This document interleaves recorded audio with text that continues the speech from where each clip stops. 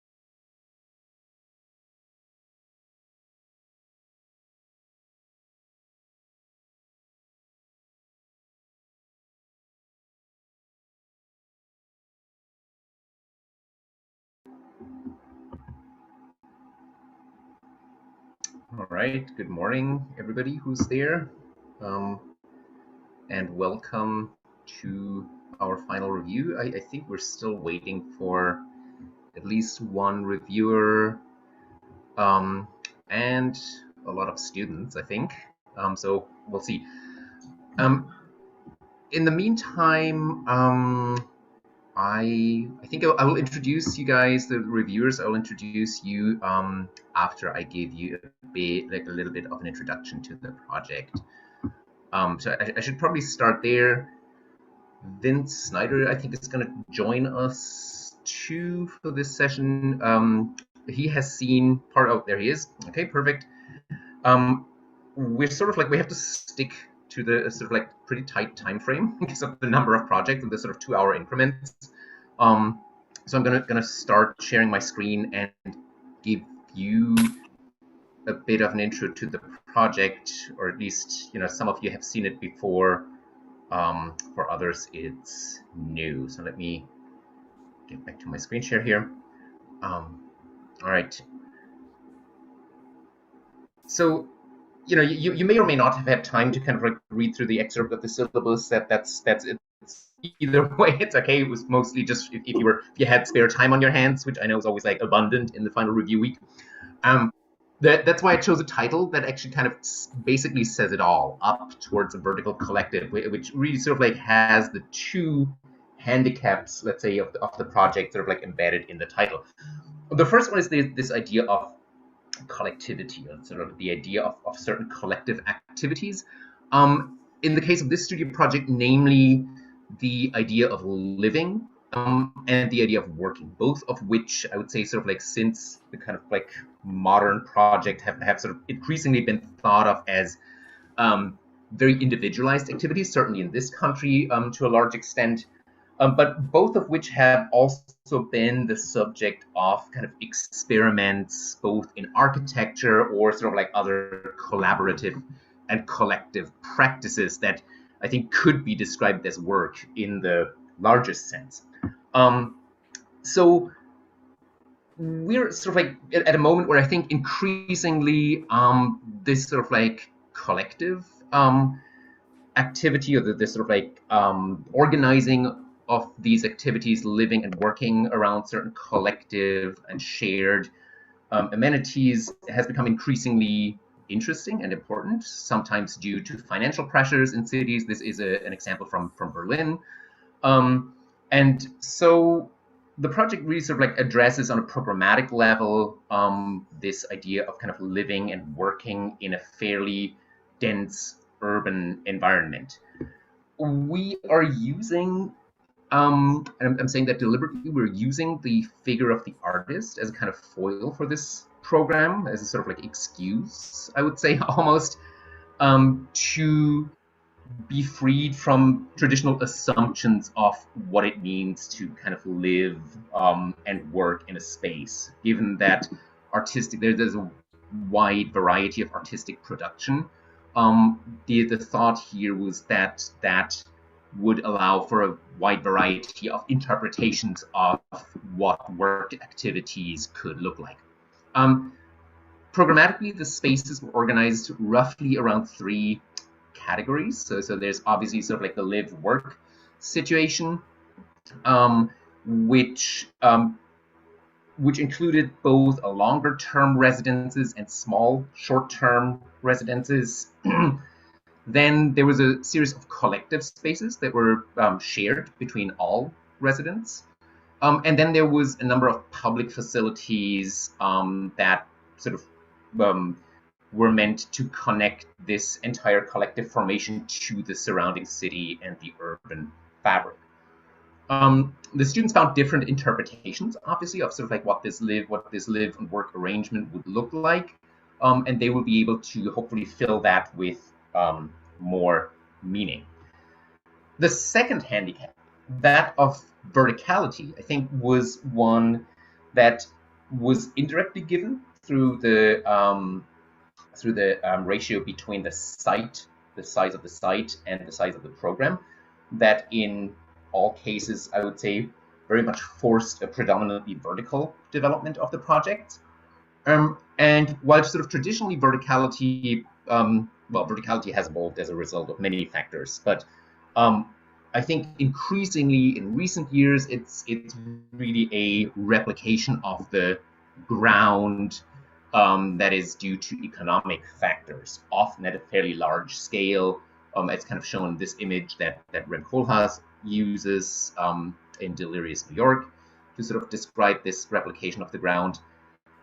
We're not necessarily interested in that, although we acknowledge that tight spaces and that the idea of a sort of pressure on the ground really does push up projects into the vertical, but also at much smaller scales. And I think what's interesting at these smaller scales that we're looking at is the resulting type that is much less of a sort of like replication of the ground as a kind of like stacked floor slab, but actually a sort of like what we sort of would call mini tower or small tower that allows for verticality to really be a bit more of an active ingredient in how things come together, how things are organized, what the connections are. I think the interesting thing is that at this scale, at least partly floors may be walkable from one floor to the next. So I think all of these are factors that we were hoping would contribute to leveraging the sort of verticality of this project towards addressing the question of collectivity and collaboration potentially. These are just some precedents that we started to kind of study at the beginning of the semester. Some of them have a similar program. Some of them are more skewed to the one side or the other, like living or working. This project is interesting because it really does, I think, show, and this is the interior of this project. I think these are not collages, these are actual photographs, which I think sort of like shows a bit the potential of these kind of strange intersections of the very sort of domestic scale of the single cell and then the sort of like larger scale of the work spaces or communal spaces. I'm going to sort of flip through these. I think the hope for this project was obviously that in the sense that this is an integrative studio that demands students to go into a development with regards to structure, materiality, assemblies, to a certain extent systems, that the constraints on the project would force a kind of focus on these three crucial components of circulation, predominantly vertical circulation, obviously, structure, and surface, vertical surface or facade. Sites were, students were able to choose from 4 available sites. They were all sites in Austin, in the Waller Creek district. So we have, this is a district, Irene, that's probably interesting for you, that is adjacent to downtown Austin. And you have, let me see if I can annotate this, because all the Austinites know this. This is a major north-south highway, I-35, and then downtown is roughly here. This is Waller Creek, and that creek used to, so most of this used to be floodplain until very recently, when there was a big project that basically channeled much of the actual water runoff and flow underground. There's sort of like big tunnels, and makes the creek into, I mean, I would ironically maybe call it this sort of like glorified natural fountain, because the really sort of like water flow is very much controlled, but also it takes a large portion of this out of the floodplain, increasing the kind of availability of land and the attractiveness for development in recent years. It's an area that is very much based on that right now. Kind of a lot of the architecture are sort of small shacks, 1-story, 2-story, but you can see first larger kind of developments going up in that area. And we sort of, I deliberately chose sites that had very small and somewhat unlikely footprints. And here I think you can see actually this is site A and site B at the northern edge. This is the creek. You can see these are some of the scales of the new development. This is a sort of like apartment building. This is a new hotel. And then this is the kind of scale that is traditionally happening in this area. The thought here was that actually, if we go vertical, like we acknowledge the real estate pressures, but we actually also try to not do what typically happens, which is the development per block, but really sort of like see if a maintenance of the kind of small scale could actually potentially contribute to the future of sort of like very mixed urban fabric. So these are sites A and B. Each site had very kind of different types of constraints. In some cases, they were the geometry of the triangle, for example. In other cases, they were a steep topography, kind of going down to the creek, almost, I think, 20 feet. And then these are two sites that are in the southern region, the southern area of the site area, adjacent to to 6th Street. 6th Street is this street here, which is a sort of historic street, a historic district that is today houses very like a lot of Austin's wild bar scene and nightlife scene. So it's a place that's I think both historically interesting, but also currently like gets very crowded and somewhat rowdy on weekends. So that's I think that's the direction. I think the students will tell you a bit more about each of their sites. They were able to choose sites. They started with the site analysis and kind of looked at the site area as a whole first, and then started to kind of zoom in and make a decision on where they wanted to place their specific projects. So maybe I'll stop here for a sort of quick general introduction. Are there any questions? I have a question. Yeah, sure. So how much time did they have before they settled on a site in their project? It was a fairly quick turnaround. So we started with a quick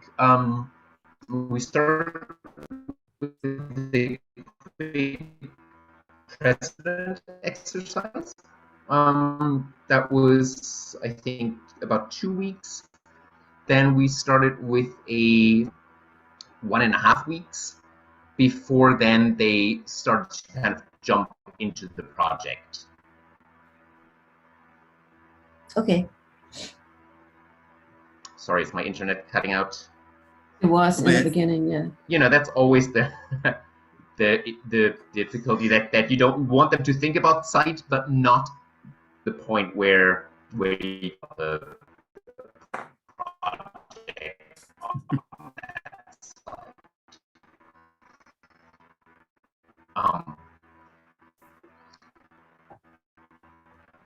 Any other general questions, or maybe that's also kind of something where the student can answer specific questions about the specific sites?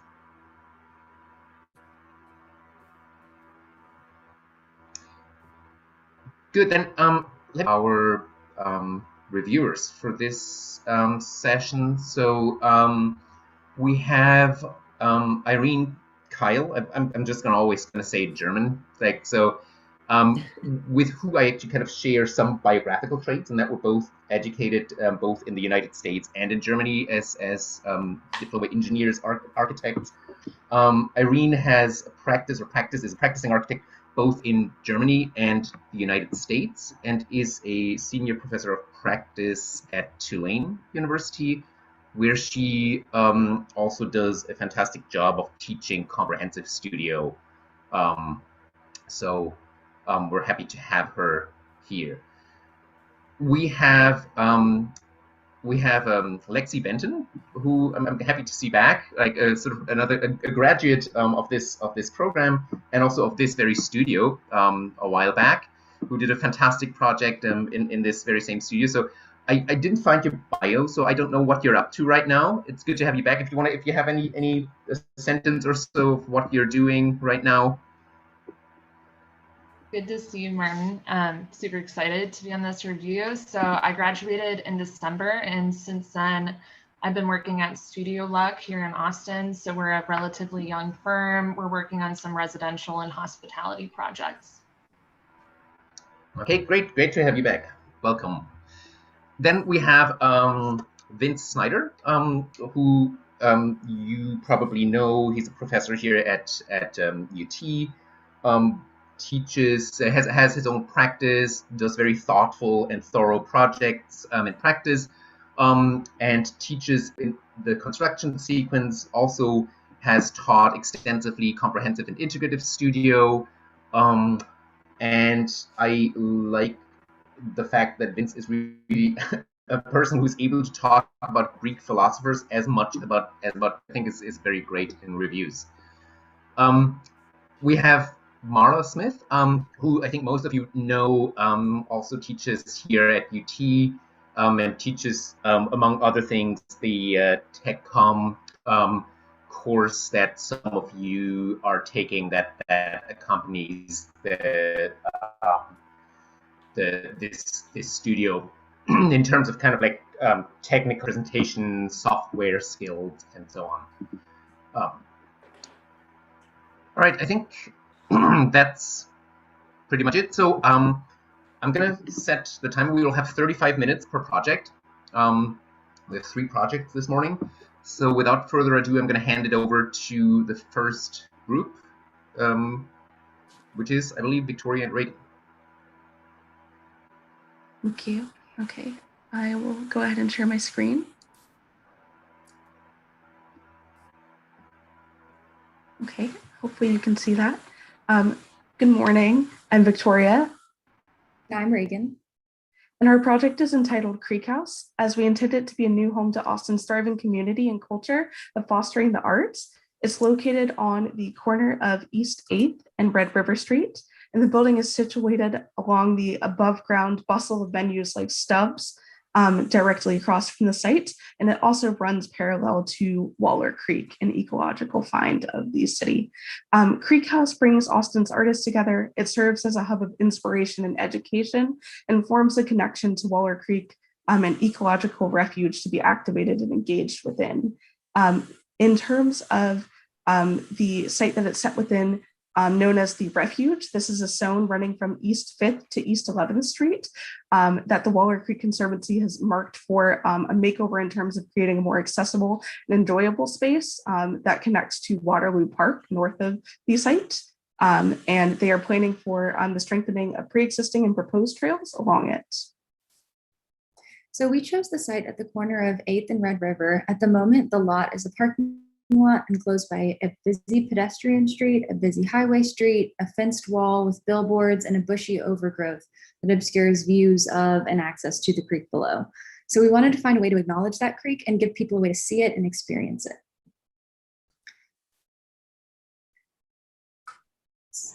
So there were several themes that we saw in various precedents in the beginning of the semester that stuck with us and influenced our design for this project. The first was levels of privacy or lack thereof in public shared spaces.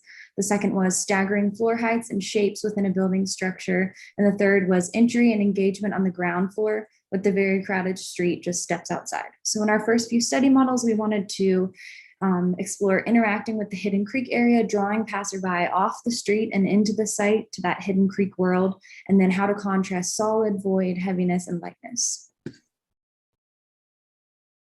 And then as you can see in the site plan, all of the existing buildings in the area are oriented along those 2 perpendicular streets.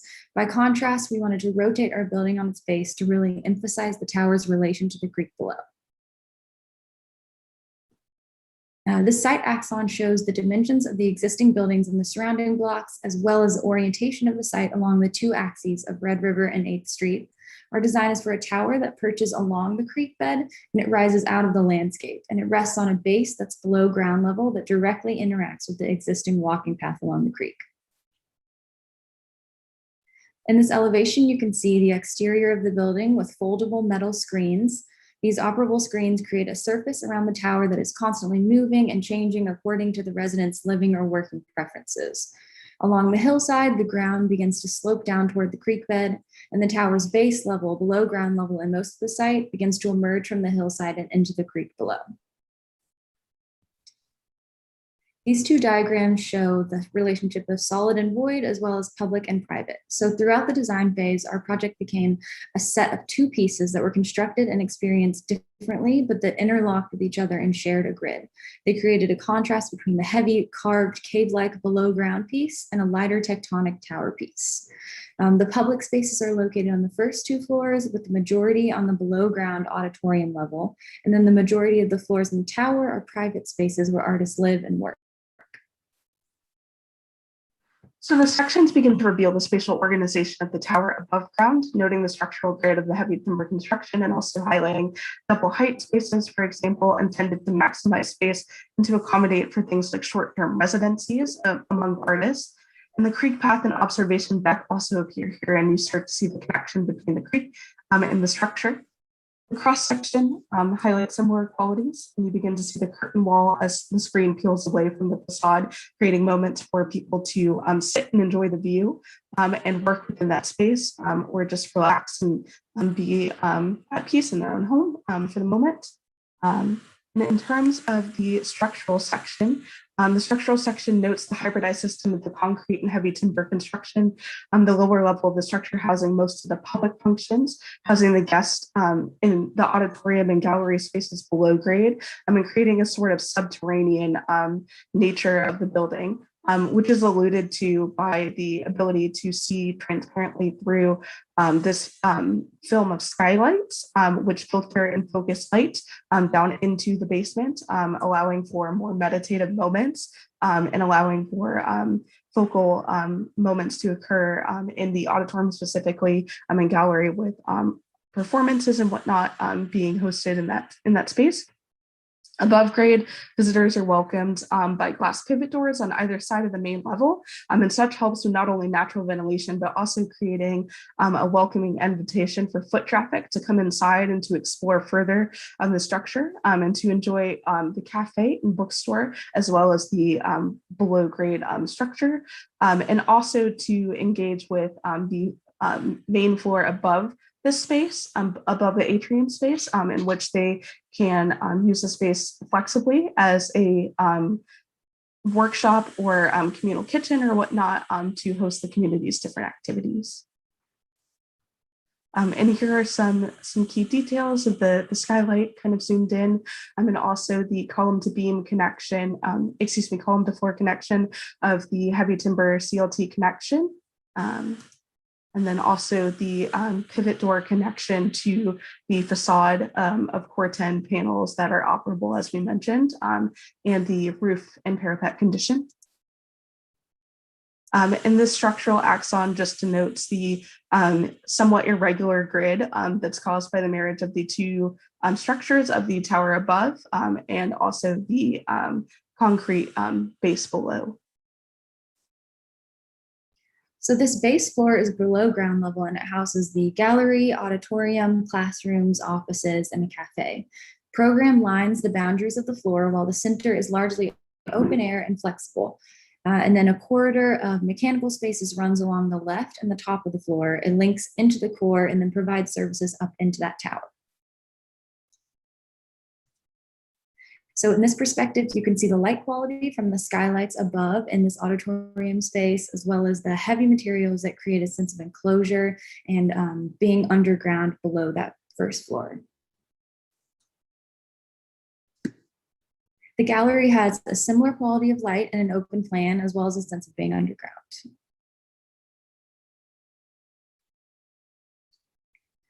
The ground floor features a series of pivot doors that open to the dual courtyards outside, and it also features an open balcony that looks down along the creek, as well as a bookstore. This northwest facing perspective features a curtain wall. It faces the intersection of 8th and Red River, and you can see the CLT columns, the ceiling, core, and the courtyard just outside of that curtain wall. This perspective is on the opposite side of the first floor. Through the curtain wall, you can see the courtyard on the other side of the tower. You can see the bookstore just on the left, and then this grassy enclosed area on the right serves as a smaller exhibit space for art exhibits. So as we move up through the tower, I'll move through these a bit quickly, but we can return to them as there's a comparison diagram of the different typologies. On floor 2, there's communal amenities and flex spaces for workshops, community dinners, as we mentioned, and whatnot. And then as you move up, there is space for ADA units that allow for more free flowing movement to move around. There's more space.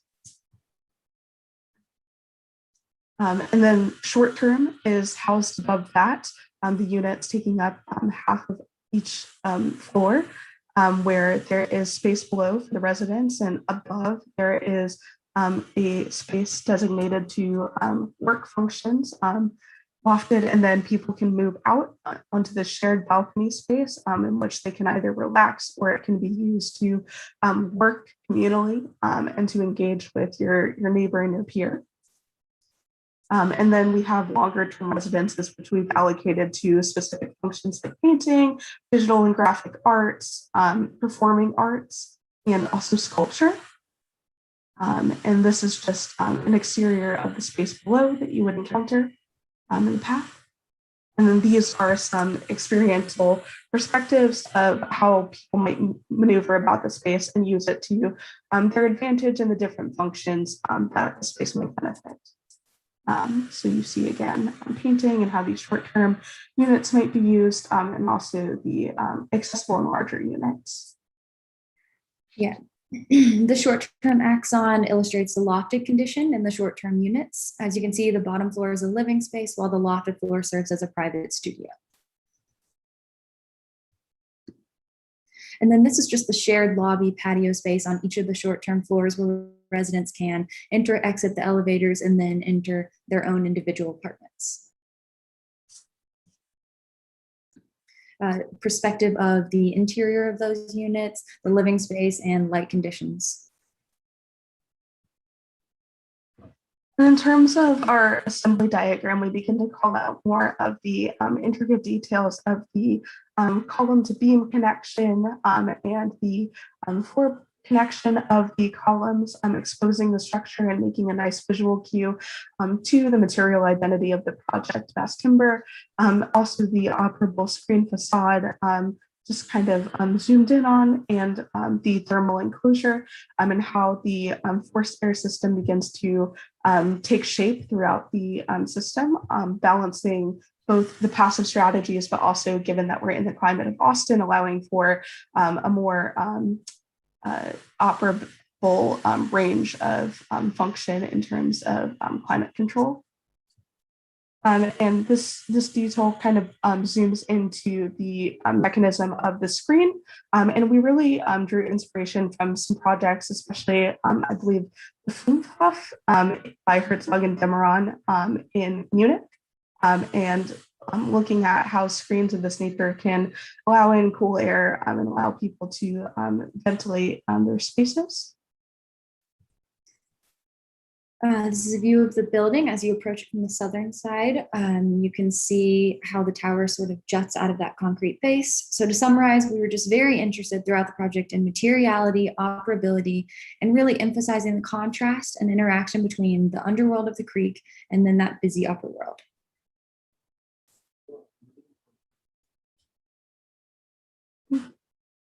Thank you. Okay, thank you. Was this your last slide? Yes.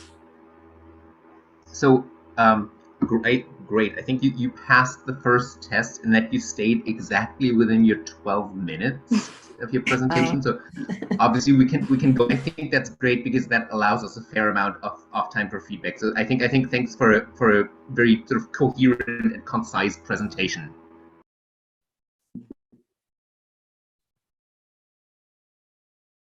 So I have a question. The two staircases that are on each side of the tower, are they concrete or are they mass timber?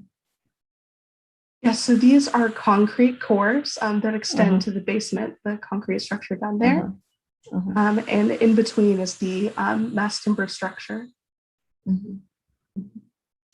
I think you have I mean, I appreciate your kind of the detail when it comes to the client, the different kinds of people who might live in these units. So you really took a lot of care of looking at who lives there, who uses this. I think it's very clear, the tower above, and then I love the digging into the ground for the subterranean or ground level public function. I loved the first models that you showed, these cardboard models, and I was very inspired. And I thought, wow, this is exactly, yes, that's what I would, or kind of, that's the thinking that probably one would have. And then when I saw the tower, I thought, it's not the tower, but I was a little bit disappointed about the podium, that there was a tower and the podium took over because it was jutting out. And the tower wasn't kind of precariously balancing and overhanging the topography, which I really loved in these early models. And you had some kind of a shelf or something which acknowledged that there is some use down there, but you didn't know yet how you would accommodate it. And so the renderings, and then also, yeah, all the elevations renderings, just that podium is so, it's like a tabletop and the tower is set back a little bit. And that, I think is sad. Looking at the first model, I thought that was such a great idea. So I wish there would be less, it would be less prominent, that lower part, and maybe would slope with the creek, or I don't know, it wouldn't repeat the form above. And then the next thing then that comes from that might be that if this is the concrete, which of course it has to be concrete, could that concrete somehow barrel into the tower and go up another level? And I have no idea what the structure does, but whatever, that concrete element is kind of, it's like something, you push the tower over it, but it doesn't really fit neatly necessarily. It might have a in-between space. So these are the two opportunities that I saw in the project that I regret a little bit that they are not there. And there was another one that the floor-to-floor heights of the tower are all the same. But when you show the little vignettes with the user, there's the sculptor, there is the painter, whatever. You wish the sculptor would have maybe more room for his sculptures or her sculptures. So that would have been an opportunity to kind of shake this up a little bit and get away from that floor to floor level. Mm-hmm.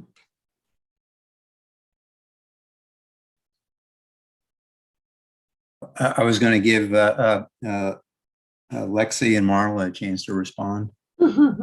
They'd like. Sure. I would agree with some of the comments. I've seen the project once before, and I do think that you've made progress, and I do appreciate sort of the same comments that Irene was making in terms of the articulation of those particular spaces that you're really interested in, you know, like how they're used, how they're going to be used, the potential of that.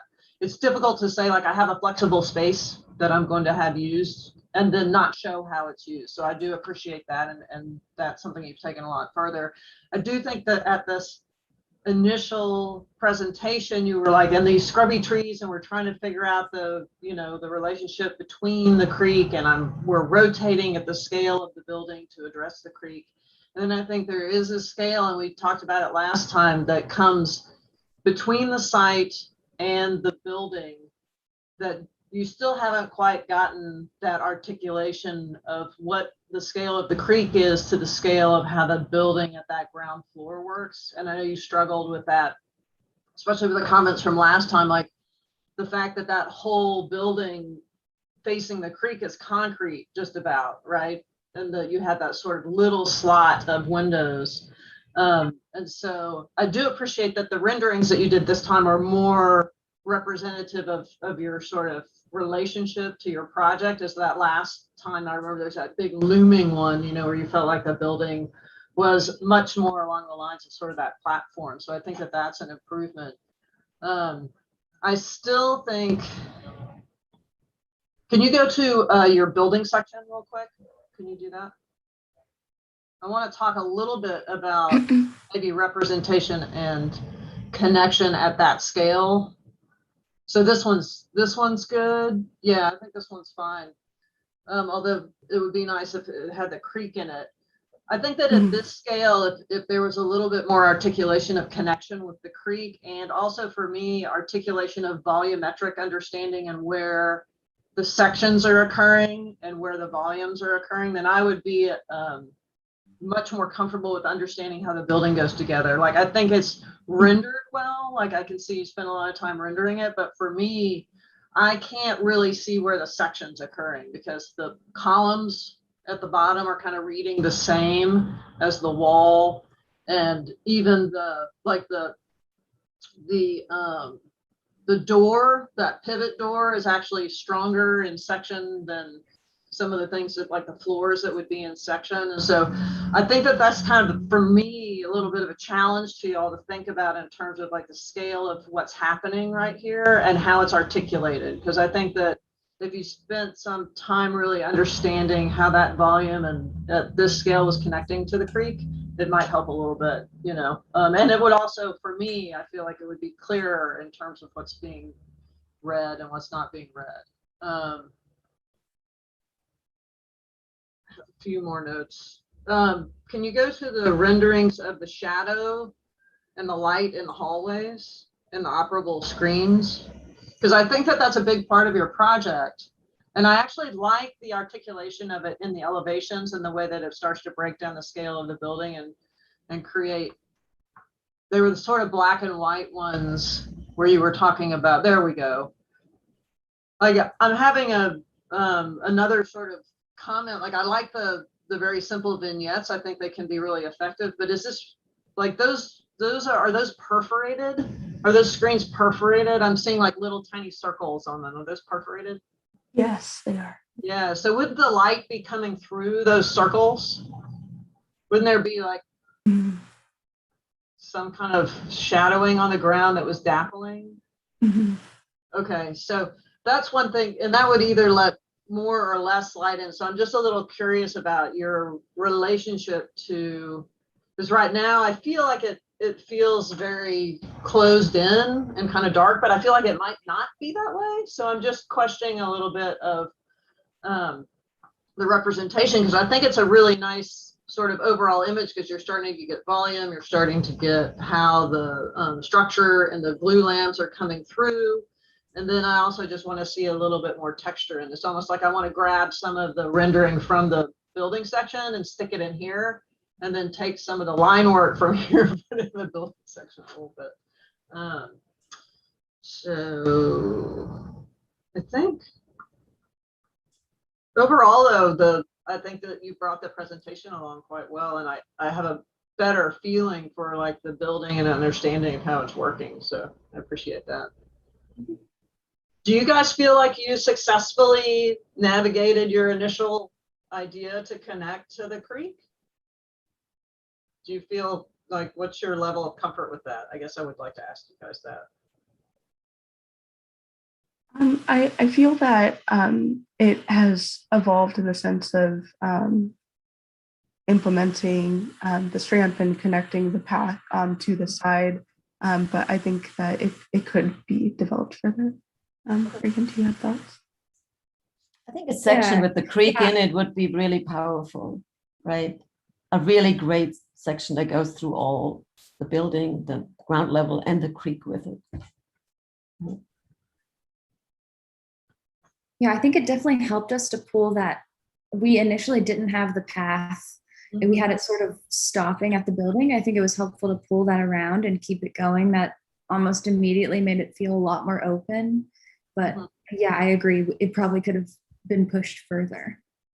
It is sort of interesting to me too. I was kind of taking note of it during your presentation. I looked at it a little bit ahead of time, is that there are no views that you have from the inside that can see the creek. Like, all the views that you have that see the creek are either from the creek looking at the building or way outside of the building looking at the creek. So I feel like there's some kind of step or that section, you know, or something that's kind of missing in there, because I feel like that's a big part of what you're trying to articulate, but it didn't quite get there in the representation, if that makes sense. I think you're moving towards it, but it didn't quite get there. Okay. Well, first of all, good morning to everybody. Rain, it's nice to see you, and Victoria and Reagan. Good to see you, and Lexi. Welcome back. And it's always good to be on a review with Marla. Anyway, starting off with that, I'd also like to. I agree completely with Irena in the sense that this is a very. I think she used the words clear. I had written down clean. But there's certainly a lot of achievement here, and I want to commend you on a very challenging semester. I know how much stuff you guys have to get done in a really short amount of time, and so I know a lot of attention goes otherwise, and we're not talking about a lot of it. And I would just say that the reason for that is because it's done really well and really convincingly. I mean, if someone's going to your details right away, there's a big part of this semester that you missed out on a really big, in a really big case. So I guess that's a heads up for the other projects coming down the road. But anyway, very, very nicely done. And you resolve the thing formally. It's kind of a clean 9 square, all of those kinds of things. I really, really appreciate it. And I want to congratulate you on that. Right now that we've got that and know, okay, so it's great. So the purpose of these reviews is you've worked hard all semester. So what other information can I glean from this? And I'm sure a couple of things I want to talk about. I'm sure you've already thought about, and at some point you just said, okay, here's what we're going to do. But the major question I have actually is that, well, first of all, you really described your project in terms of really sort of what it's doing, but not really why it's doing that. So for instance, you said that the tower, is cranked so that it relates to the creek. I'm not sure why the upper part should do that. To me, sort of functionally, it would actually be the other way around, which is that I would have the tower actually relate to the city and relate to the grid. You're actually doing that with your base. Whereas I think then the disjuncture for me would actually happen at the base, and that therefore becomes in strong dialogue with the creek. So somebody walking by the creek then goes, oh, this is, there's something happening here that I need to be aware of. The tower doesn't do that when you crank it. What it does is that it dislocates itself from the rest of the urban fabric and becomes, I think, a problem that it almost becomes a bit, and don't take this personally, but a little bit narcissistic in that sense. Here's my building. Whereas you actually could get that in terms of its remarkable quality, I think, in terms of relating to the creek at the base. For me, then the other question that's sort of alluded to is that, is there the possibility then at the ground level, again, what it is, I think Ireno is exactly right with regard to what is the relationship of that base, because right now it's completely concealed.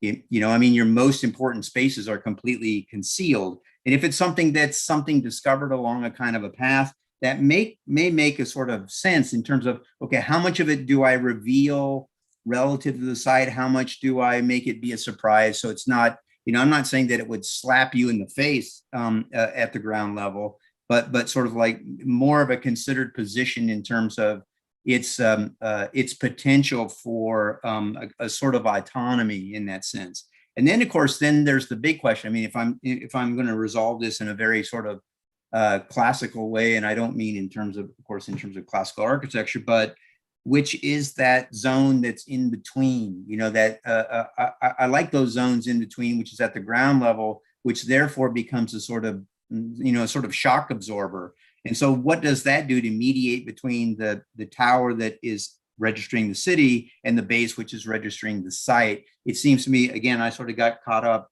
the more Irena talked about, the more excited I got about, I want to do this project, which is where you all started. And I also know that at a certain point you go, okay, it's, as they say, it's time to cut bait or fish. And so you got to, okay, we got to do this with everything that you've had. But again, I want to congratulate you on it. And maybe you want to talk. It's the word structure that always sends shivers down their spines when I sort of just bring that up. Yeah, I would say one other thing, which is really quickly, is before, I know you guys are going to use these to go get a job. If you want to make it be a little bit more impressive, this is on clay soil. Just dash in some piers underneath your footings. Really look like you know what you're doing. Okay.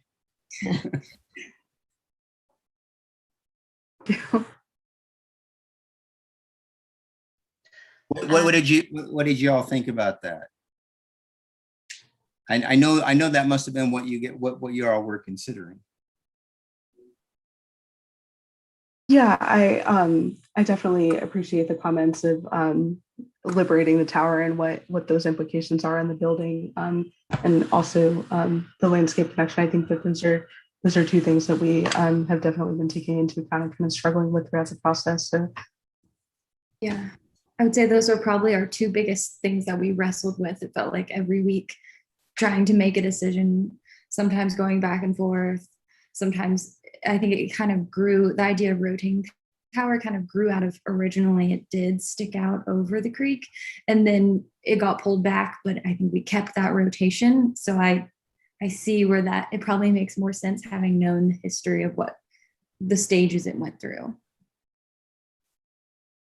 Yeah, thank you. Hi, I can be brief here at the end. Congratulations, it's good to see both of you. I'm very impressed with the project and I really appreciate the level of consideration you took in terms of the placement of program, putting the more temporary units at the bottom, the permanent ones at the top, and thinking about that gallery space. Activating the creek, I think that was a really good decision just in terms of your base level diagram. I would like to reiterate Vince's comments. When I saw the plan at the beginning, I wondered, what is this green space happening at the city scale? When I feel like when you pull a building back from the street, you have to be very conscious of how you use that green space. And I think there's just a high possibility it becomes less used. And I know the priority is the creek. So just thinking of how you organize that relationship so that you're prioritizing the creek in that condition rather than creating this park that maybe pales in comparison to that amazing natural condition you're tying into.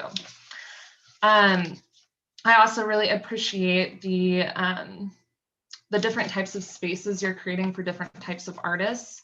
And I wish you talked more about the collaborative nature of your units, especially just how people are interacting and how you're questioning collaborativity in a tower footprint, because I think there's some really interesting conditions looking at the shared spaces and this walkway.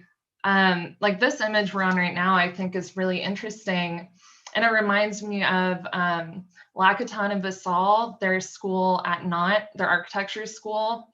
They have these huge shutters that you can pull away, and it creates this really large scale condition for the students to work and use that space. And I see that potential here. And I think this could have been a really interesting gallery space, thinking of larger scale work. I think the relationship between the screens and between the fenestration of the units themselves could have been celebrated a bit more, but I'm really interested just with the nature of the screens and what it does for the scale of your project. So congrats.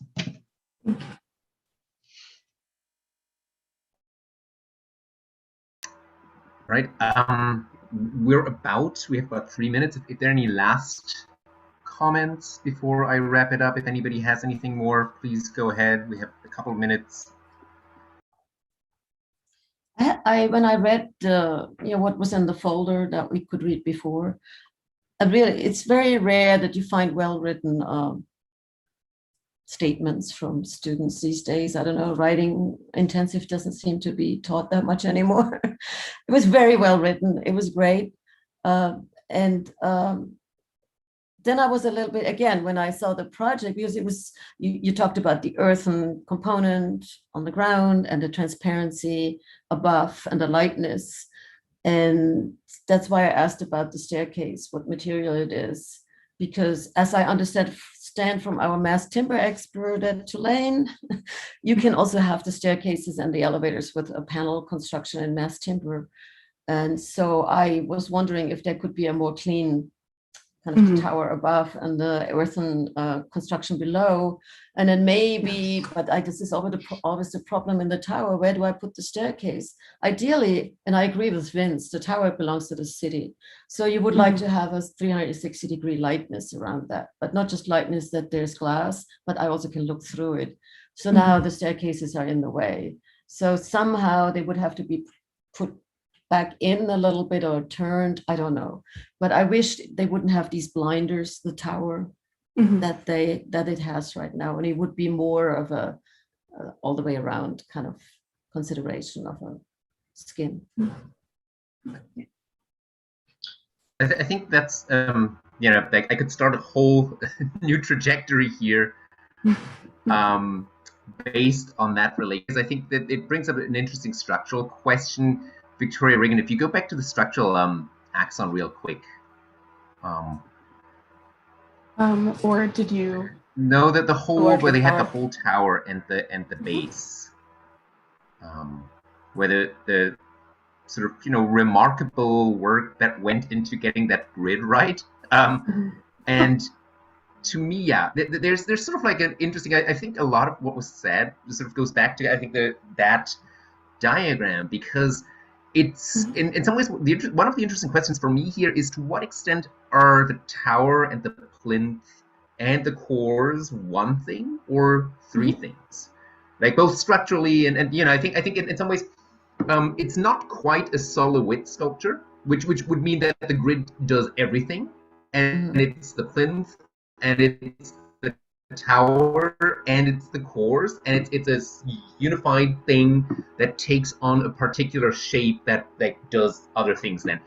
Or to what extent it is actually three different pieces. It's a plinth that has some relationship to a tower that may actually hover above it, with a different kind of structure, maybe, like your first model suggests. And the cores are something that just happens inside of all of that in order to kind of get you up and down. So I think in some ways, to me, one of the possible keys to answering a lot of those questions that have to do with the rotation, that have to do with the structure, with the cores, all of that sort of reside in this diagram. That's where I would start to kind of resolve them, I think.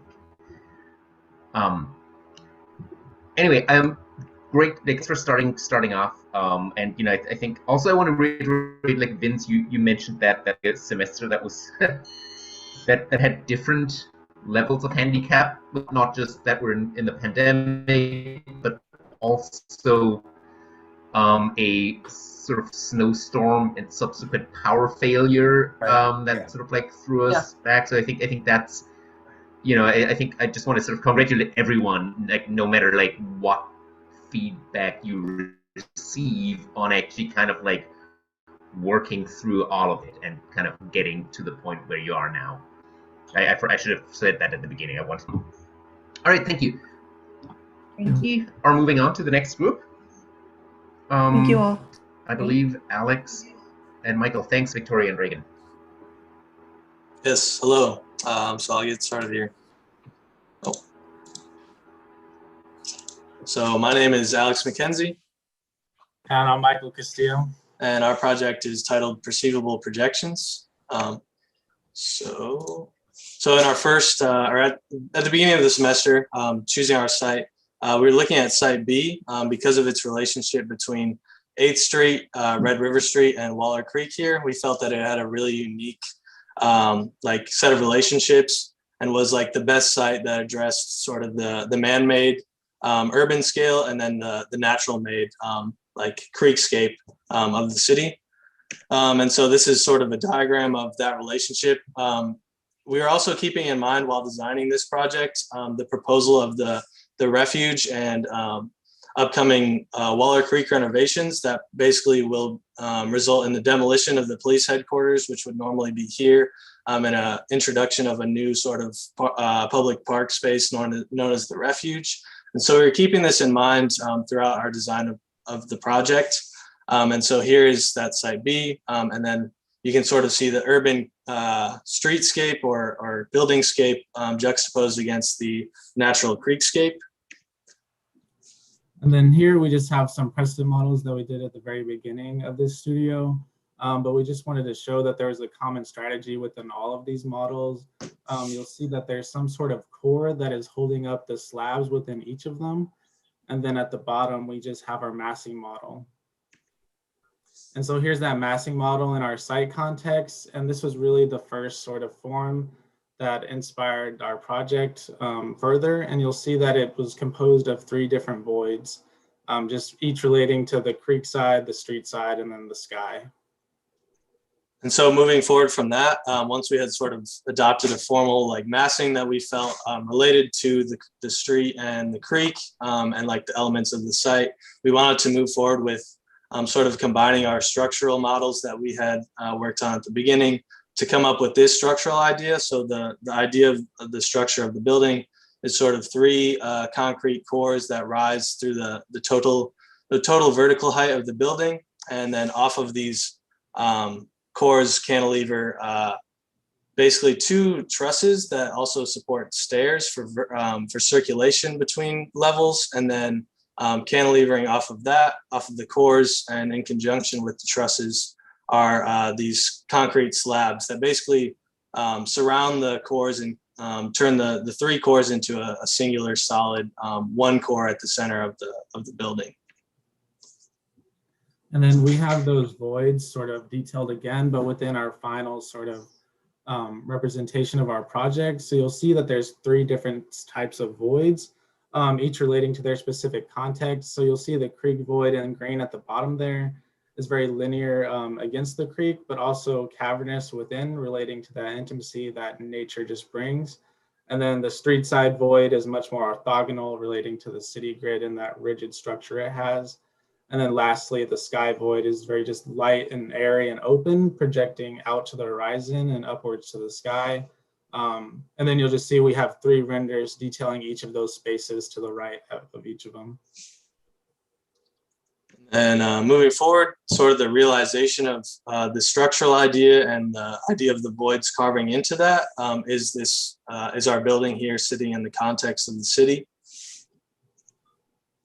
And then we have the site plan, just showing the project in relation to its context, as well as showing it's sort of a result of the streets that it is next to and the creek. And then also we're just really quickly showing that to the right there, you'll see some pathways that are existing, as well as also kind of created to go along with our project to sort of integrate more with the creek. And then here's our sort of section that we would say is like the general, or like the total main idea of the project. And yeah, so just again, it's showing those 3 voids connecting within each other, especially the bottom 2. You'll see the street and the creek sort of having this connection by the auditorium. And then lastly, the sky void that's in relation to the residential units and classrooms above. And this section also shows the slab idea that we had, basically these slabs cantilevering off of these cores. And that really shows like the structural idea and how like the structural idea really supports the idea of the voids and how the voids are able to carve out of these cantilevered slabs because of the uniformity of the core. And then here we have like the north elevation. So this is looking from 8th Street at the building. And this really shows like this, the narrowest portion of the elevation of the building. And it begins to show that void here that's sort of resultant of the street side void. And then this is a perspective of that street side void relating in. So here we wanted to make this void, like Michael had said, very orthogonal and have a relationship to the city grid that's constant, but then also like many sort of street side programs, it's double height and like it's very inviting to the public. And then here again is also like the west elevation. So this elevation faces Red River Street, and this you begin to see like the long elevation that is in relationship to that street. And then you also see the truss, which is sort of has the stairs cantilevered off of it. And so these stairs are really important to the void spaces. So you'll notice them in the creek or in the street void, and then also in the sky void. And these are sort of like to call attention to the voids and then have sort of an object within that void to sort of enhance it. And then they're also used within the circulation of the building to move from level to level of like different importance. And then here's the ground floor plan. So in this plan, you can really see that street void and how it relates to the orthogonal streetscape. In this ground level, what we try to do is sort of begin to place the public programs. So you have the entries here at this northern portion of the building, and then on the southern portion of the building. We also have the auditorium that descends down from the ground floor level into the first below grade level. On this right side of the building, or the east side of the building, is our bookstore, which looks out towards the creek and the vegetation of the creek over there. And then on the south side are classrooms or meeting rooms, along with a loading dock for sort of easy access to the elevators. And then I'll also call attention to this sort of path that we have leading from the street directly down to the creek, so that people that are sort of walking along the creek have a more direct connection between the street and the creek itself. And then in this section, we're just kind of, I guess, talking about the different programs that are above and below this sort of truss stair. So above, it's much more residential and private and classroom-like places. And then below grade is some more like auxiliary and service spaces. And yeah, so I'll also call attention to sort of that truss stair that we're talking about. So this is really like our celebrated circulation space leading from this ground level up to the gallery and studio level of the second level. And then directly underneath that, we have like a much smaller stair that leads basically from that entry down into the lower level. And so here are the lower levels. Basically, this is the level directly underneath the ground level, and that's sort of the resulting of the stair there. On the lower levels, like Michael was saying, we have a lot of sort of service and auxiliary spaces. So this is the lowest level, but then we also have public programs. So the main public programs of these lower levels are the auditorium that sort of comes down from that ground level, and this cafe and kitchen. And sort of we placed this on the lowest level because we really wanted to have a direct relationship with the creek and the creek void that we've set up. And so just because we believe that sort of like a big part of Austin is sort of dining outside and dining sort of in nature. And so we wanted to really enhance that and create that relationship between the building and the creek. And so just really quickly, here's that perspective from the creek into that creek void, just showing that the program is sort of spilling out into the creek and encouraging interaction between the creek and the building.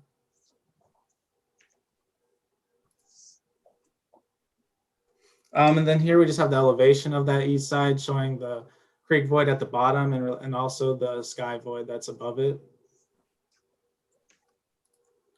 And then the section again that we just viewed, just showing you again that celebrated stair. That's then going to take you up from the ground level into the next floor plans that we're about to view, which is the gallery.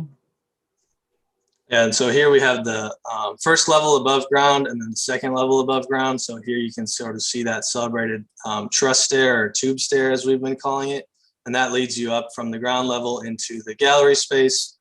We also have a sort of a communal studio space on the south side that leads out to a large balcony, which is sort of ever present on the south side of the building. On this next level up, which is sort of you rise through the cores themselves. We have a lot of a mixture of sort of communal studios on the west side and private studios on the north and south side. In the center is that sky void that we've been talking about so much. And so this is sort of like a patio space that's used to orient outward to the horizon and then upward to the sky. And here in sort of, and what I forgot to mention is that in this plan specifically, you'll start to notice a circulation pattern So we've sort of placed our circulation directly around the cores themselves. And that's sort of diagrammed here in this three-dimensional diagram of our circulation. The circulation wraps directly around the cores and provides for like easy access. So the sort of circulation works as you move up through the cores out into secondary circulation space, and then into the sort of program that you're moving into. I mean, that's really evident on the the second through fourth floor, just because of these are more private programs that sort of need more regulation and things like that. And then here we have our top two floors. So this is the fourth floor and the fifth floor. And here you can see that circulation sort of wrapping around. You'll also notice this second truss stair that runs over the sky void. And that is really celebrated, like bringing you out from the east side of the building up to the top floor. And then the circulation spaces really results in these corners in more larger communal spaces that sort of open out to the city themselves on the west side. And then between these communal spaces and along the perimeter are the living units of the individuals, and they're sort of interspersed between short-term and long-term units. Then we have this another section just showing the sky void as acting as a courtyard for the residential units and the classrooms. And then you'll also see our structural system at play again, just cantilevering off of those cores. And then another thing to know in this section is you can really see all of the public spaces sort of aligning within these within the two cores or three cores. So you have the sky void on the top, which is a public patio, a gallery space in this smaller level, and then the auditorium and the cafe space below. And then just quickly showing that sky void again in relation to what's going on in the specific space. So you can see there's just some sort of recreational space, seating, and things like that.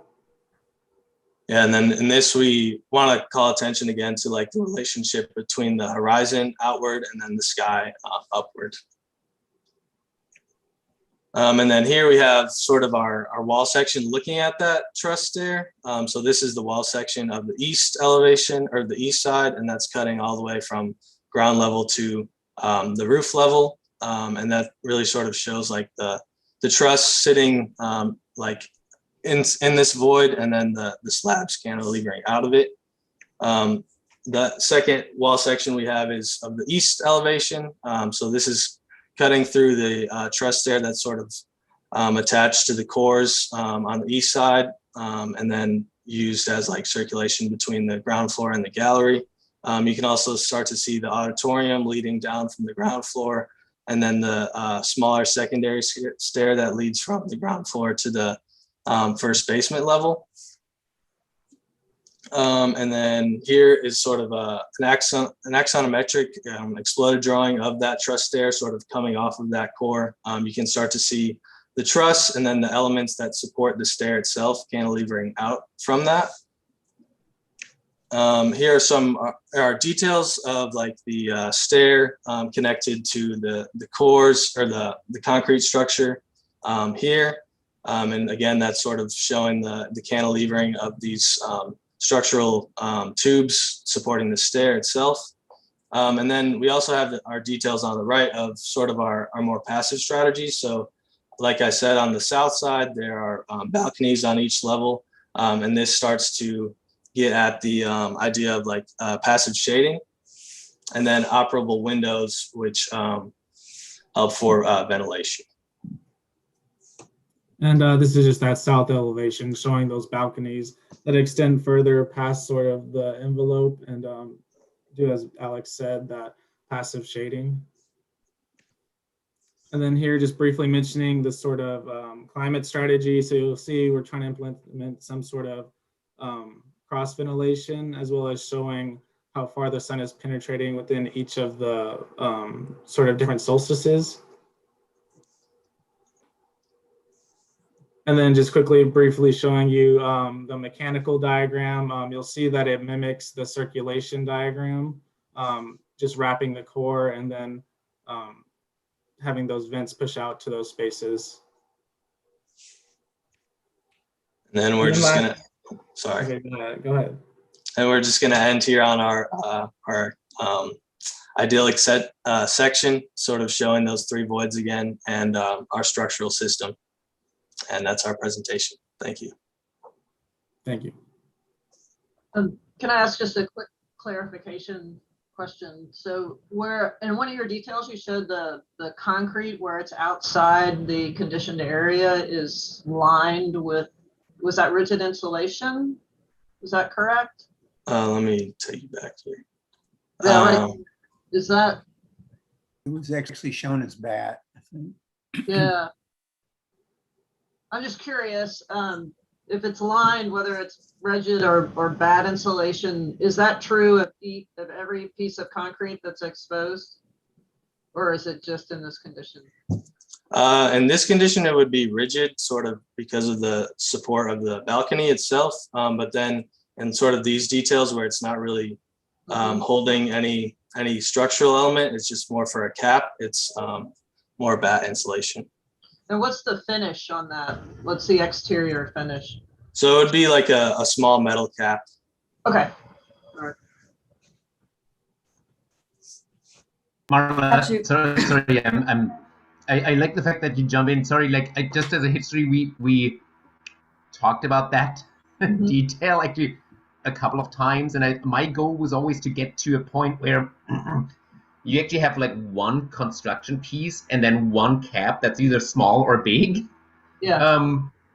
And like I like we're sort of started. I think that may not have come here, but I think we're sort of thinking about a lot of these things. Yeah. Yeah, there's a bit more detail where that could, I think, really make a difference. But it does show up in the sections, and I think the sections are probably, I mean, the thing I find interesting is the relationship between the sections and the plans. First of all, I want to tell you, Michael and Alex, that this is a project that I saw earlier in the semester, and you all really did make a huge leap forward from that from the white massing model that that you showed. And so I want to congratulate you on sort of rethinking it and moving it ahead. And so anyway, and I know that wasn't a particularly easy thing to do. The only caveat I would have with that, okay, now that you've done that, okay, because this is really sort of reflective in that sense, is that where would you go? I mean, again, because as we just saw from the last details, like, oh, right, I got to have these requirements, because if I don't have these requirements, then really I don't pass the class, because it's a significant part of the class is to be able to tie the details back to the larger idea. And so one does a shift in a certain sense. You try to not have it be a break from the other. But I guess the question I would have would be, and I'm leading you a little bit here, which is that there is a difference between your section and plan drawings in terms of, I think, the project that they propose. And all I want to put out there for you or ask you about is that now that you're at this place and you didn't have, it's sort of like in some ways that you could get a breather from it and have another team come in and work on it for a little while you step back and let your mind clear. What would you direct them to do, I guess, in that sense? I think at least kind of our first critique by Marla was that sort of like that question of the detail. And I think a lot of the issues that we have come back to sort of those details and how everything really comes together.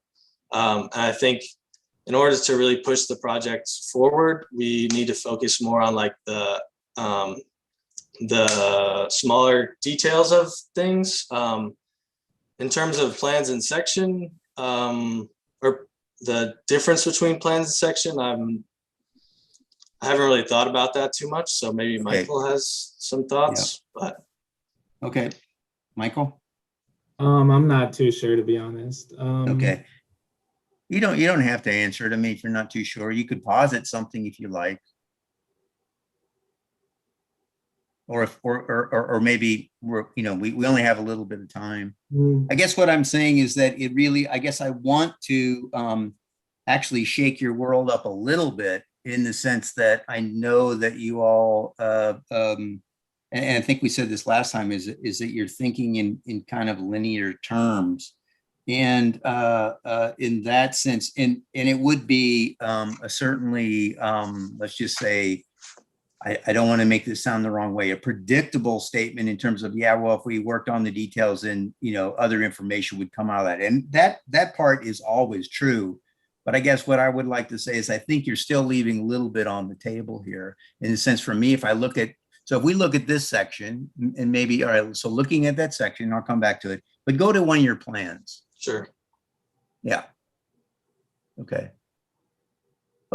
So I got to tell you that they still seem they look as different projects, right? I mean, in the sense that what they have common is that there's a sort of void that's there, but the figure that you have drawn in the section is not really sort of showing up here in that same way. In other words, this is really showing more like that there's a U-shaped building, and there's something that has the potential of becoming figurative on the cut side to the creek. Okay, so if you go back to the section, yeah, the other way. We have it again here. Yeah, the other way. There you go. Okay. You can see here that you can see that sort of cage-like structure that you have, that void that's up there, as well as the stair. Right, those are very much of a more of a very sort of strong figural quality, and in fact, even the auditorium below it also is a figure. So this is showing a figure that is somehow trapped or embodied within within that container, and it doesn't your plan it doesn't show that same sort of break from that. I might suggest that really, if you would go to the one that had you had the solid cores, and then you had the two stairs in the same kind of rendering. Is it this one? No, it was everything was dark. Like, it was sort of, oh yeah, it was very schematic.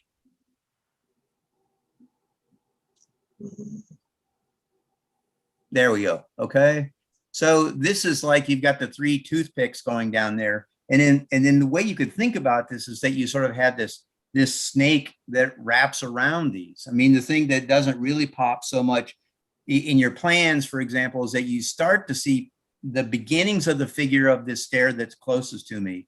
The one that's furthest away really is even more sort of camouflage within the plan itself. I mean, it's not really breaking away.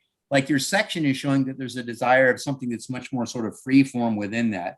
And I would suggest that actually that notion that these aren't separate, and also the notion that they sort of stop in midair, would be something which is that it's actually this figure of quality that actually is responsible for carving the spaces, and actually tumbles all the way down to the creek, and actually becomes an object that's inhabited, at the base. Like that really becomes the thing. I mean, that's a different way of thinking about it. But on one hand, it's a way of thinking about how do you consolidate what's happening into maybe a larger consolidation. The last thing that I want to say, because I certainly don't want to take up everyone's time here.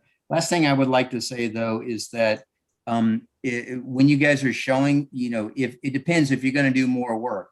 If you're not going to do more work, I would say the next thing that you would do actually is not show your colored renderings. Those feel very much as something that is a requirement, and your elevations that were shown, particularly the ones that were sort of like a partial section and partial elevation. Can we go to those really quickly? Yeah. Here. Yeah, those guys are much more, I think, emblematic of the attitude, and much more sort of seductive as image than the rendered ones that you're showing. I would just take those out, unless, of course, as you further, and if you need to get those up to the same quality as these, because I think these, even though there's not human beings in them, and that kind of thing, and they're not realistic, I think they give you more a sense about what you want the space to be. I think the other one feels as though it's actually of a different project. I certainly wouldn't show, you know, the black colorings in the renderings, whether they're intended as material or just a nature of the program. You know, black is going to absorb a lot of heat. I think with the snowstorm, that might have felt okay and appealing. But in the summer, you know, when you go talk to people and things are really hot out, those renderings are going to feel as places you really don't want to inhabit. Yeah. Okay. Thank you. Thank you.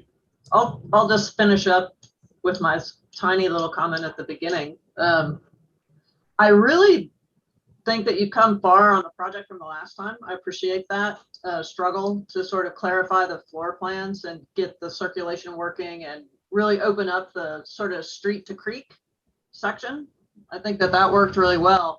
And one thing I have to say that I really love about this project is that it brings out almost everything that you have to struggle with, you know, in terms of integrating systems in this class, right? Like you have this idea, like Vince is saying, of this overall street to creek overlapping volumes and then that central skylight area. And so you have all of this sort of sectional representation going on, and then these cantilevers come off of it, and then another cantilever comes off of it, right? And so you're struggling trying to integrate all of these things. And I think that's exactly kind of where you want to be in this class, and trying to integrate those things and ask those questions and run up against those walls, right? Like you're just, and I feel like you guys have been like pushing that boulder up, you know, like everybody in the class, you're pushing that boulder up the hill.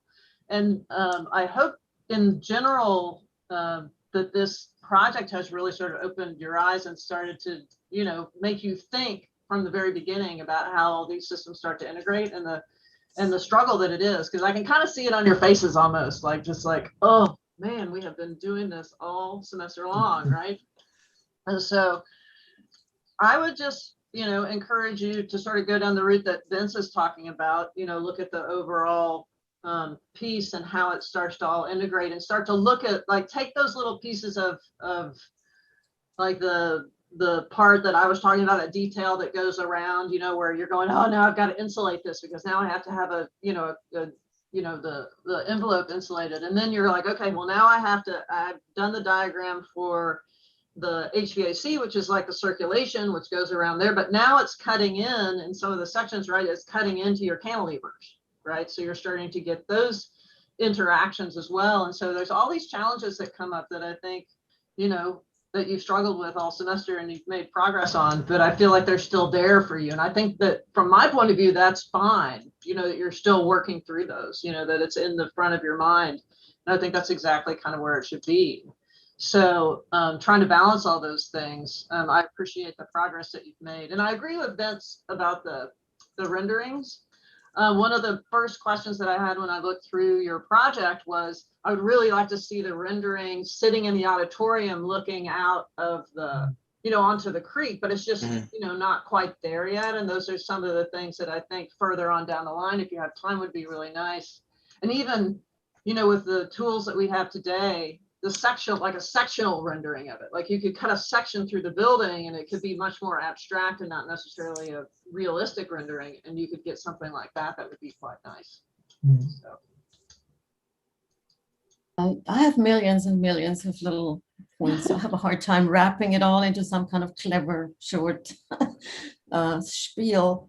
But I think it looks to me like your three main ideas, three big ideas, and the things that you had fun with probably was the cantilever, the truss, and the void. And you even bothered to do that void diagram. So obviously the void was very important. At some point, it looked to me like in the last section that was standing for a while, there were these three components which were related to the voids.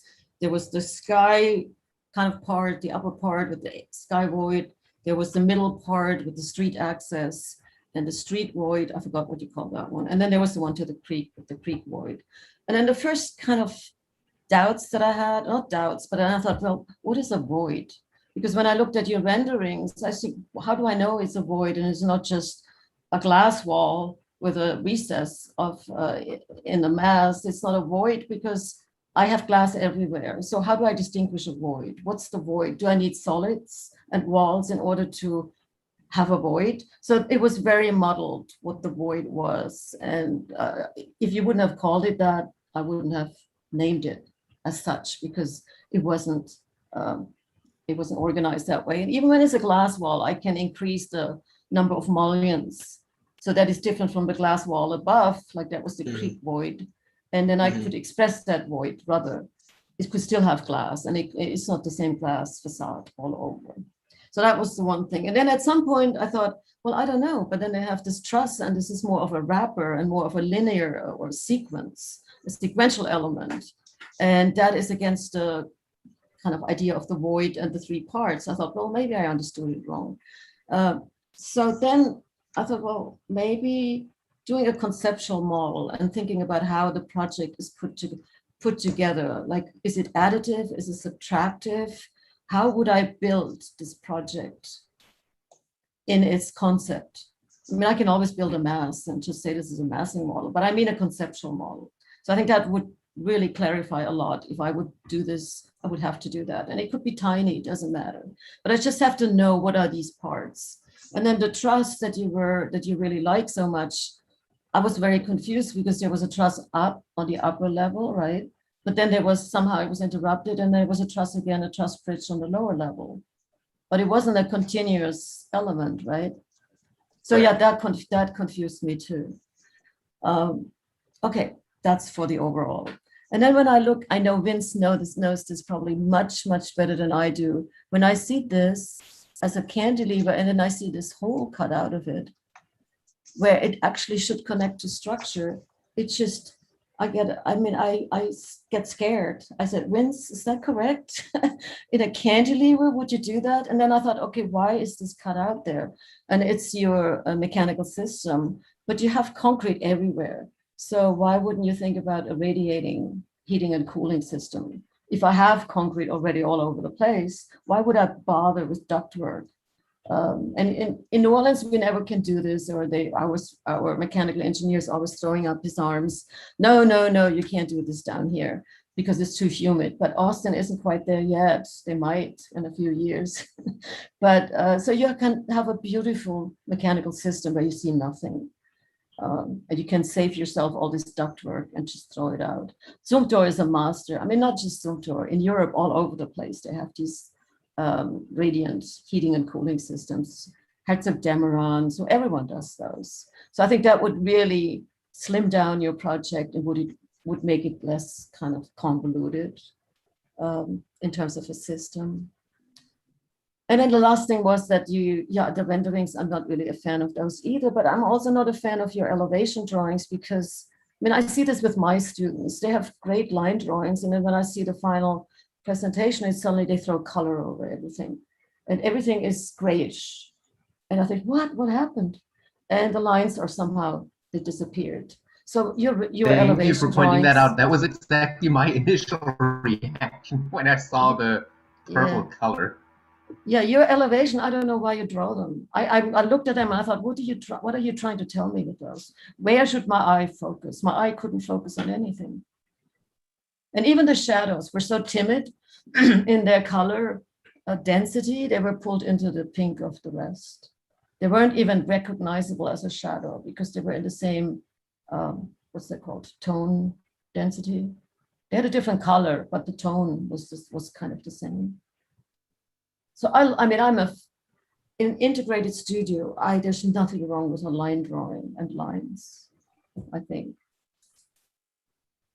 They're beautiful, could be beautiful. And then you add, strategically, you add texture and some tone for something, but not drench everything in the tone. But I know, I mean, you're a student, you have to do it. And then you see it, and then maybe in your next project, you don't. I just looked at a drawing the other day of Stephen Hall. I don't know if it came out of Stephen Hall's office, but it was for the linked hybrid.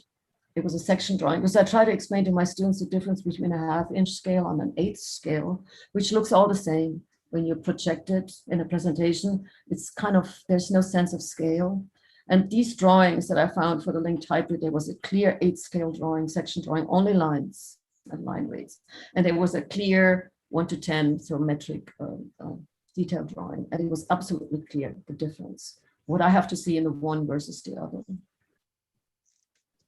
But it's very hard if you work online and on the computer all the time. It's really hard to know what these scales need and what they should have. Yeah, But I mean, this was all now just comments too, but criticize. I didn't want to criticize only. I mean, I'm sorry. No, it's okay. I was definitely captivated by your project, and the kind of, you really went for your ideas, and even when maybe I'm sure you were aware of the fact that they didn't always come together everywhere, but you just went for it, which I think is good. Thank you. Since we move on pretty soon, I just want to give Lexi the opportunity to maybe say something if you have any comments that you've been waiting to make, because I've been talking to these guys. Like, I have a lot of comments. I think the drawing comment is a good one. I think if only it would be it could be a much tighter project. I think that there's a lot of production, and I think you struggled a lot with a lot of good things. But I think if drawings, and decide which 3 drawings you really need to make impeccably crisp and precise, I think that may be a worth exercise for your portfolio.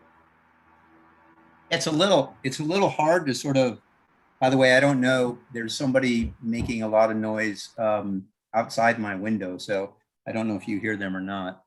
They're probably more distracting to me, but I mean, I agree completely with about the issues of the drawings. And the thing is, some of my most favorite projects have had one plan and one section that that were taken right. They explained the building and you understood how it was assembled, and you understood the architecture behind it. I just don't know, and I think this is what Raina is alluding to. I don't know if the students are able to do that. And I'm just saying that because that was, I mean, what I'm talking about is actually while I was in school. It wasn't as an instructor. But I just think it may be in the way in which one's reading the technology that's involved. And it's something that we all struggle with in terms of relating 3 dimensions to 2 dimensions. And that's why I was actually saying to to think about paring down your drawings and figuring out which ones satisfy or where, in essence, where does the project exist, which is why I want to spend time on this section, in terms of that. This one's critical in terms of telling me what's there and what isn't there and where things would go from, as opposed to treating every drawing, equally. And every drawing is not created equally.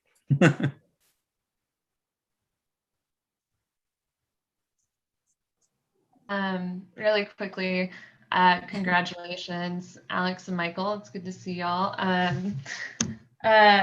I'm really impressed with the level of boldness in terms of the moves you're making in the collaborative spaces. I think you captured 3 different elements to connect to from your structure very well, between the context of the city, the creek, and kind of the skyline condition. I'm least convinced on the creek. I do think that 6 foot or whatever it is setback of the glazing, I'm not convinced that would be perceivable as a space. I do think it's successful in terms of widening that pathway at the creek and connecting to it programmatically. I think all the comments are really great, so I don't want to go on for too long, but I just think the intentions were very clear, but then really diving into that a bit more, and also thinking about how the physical materiality of the building services you, and those intentions would be great as well.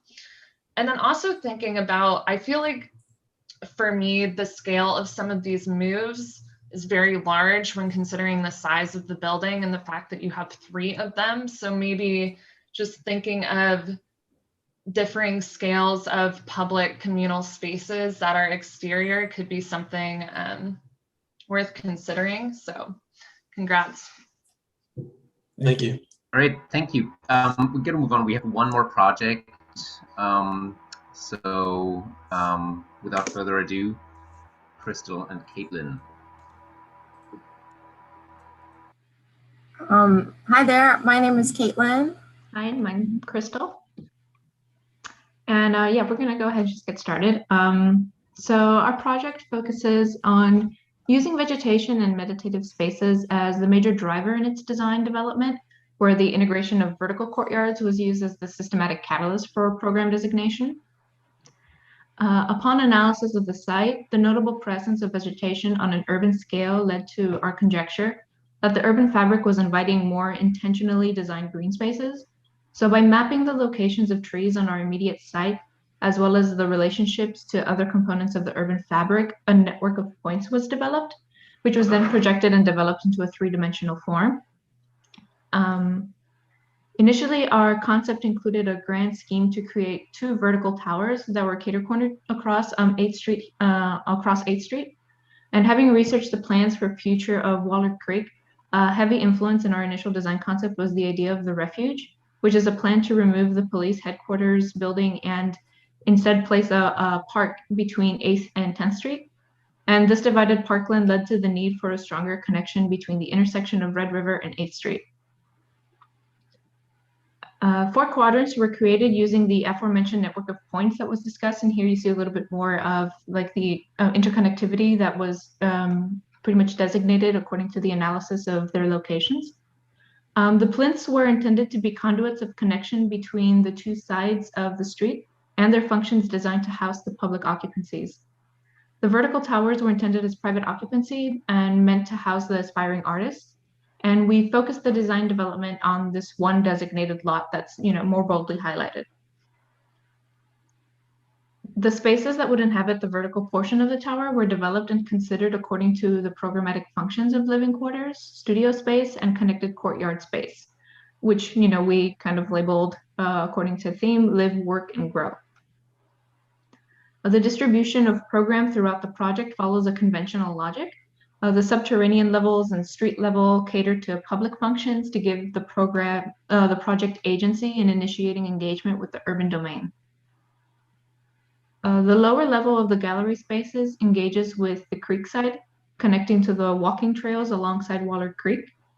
Openings and double height courtyard spaces have been created to allow lighting into the subterranean levels. And this right here is the street level and the main entrance to the gallery spaces below, as well as the residence main entry. And then just kind of going through the rest of the spaces, the levels above are reserved for like all the live work units that are to be inhabited by the artists and tenants. And as you can see by the highlighted like green portions, the courtyards are consistent throughout in both the public and the private domains and serve as kind of the datum that connects most of these programs together and serve as kind of like the one unit that relates to all of these spaces, both public and private. Shown here is the site plan for a project at the corner of 8th and Red River. Arrows are shown here denoting the main ingress and egress at the street level. The subterranean levels house the main gallery spaces. The auditorium here spans 2 levels, and the mechanical needs for the building are housed here. Classrooms are shown here with light wells providing plenty of natural light for the learning environment. The gallery spaces and courtyards are open to above, creating vertically interconnected spaces and allowing for an abundance of indirect light. Here can be seen the connectivity to Waller Creek. The exterior covered balcony space is intended to engage with the pedestrian traffic of Waller Creek, as well as to serve as an attractive commodity to the patrons of the gallery, providing a place to enjoy the scenery of the creek and the view of the future park. As the lobby is the main entrance for the building, it's necessary to create a little shock and awe for first-time patrons. One enters into a verdant courtyard lobby before they arrive at a bank of elevators and a larger-than-life circular stairs surrounded by walls of vertical greenery that encompass them as they make their way to the galleries below. And shown here is just a rendering of that lobby space and then of those stairs leading down to the lower galleries. And then here's the first of many intermediate floors, creating and reinforcing the idea of verticality through double height spaces.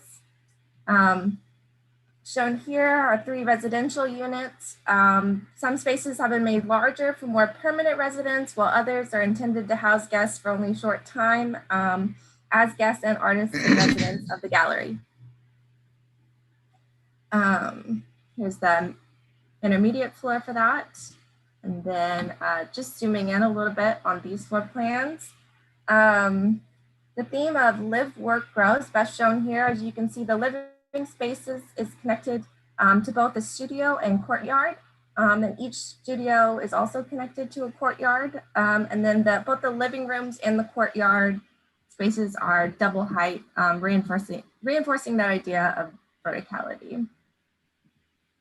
And then shown here is the top. The plans are open concept with as few walls as possible, creating versatility of spaces that will allow for bedrooms and studios to potentially swap places or even overlap and combine functions, as anyone who's ever pulled an all-nighter in studio can imagine.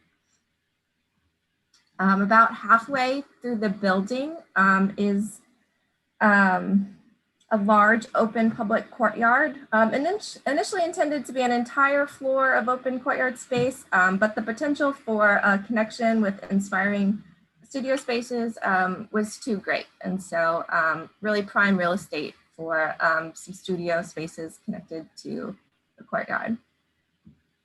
And then the double height shown here. And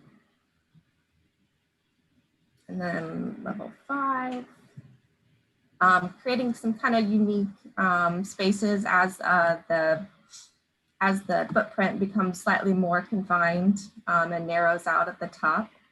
And then this is the kind of final penthouse suite with a detached external studio with total transparency, allowing for a visual, if not physical, connection to one's working space.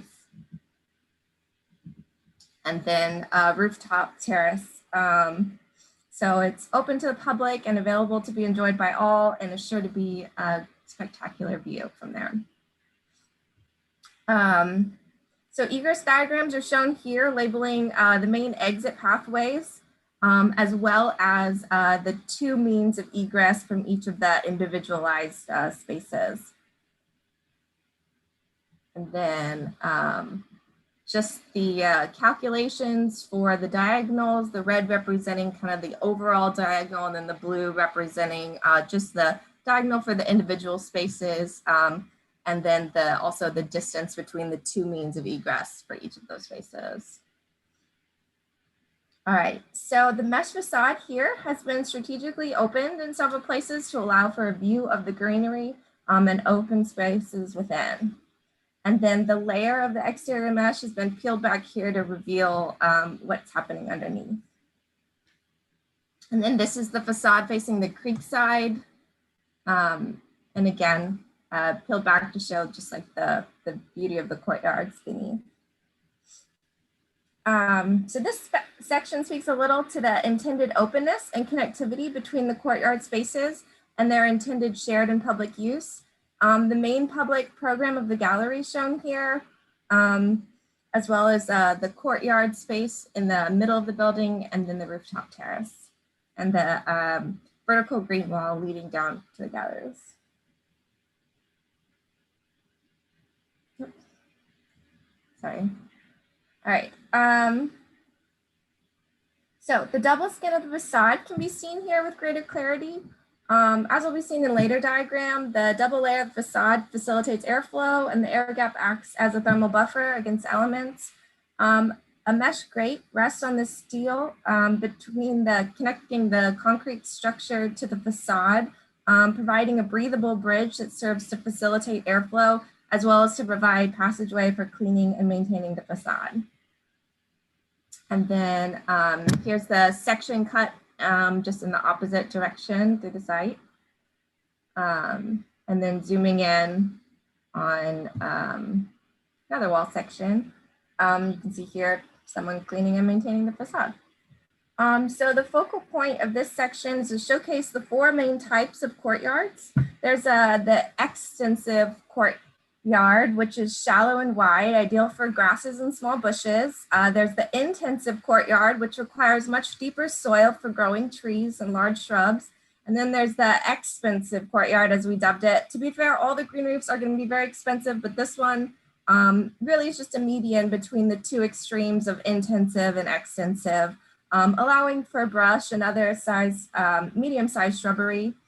Fourth and final type of courtyard is the vertical courtyard, and it lines and climbs the inner walls of the egress towers. And there is some potential for it to line and climb the facade as well, but that's still TBD.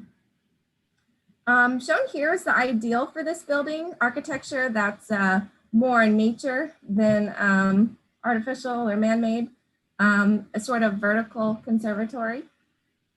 And then the mesh shown here in just a little bit greater detail. And then the main structural component of this building is concrete. There are two vertical egress towers that serve as anchors and shear walls, at least in one direction, while the steel cage encompassing the structure serves as brace framing for the opposite direction. Each level is ringed by concrete beams with steel frames penetrating through them. Each level has a different slab thickness depending on the type of green roof it houses. The walkable slab rests on top, while the support for the green roof is aligned with the bottom, allowing just for a seamless transition between the green roof and the walkable portions, making it all walkable, of course. While the steel frame and vertical cores could potentially support and cantilever the structure, there are doubtless going to be many load-bearing walls within as well. Let's see. Shown here are the different layers of the facade. While the courtyard areas are meant to be open air, the inhabited residential spaces are intended to be thermally enclosed, hence the double layer of both curtain wall and mesh paneling. And then also showing here, just toggling the mesh on and off to show what's underneath. Right, here's the passive energy systems employed within the building. The mesh double facade serves to repel some of the heat gain of the sun, while the open plan and breathable mesh of the building serves to allow for airflow to circulate through the building, ventilating hot air out the top. On a smaller scale, the compressed air between the mesh and glass serves to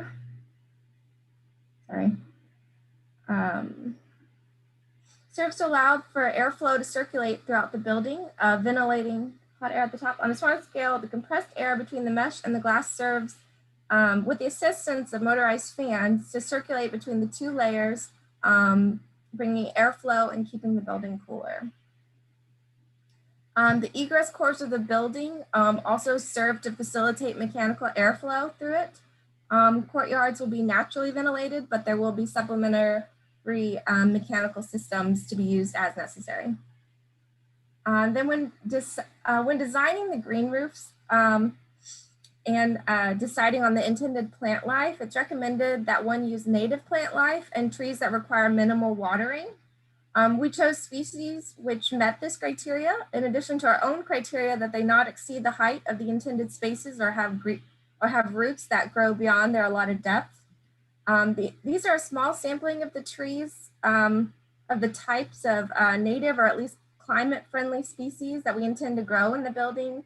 Roots no deeper than 3 feet, height not to exceed 20 feet, and consequently small blossoming trees, both beautiful and indigenous met our requirements. And then some concerns have been raised as the growing environment that said trees would require. And we're showing here a sun study set on the vernal equinox. The trees in the main courtyard are sure to get their required 4 hours of sunlight, while those on the roof and the ground courtyard could get as many as 6 to 12 hours of sunlight. And then I'll conclude just with this imagery of the experiential qualities of the building. Axon cut through the site, just a view from down Weller Creek, and then some more of the inside of the building. This would be the main courtyard in the middle of the building. Just a sneak peek of what living space might experience with the adjacent courtyard. Axon from Red River and 8th Street. And then just like a study model from earlier in the project. And then I'll just leave this image up. And that concludes our presentation. All right, thank you guys. I'm so happy you included that study model. Oh yeah? Slide, because I think that was really what got that project going initially, I remember. Sure. All right.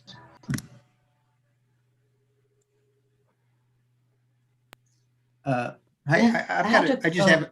Oh, go ahead. Go ahead. No, go ahead. Please, please. Well, I have to congratulate you on your work, the amount of work that you did, and the investigations and the kind of obsessiveness. I mean, I know how difficult the semester is, how difficult Integrated Studio is, and there's so many things that one could research and look at. But you charted your way through it, and we're also convinced about the green part of the project. So you really researched the plans. I think that's excellent. Also, the drawings are incredible. It's a very, very complicated and complex kind of structure. And this is maybe where it's not really so much criticism, but that's where I wonder. I said, gosh, it's just a small tower. And it has a few artists living in it. And so it seems, for me, it seems over-engineered and over-structured. And I wish there would be a simpler way of life or a simpler way of living. And if you look at, I get these magazines from Germany, and there are lately a lot of Vietnamese projects in them, which have an amazing kind of architecture actually that deals with the humid climate and with the inside-outside living. And they're very, very simply constructed. Of course, they don't have the building industry that we have and the rules that we have probably. So I feel it, like if I would live there and I would always have a glass wall, then I have a void space in between to service my glass wall. And then I have a skin outside, which is mesh or whatever, which also has structure. And then I see the world outside through these layers. Of course, you can say this is just visiting artists. They don't live there all the time. So I don't have to spend all my life behind behind these layers. And then I might be able to somehow say, okay, that's just temporary. But so that's one thing. And then the other thing is that at some point, if I have so much nature and trees in there, which is great, but they're always caged and always somehow, they almost seem artificial, also the way how you show them in your renderings. And then you wish there would be a wall blown out. And actually, when there's a heavy rainstorm, that rain could actually hit that tree. Somehow that the facade would be less perfect. It would have maybe holes in it, and maybe some of these areas could really be outside instead of pretending to be outside. So I guess that's all I wanted to say about it. But this is really, I mean, I compliment you on the fact that you went through it and really detailed it and took it on and found solutions for these things. I'm just not so convinced that, as I said, I think they are too complicated in some cases. Yeah, I concur with Irena. I mean, for me, I mean, this is really a great project. You know, it's nice to have this in your portfolio. You've learned a tremendous amount this semester. I'm particularly struck by the, you know, really the real clarity and beauty of your drawings. So, I mean, there's really a lot that you have accomplished here. There is, though, I guess I want to talk a little bit, maybe, you know, since we're using up this time, something that will help you in the future, you know, as a future designer to sort of reflect upon the project. Maybe, you know, to continue with Irena's comments, because I was thinking much of the same thing in the sense that I'm trying to figure out, well, actually, I was trying to figure out the last thing that you said. I must have misunderstood. I mean, I just caught, I was going to ask you, what were the last few words that you said? You don't have to answer that. What I heard was, and that's what led to all of our decisions. And so I'm trying to figure out, does that lead to all of our decisions? Does that lead to all of our decisions? I was trying to figure out where the emphasis was. But for me, the thing is, like to go back, one is the extent of, of the sort of generalized thinking, which is that on one hand, what this appears to me, and that's been done well conceptually, is that there is a there's a precondition. In other words, there's a typology of a basic tower that somehow has been eroded to the different kinds of contingencies that you spoke about, and you pursued those. I think in a very sort of straightforward manner, especially, for me, the thing I found most interesting was quite often when students do courtyards with plant material, well, what's it going to be besides a bunch of green growies? And so I really appreciate the fact that, that you were reflective upon, that in terms of what's inhabited where. I do have to say, though, that I agree where I would like to actually have that kind of attention to the shape of the building itself, not its general notion, not the general notion that there's a kind of erosion. It's almost as though there's a sort of, again, this sort of a prism or prismatic structure that was, thrown into a tumbler and had all the edges knocked off of them. And I'm just wondering, how many of the edges would I actually keep, and maybe another way to think about it in terms of where the sort of precision belongs is like in Rhino. I don't know what it is right now. It used to be that, that the curvatures that you're able to calculate were to the 18th degree polynomial. You could easily just go to a 3rd degree polynomial and probably have all the complexity that you want.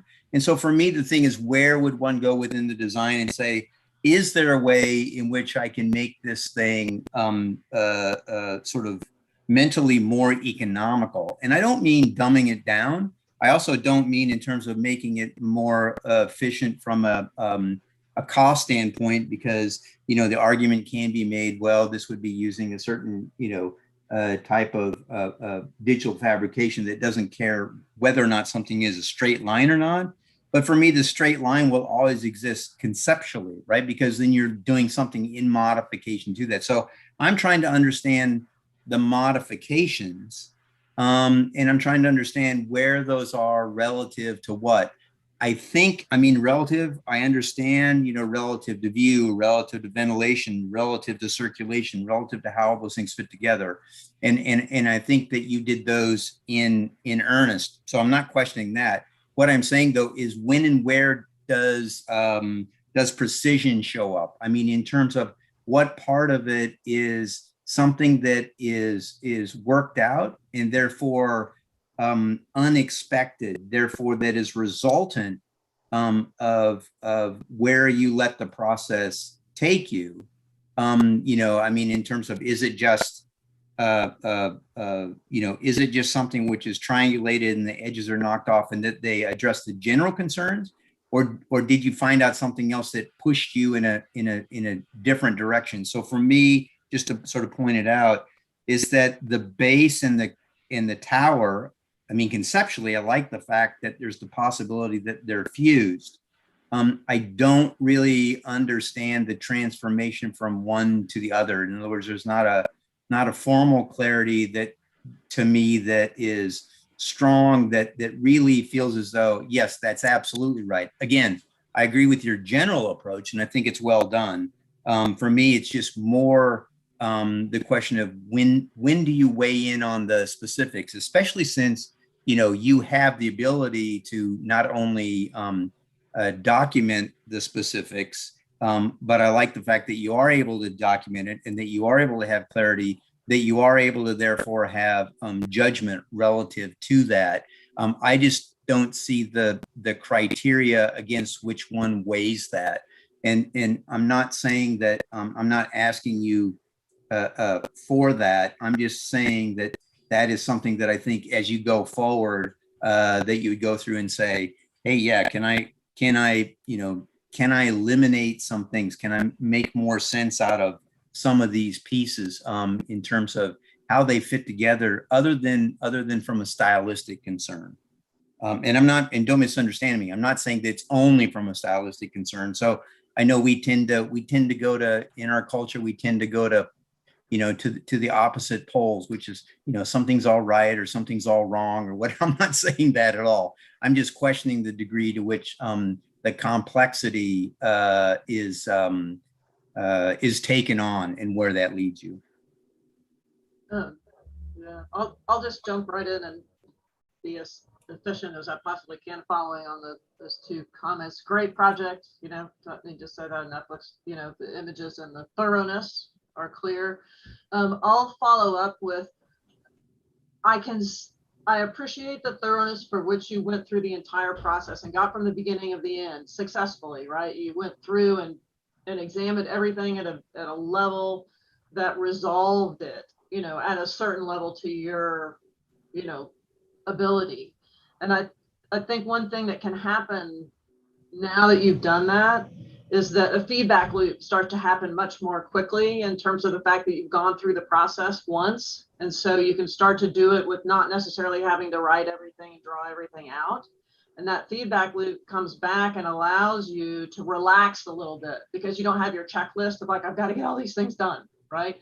And when that feedback loop starts coming around, maybe it will relax a little bit and you'll be able to sort of, you know, pare back some of the complexity of it and start to see those moments where you can go from that very beginning analysis of points and how that's driving the overall form, but then these details come back and the complexity arises and you see the relationship between those and you can start to let your breath out a little bit, right? And go, okay, well now maybe I can start to adjust this and not be afraid that I'll have to redraw every single drawing that I've ever done, right? Because I understand like the difficulty, I think, you know, going back to Vince's point early on, like the struggle to do this during the semester is immense, right? And so the amount of work that you've got done is amazing.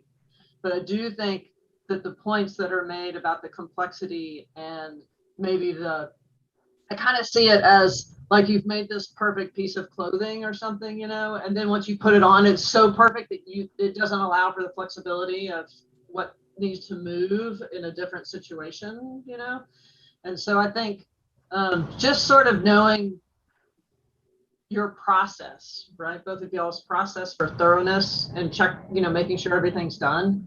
I think you've done it now. And so now maybe in the future, there's a little bit more of a feedback loop and a little bit of a sort of reflection and relaxation and an ability to edit, right, out some things. So that's done.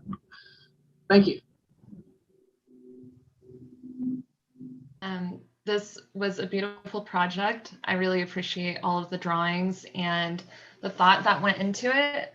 I think in terms of the studio brief, questioning types of communal spaces in a tower, I think you very successfully tackled that challenge you had for yourselves, especially in that tower. I think your sections do a wonderful job of showing these variety of spaces, and doing a project that has so many different types of experiences is very challenging, especially in a studio like this, rather than replicating the same thing. Like, I think those vignettes you had at the end, those perspectives of what it's like to experience that space, I thought were really great, and you should keep working on those and get a lot of plant life in there beyond just the lawn that you currently have, because I see in your sections you've put a lot of thought into the plant life. And so I see that experience of the building being about these small gardens and different scales of experiencing that green space. And I do wonder, what is the connection to the city? And maybe the relationship between the mesh and the building underneath. There could be more of a more crunchy space in between, or they could come closer together. Some sort of tension between those two skins could be interesting, and maybe bring more of the outside into the interior of the space. But I really appreciate the level of complexity of the project within a very singular form. I think that contrast is pretty strong. So congratulations. Thank you.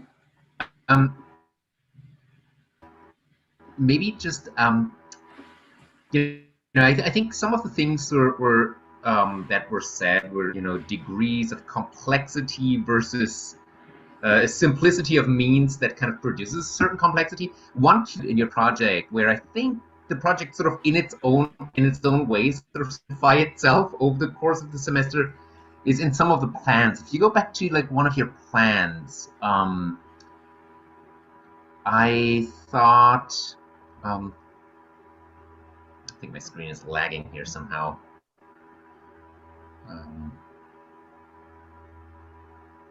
Does that work? Is that showing? Maybe my internet connection. That's good. Yeah, that's good. Because I think there is at some stage like these very simple. Well, maybe these plans. Maybe you have another one. Doesn't really show up in these. But this very sort of simple orthogonal geometry of plan organization that kind of radiates outward from the two cores. That is really kind of mostly based on straight lines that are potentially structural lines in your project, but that also become organizational lines that really sort of like span and is chopped off. I think this is decent. This is good.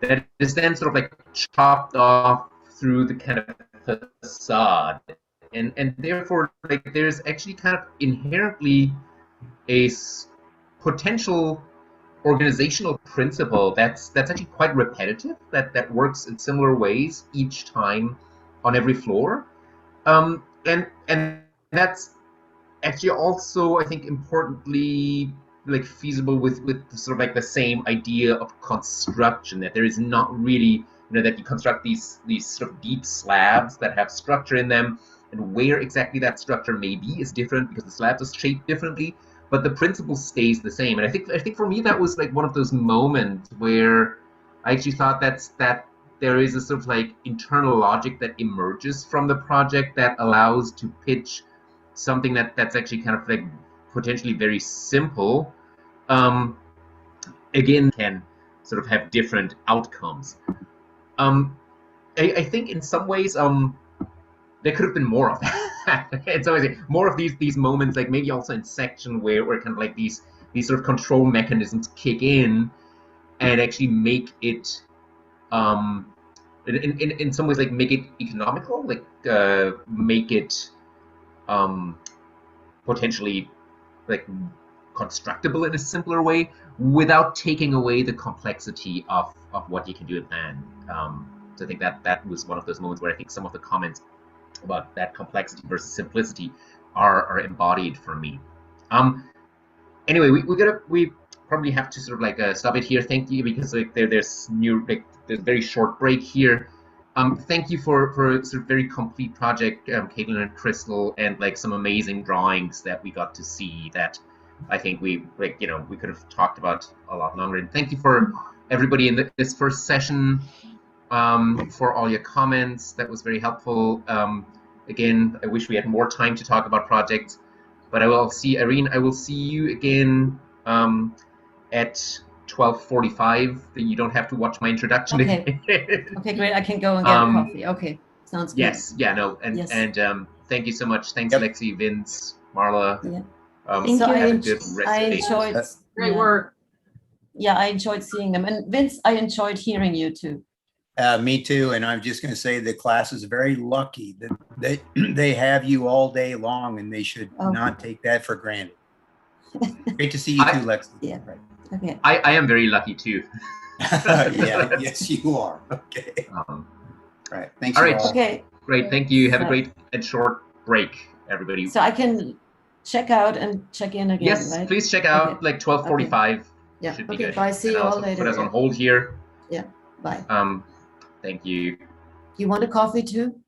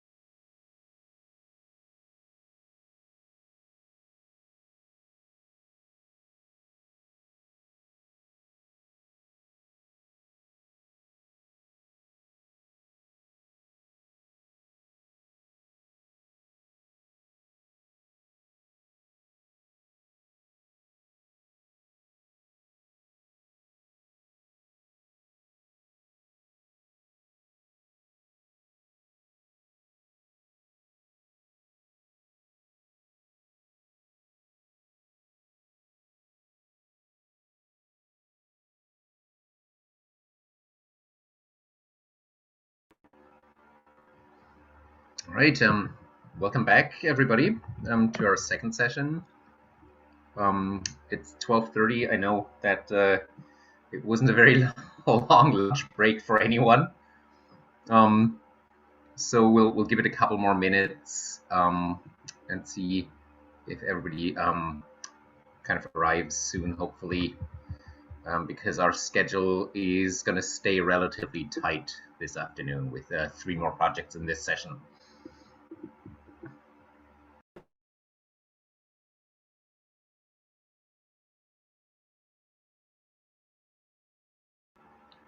Trey and Jake, are you good? Yep, good as will be. That is good. I actually like that about Zoom, that we don't have the sort of plotting issues, sort of pinning up, and kind of that stress that as a studio instructor you sometimes have when you kind of walk into a room and you see kind of where things are at.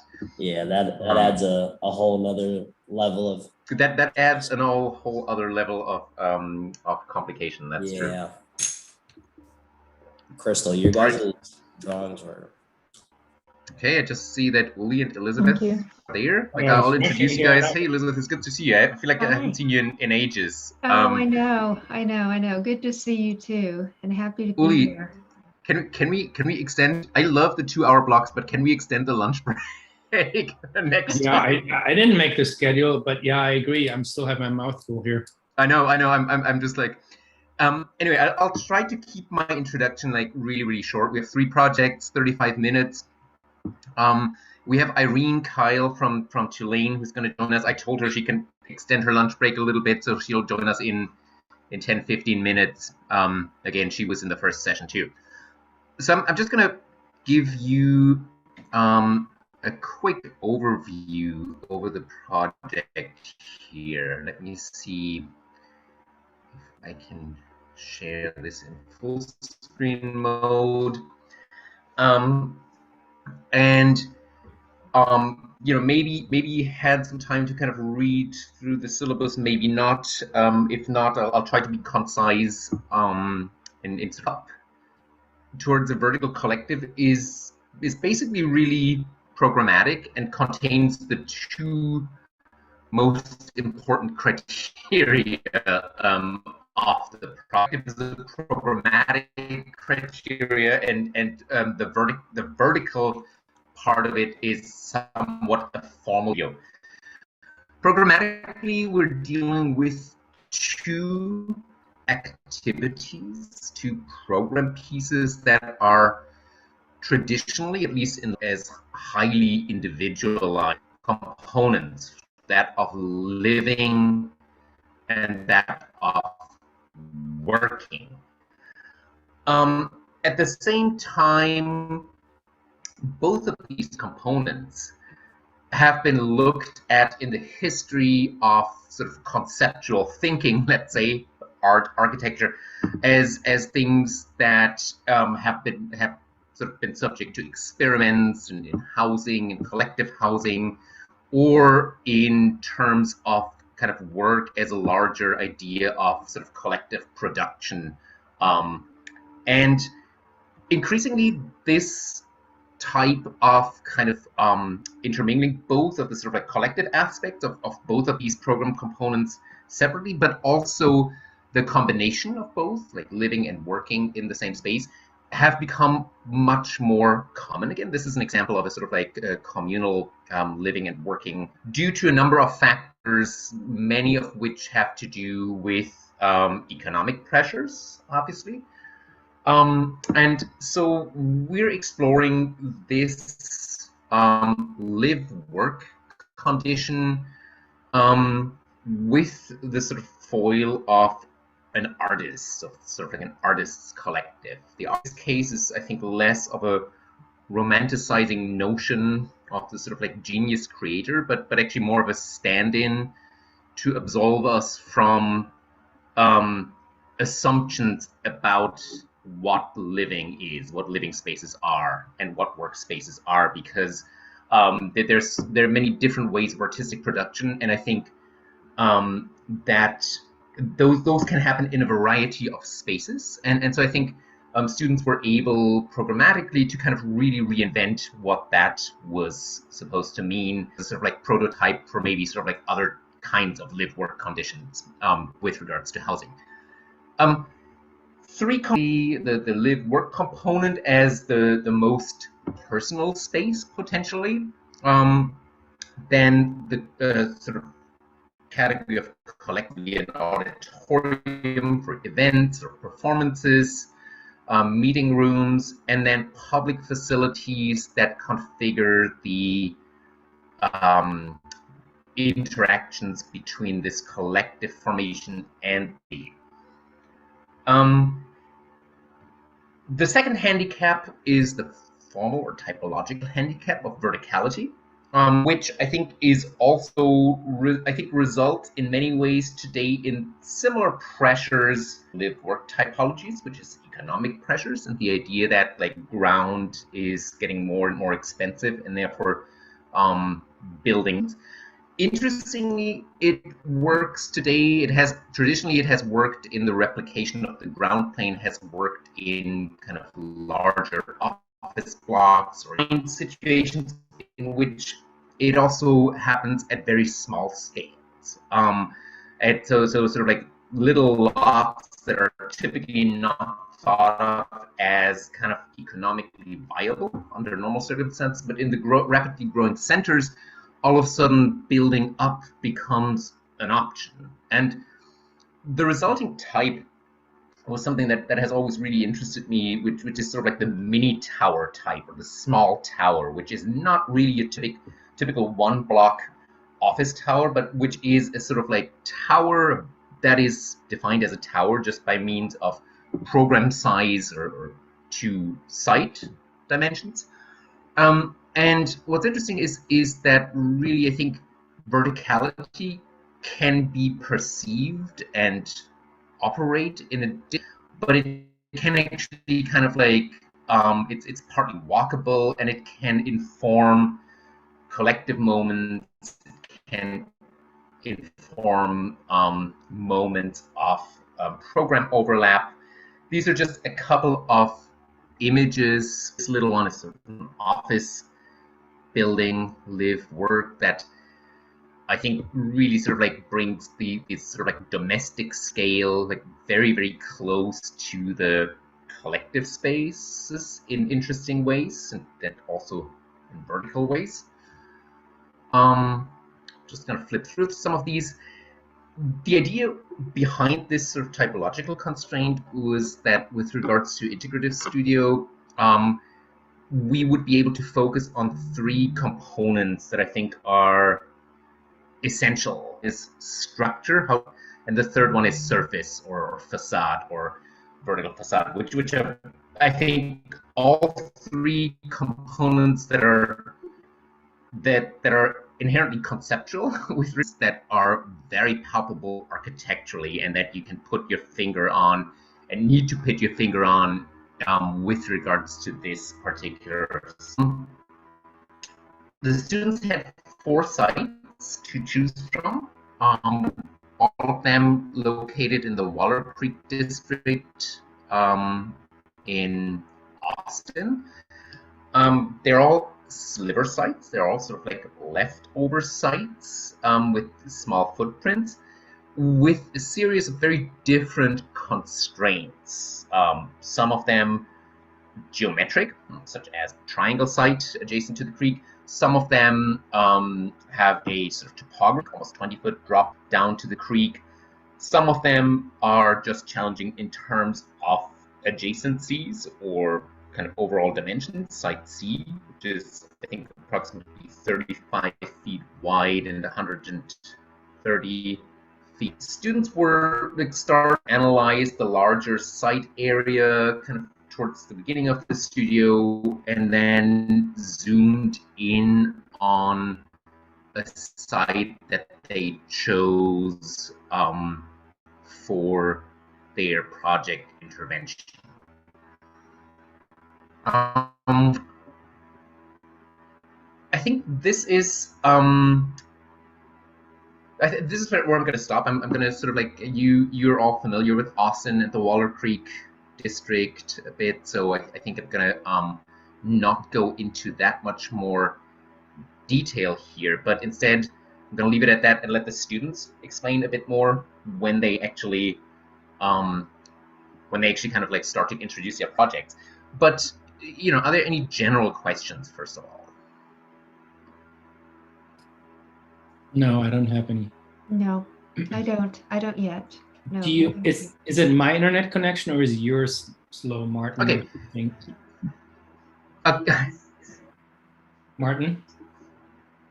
It must be you. No, I think it could be me, actually. I will. Now your image is fine. I see everyone else. I will sort of like put myself on mute.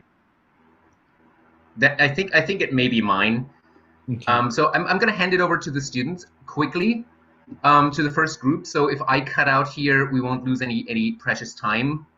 Trey and Jake, the first group, and I will set the timer again to get us going.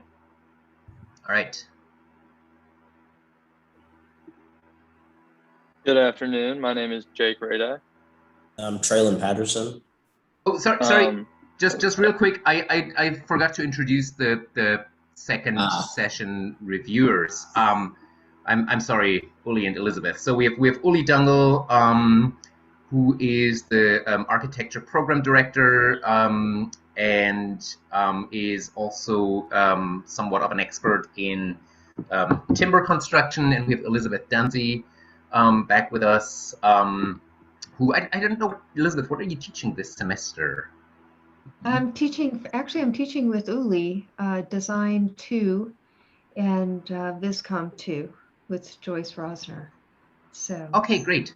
Yeah. Design and then we have Irene Kyle, who is joining us back from Tulane. I don't see her right now, but she has been in the first session and will stay with us the whole day. So I think even if you start, Jake and Trey, she will probably find her way into the project fairly quickly again, just because, you know, she's seen 3 projects.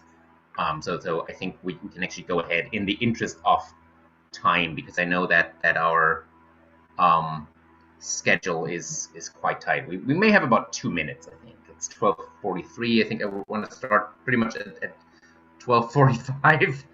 So maybe we'll give her 2 more minutes. I feel like the bad cop doing this, especially with comprehensive projects like that. And, you know, I wish we had more time to talk about every single project, because I think, especially in this format, you know, I realize that so much goes unnoticed. And if you're sort of in a review room, you have all these drawings up on the wall and you can get close to them. And here you have some exquisite drawings that are on that little screen, depending on what screen you're looking at. And you know, then you have to sort of like ask to kind of go back and forth between drawings. So I think that's definitely been, I think, a challenge for this studio, maybe in particular throughout the semester. I also group that I think the February week of snow and infrastructure failure did not necessarily help our timeline in the studio. So I think, you know, that, and I told students that I think, you know, I'm proud of what you accomplished in that time, and given the circumstances. So I think that's how you should go into this, with that acknowledgement. All right, let's see.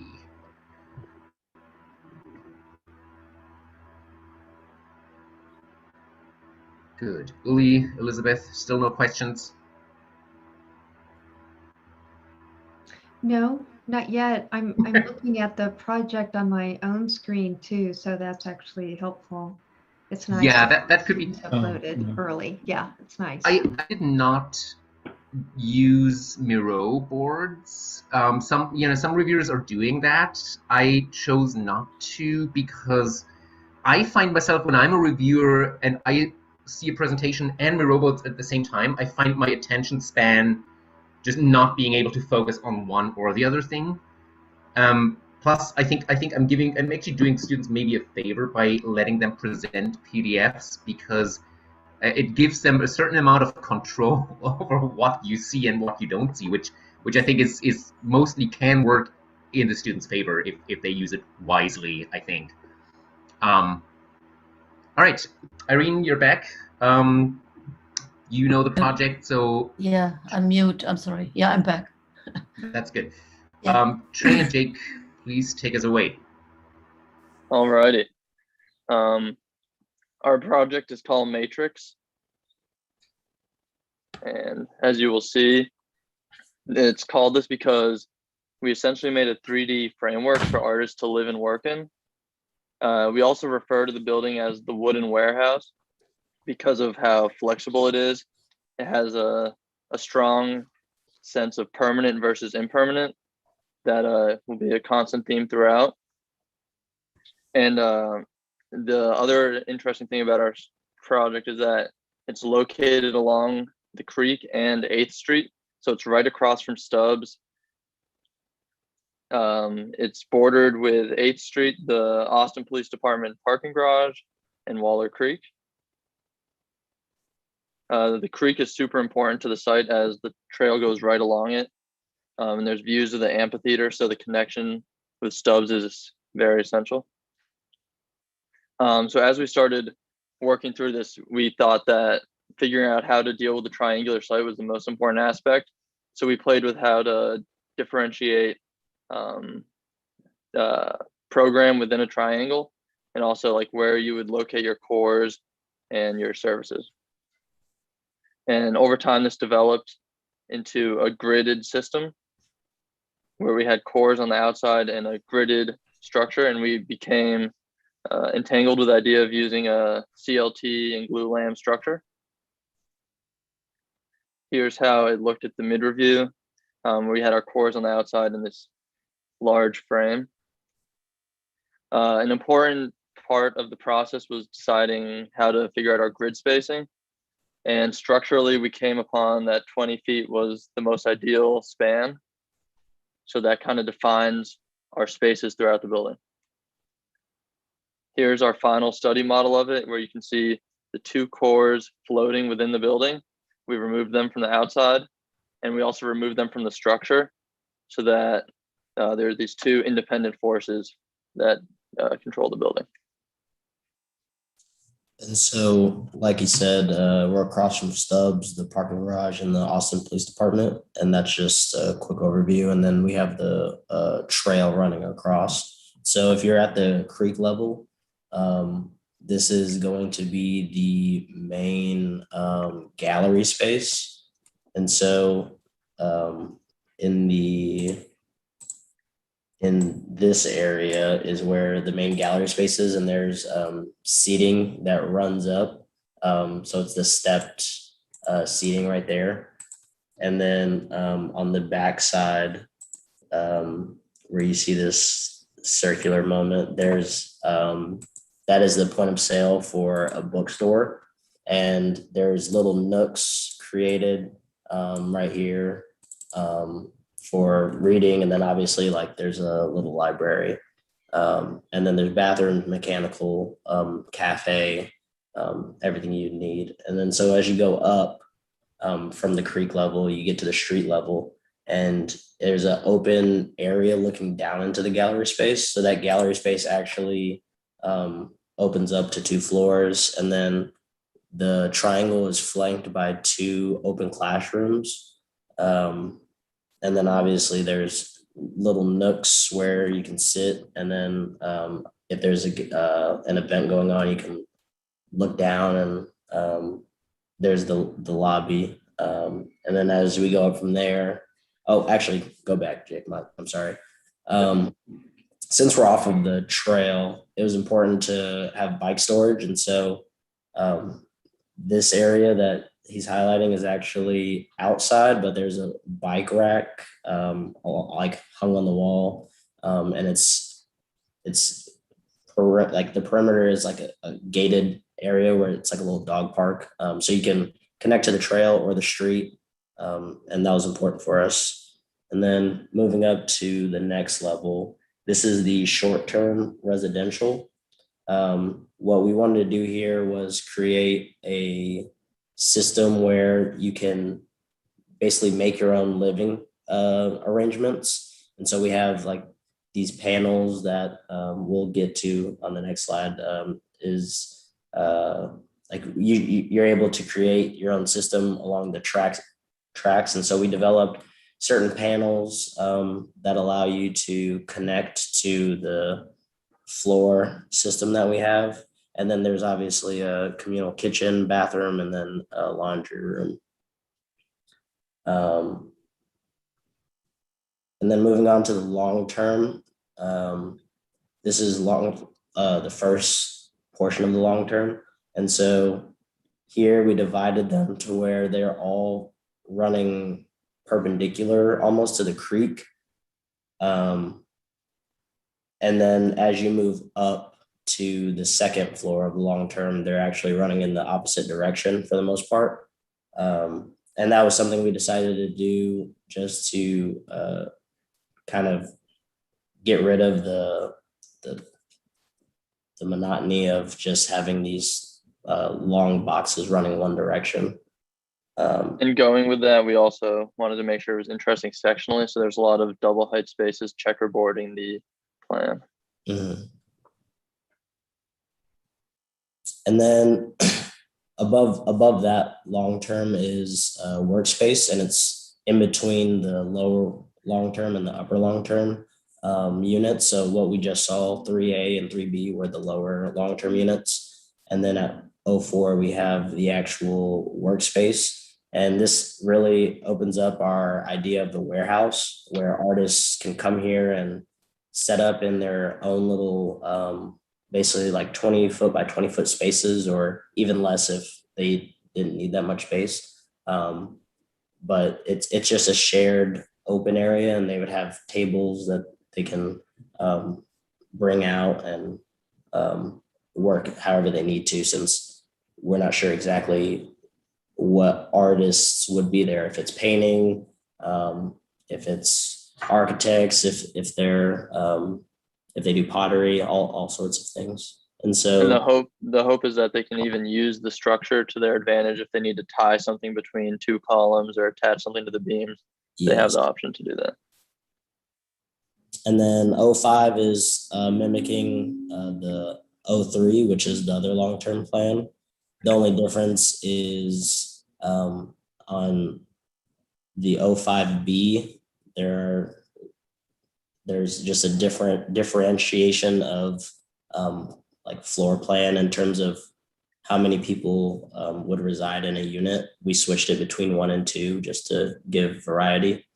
And then there's the roof plan, which is open, and we wanted to make this more fun, just because the rest of it is very tied to the grid, and the roof, we wanted to have that actually be its own space. So yeah, those are the floor plans. Jake, if you want to keep going, that's just a look at the sections. So sectionally, the main thing is we have the 20-foot grid spacing, and then we also have 20-foot high, basically floors. And then Jake, if you want to touch on more of that, of the sections. Yeah, so it's a lot of these cubic spaces, and then where we have the long-term units, you get the half height space where they have their own personal spiral staircase, and throughout we have these cores that run the whole height. This is looking at it parallel to 8th Street. So you can see kind of how within a long-term unit that would be accessed. And then this one's perpendicular to 8th Street, and you can see how it drops down to the creek.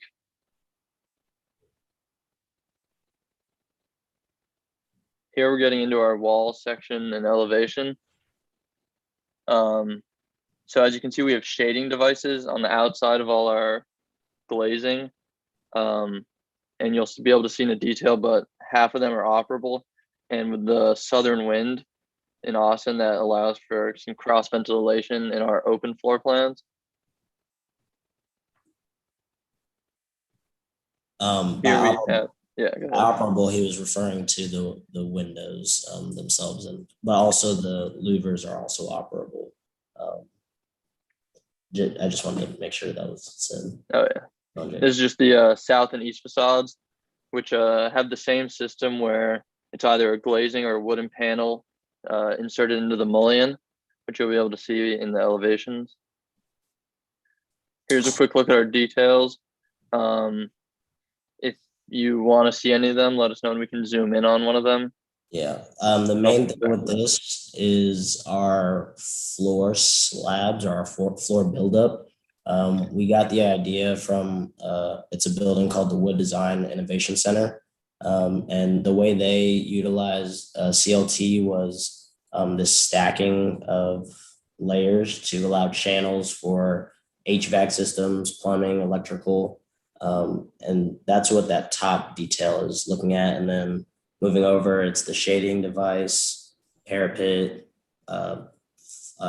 column, just like ground connection, balcony, and then the actual skin itself. And those were our 6 main details. We're a little low on time, so we're gonna speed through this. But here's our south facade facing 8th Street, our east facade facing the parking garage, where we have the bike storage and the little inserts that are balconies. Here's our main creek facade, which is unique compared to the other 2. Here's another look at our study model closer up, where you can see the floor slabs and how we have the built-in channels that allow for HVAC, water, and electrical connections. And this is just us showing the actual buildup. So there's the 5-layer below, and those are just long strips. And then the panels above, wherever there's a column coming up, there's a channel that runs around it. And then basically the beam grid above translates to the floor. So the actual grid is shown on the ground as well as the ceiling. And here you can see how the water, the supply and the return for air all work within these slabs. And this is just a closer look at the facade detail with the connection to the actual structure. And then we wanted to pull out the facades to show the difference. The creek facade is serrated, while the other facades are more homogeneous and consistent. And then this is just a quick structural exploded axon. We wanted to explode the floors with the columns, just to show the actual warehouse aspect. And then the final diagrams were just circulation and access. These are the main materials that we used. And here's how it looks. This is our favorite angle of the building.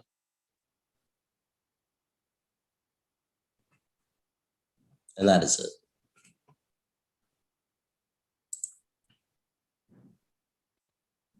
Okay, this is your last slide? Yes.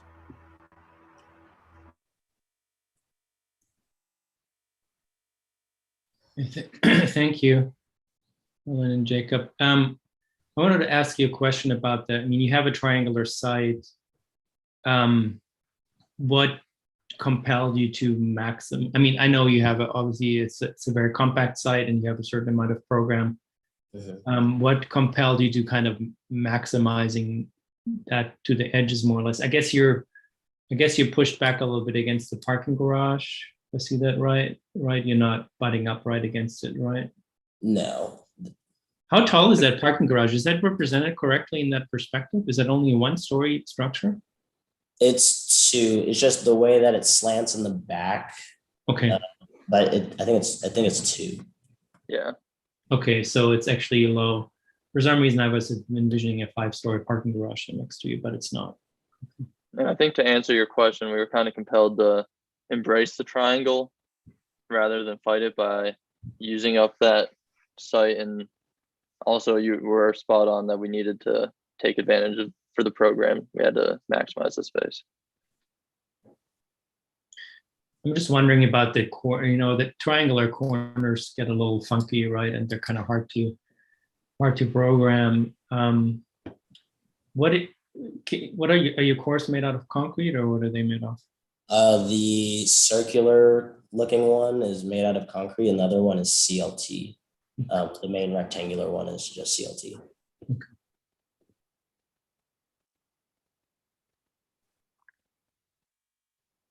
I mean, I do like the idea of, you called it the wooden warehouse. In a way, it's kind of reminiscent of some of the, turn of the century mass timber warehouses that you might find, around the country.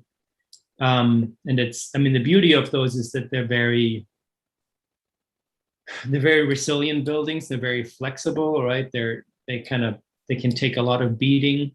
So I like the aspect of that it's like really you're setting up a relatively rigid grid, and then you can, work within that. I wished, especially on your second floor plan with the short-term residential ones, I'm not sure what your customizable unit panels are made of. I'm assuming, I'm not. Yeah, see, that's where I think it makes sense to have the whole structure be kind of heavy timber or CLT, but then when you're doing these temporary partitions, I think that's where the beauty of light wood framing would shine, where you can really literally come in, especially if you're an artist or craftsman or something, you can just kind of customize your own space, and you go in and you just go down to the hardware store and you pick up your 2x4s or 2x6s, and you build your own temporary enclosure, and you screw in where you need to screw in, and you attach where you need to attach, and it can be changed and adapted over time. I don't think you kind of need the rigidity that you're setting up for yourself kind of with these channels. I mean, the beauty of the CLT slab is you can really just, and especially if it's a non-load bearing wall, I mean, it doesn't make sense to use CLT interior partition walls. So that'd be way too heavy to move around, right? You could panelize your own walls, and you could frame it out, and you kind of have, it's really a playground where you can just kind of attach anywhere you need to attach. And it's really, you just need a saw, right? And a cordless drill, and you can really do whatever you want to do there. So I would envision that there might be a little bit more flexibility there in terms of how you start fitting out the interior spaces and really taking advantage of that, that warehouse typology there. That makes sense. Yeah, that was a concern with the weight and everything, but I think our main thing was just, we did find the smallest wood panel, which is like 2 inches thick. And then we did 2 feet wide, Jake? 2.5 feet, yeah. 2.5 feet wide. And so we made it as light as possible. But I think the main thing was we didn't think everyone would be able to actually do that portion of actually taking the time to build their own structure within it. So that was where the rigidity came from. Yeah, I mean, it doesn't matter who builds it at the end of the day, but whoever comes in, just imagine getting materials in there. I mean, a 2 foot by 8 foot panel is 2 inches thick. It's still pretty heavy. Yeah. And just kind of in terms of, a single person or 2 people could easily build something, whether they're skilled or unskilled, or whether they're hired to do it or not. So just kind of keeping that in mind.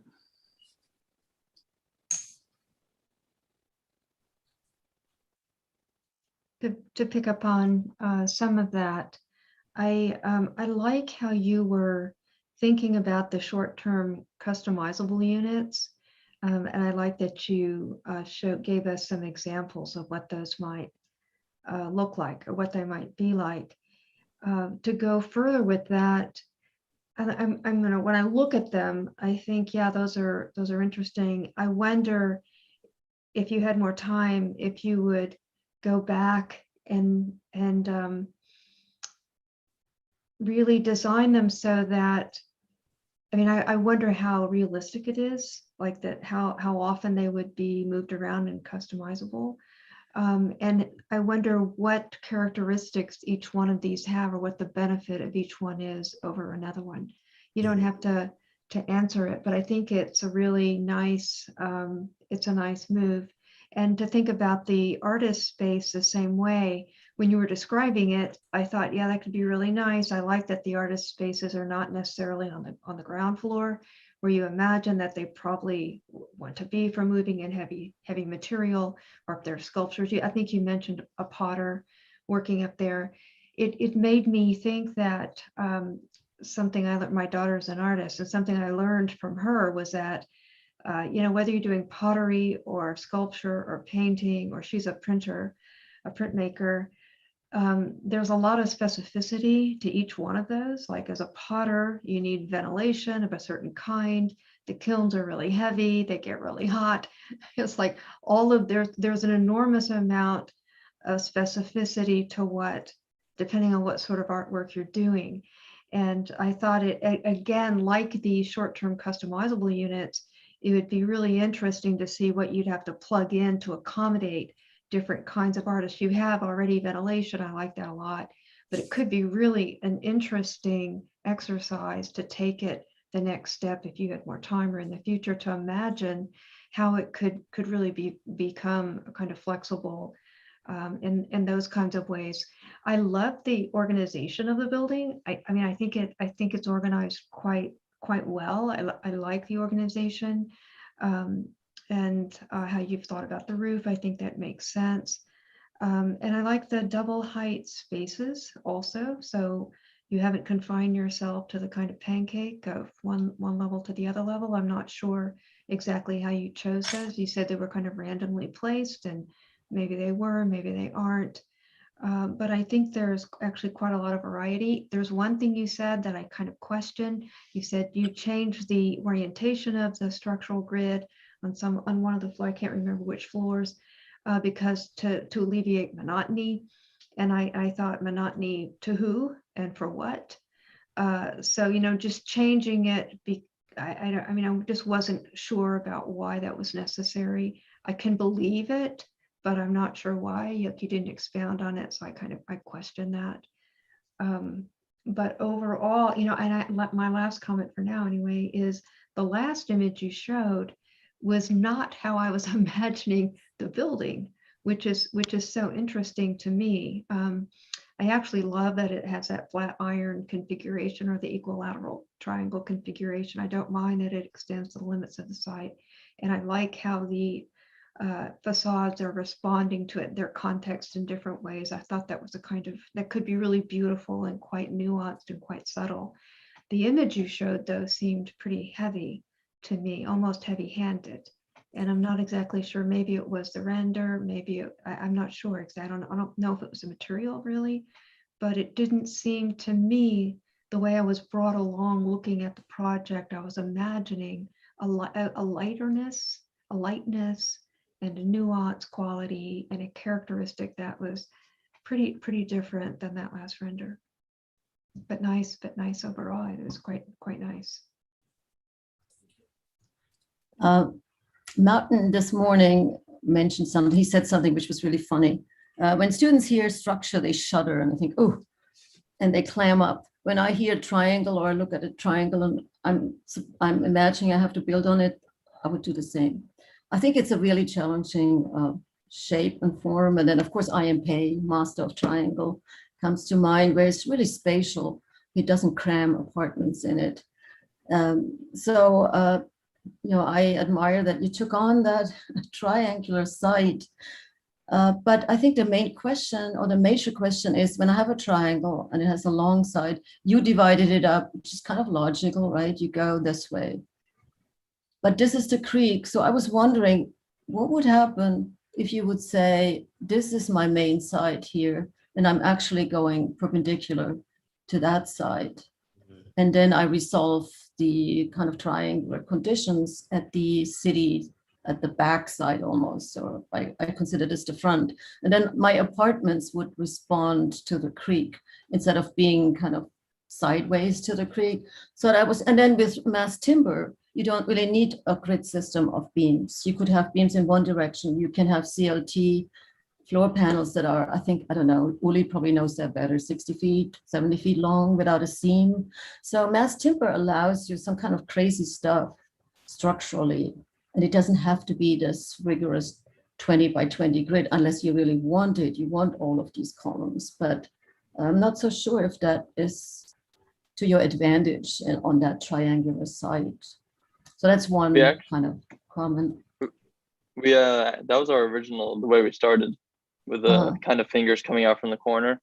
But with trying to fit in 2 cores, as well as just making the different floors kind of line up the same way, it's not just the long-term and short-term residential.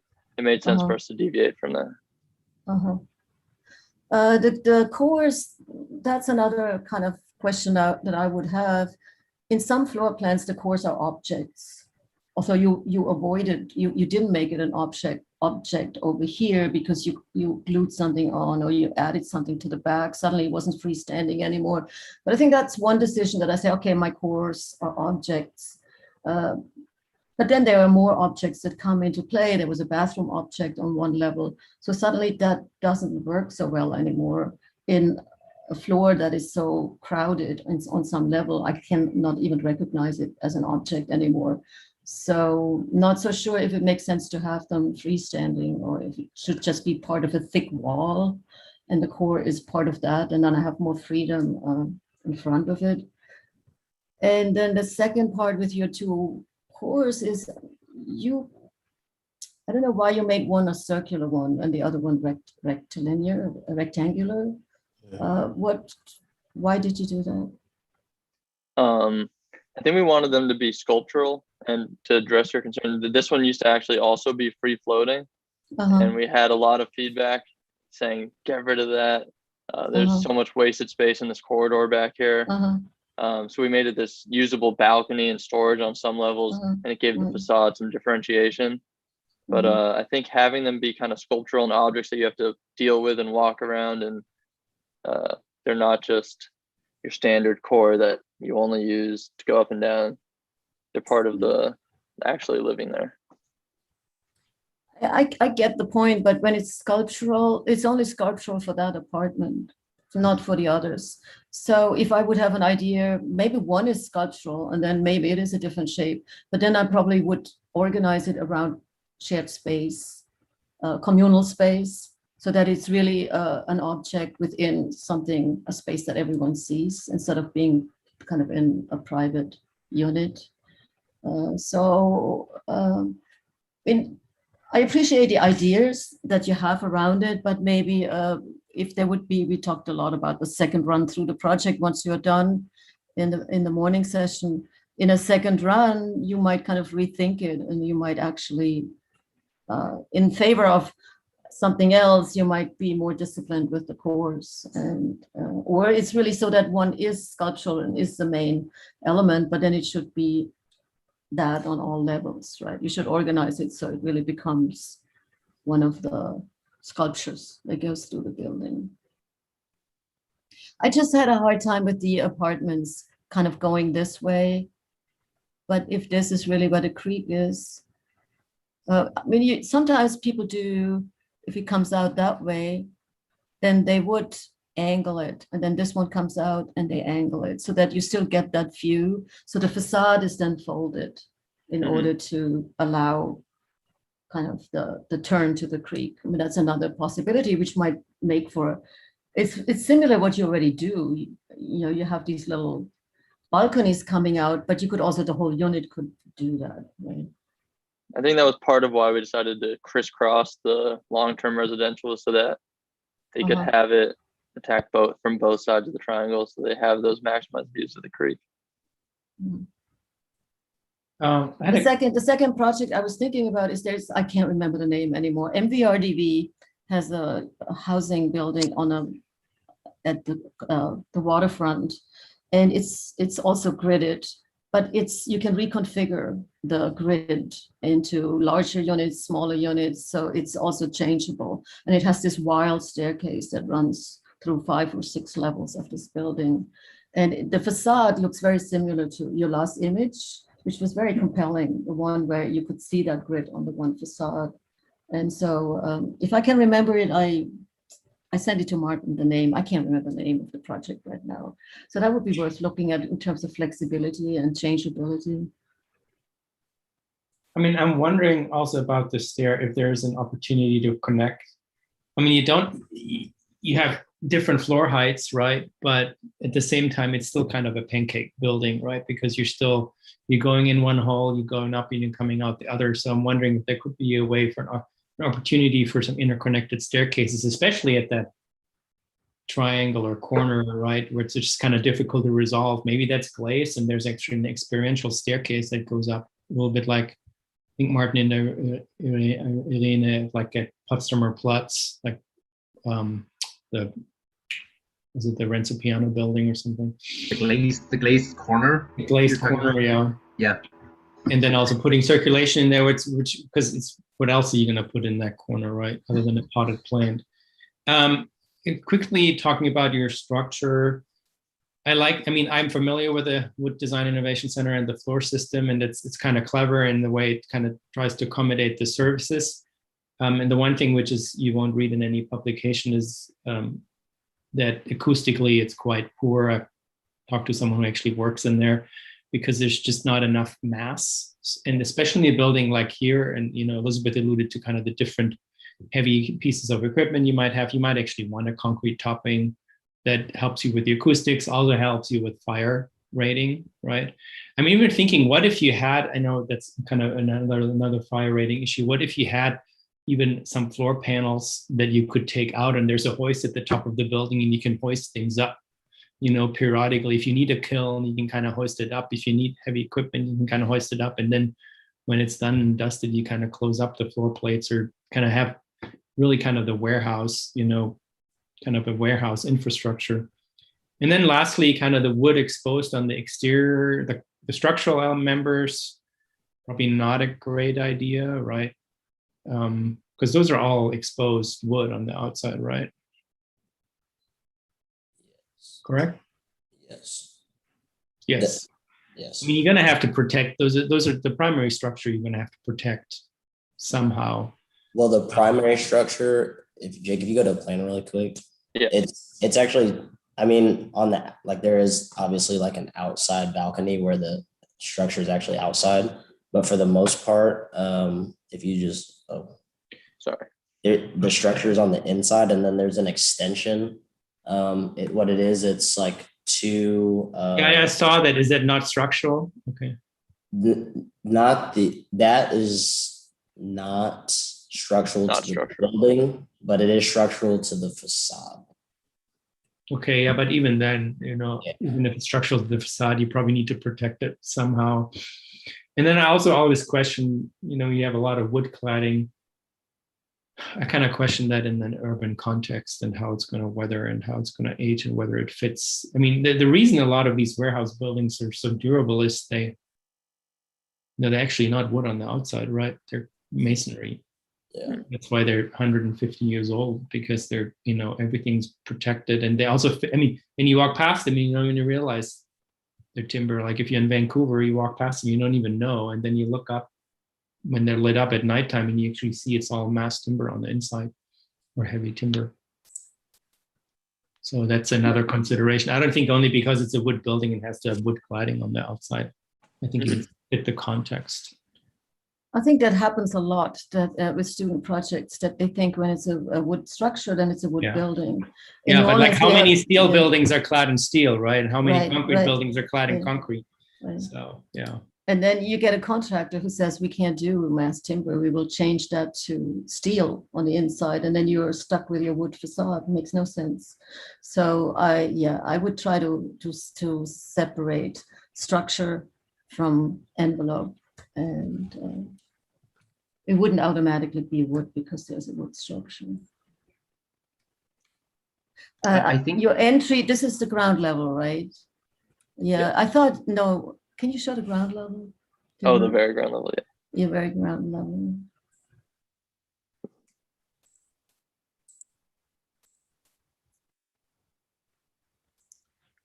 Yeah, I just thought the building is a bit thin in a way in its enclosure. Like just opening up two doors and going and being inside, right inside, is kind of too fast. There is no refinement in the entry. there's nothing that protects it. There is no in-between zone. Or I could imagine that maybe all of this is kind of the entry, and then I go in here. So this is almost like, might be not conditioned, might be almost like a porch in New Orleans would be. So some bit of a refinement of going from the outside to the inside, I think would be great on the ground level. I noticed that too. And I think in general, the building doesn't have those kinds of layers. And I wondered if it was because of the limited or the apparent limited size of the site and its triangular shape. If there was a sense that there wasn't, I don't know, room, I guess, to make these transitions both internally and externally. Maybe it has that feeling, although I don't think it has the feeling much like, I keep coming back to the Flatiron building in New York, because it reflects its site, it's very limited, that's it. But part of what else makes that building so fantastic is you do see it from one of its ends. You see the narrowness, you see it in its context. And I don't know, that it probably can't be taken advantage of in this situation, but I agree about this lack of kind of layering of space, or these in-between spaces between inside and outside. Yeah. But you got to, and you have to rework this for your portfolio. This makes me cringe. Your exterior, like your landscaping, these, you know, these pathways that you've drawn there. There's a layering there too, right? Part of the landscape. There might be outdoor seating. There might be seating steps. I mean, I don't know what the topography looks like, right? You know, there needs to be things that actually. I mean, that's really the only outdoor space that you're designing, right? It's part of, except for maybe that little sliver of land between the parking garage and your on the east side, but that really needs to be a part of that layering, right? Even if it's not, maybe it's three-dimensional, but maybe not, you know, full story height. But yeah, you don't want to have that kind of stuff in your portfolio, guys. Thank you for pointing that out, like at the very end, because I think so Trent, Jake, like you're getting, I think on every single one of your annotations, I wrote like draw building in context. I think there is a record of at least 4 annotated ground floor drawings that have that in there. I can prove it.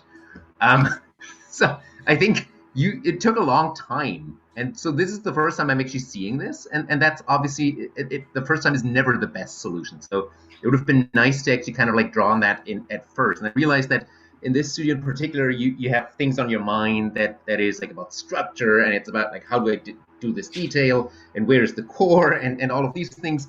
But I think to just draw it as a complete project with everything thought that you have about landscape or everything would have really gotten you very easily actually to the next level there. So I think that's the other thing that I find a bit unfortunate is the facade, and that really, I feel you had some really interesting ideas about your facade and the kind of proportions and the double height and the articulation between that, like even the facade structure, like, you know, if you can make that not rot. And then I think in the renderings, it seems to be just a question of time, because I remember having talked about those renderings with you, and you didn't get to that next pass that would have maybe allowed you to actually kind of really find that expression that you want the project to have and bring that back in. So I think those are that's a bit you know, it's understandable, but I think it would have made it a slightly more complete project. Yeah, to answer. Anyway, thank you so much. You don't. I mean, you don't have to. You know, it's. You know, there's a lot of work that you did here against many odds. So, thanks for starting us off. We got to move on to the next project here. Thank you, guys. Thank you. Thanks, Trent, Jake. Thank you. Hey, Ying, you're next, right? Yes. I'll go ahead and share my screen.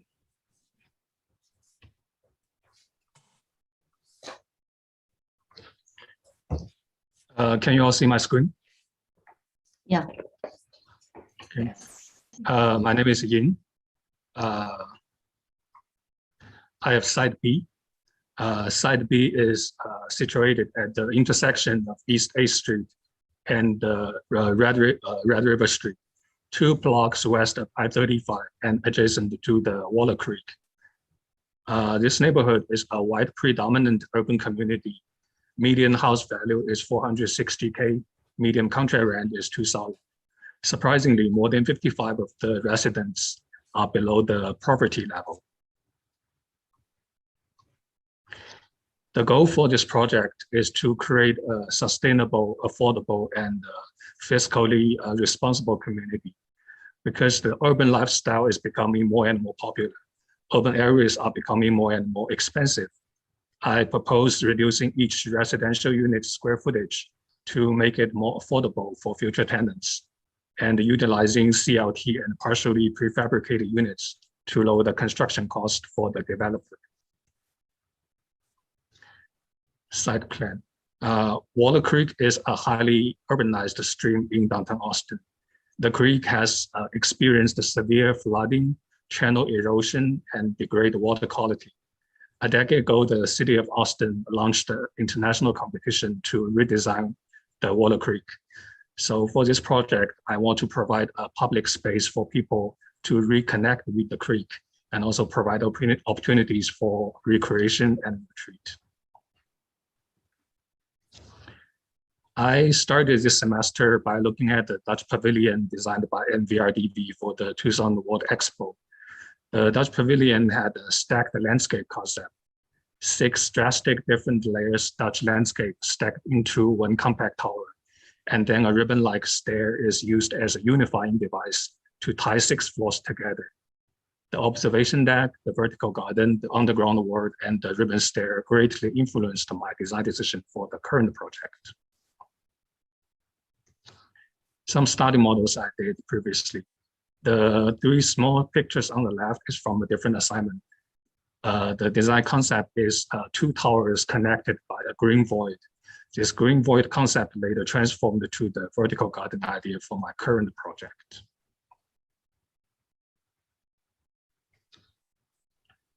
Site B is a trapezoid shape, roughly 120 feet long and 110 feet wide.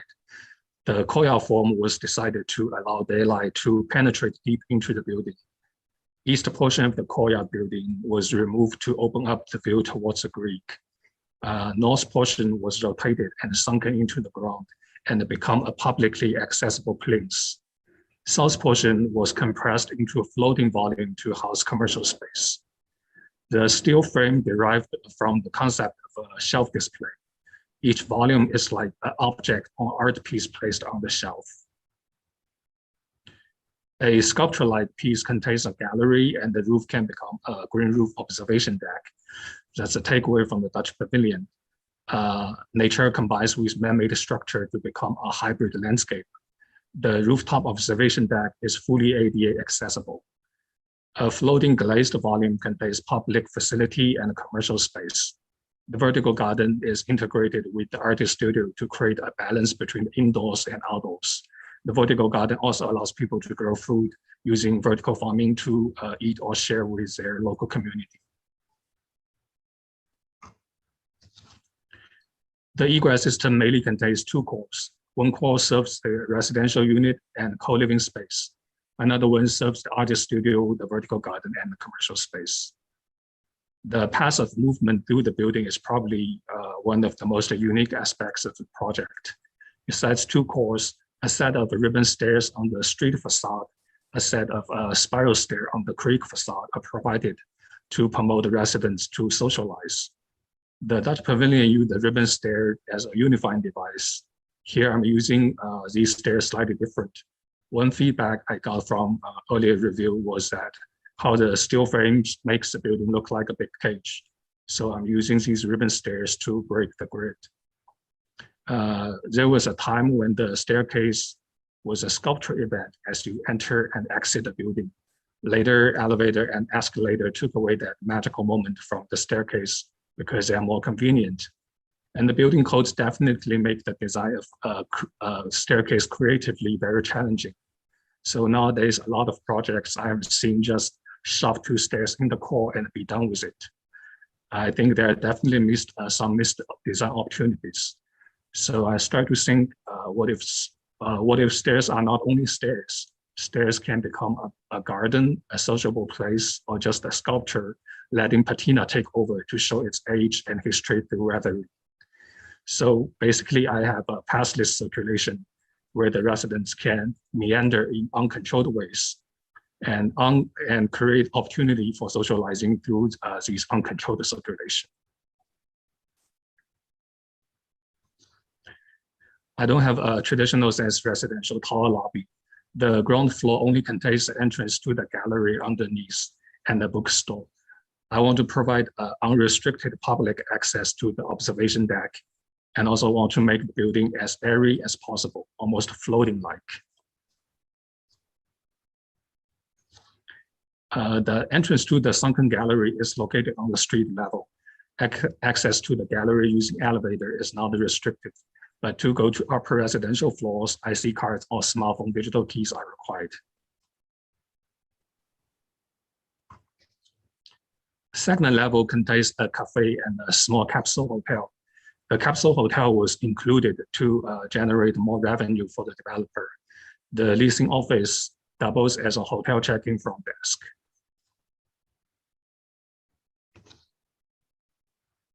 From level 3 and above, the floor plans are identical, just different layout configuration of residential units, co-living and co-working space.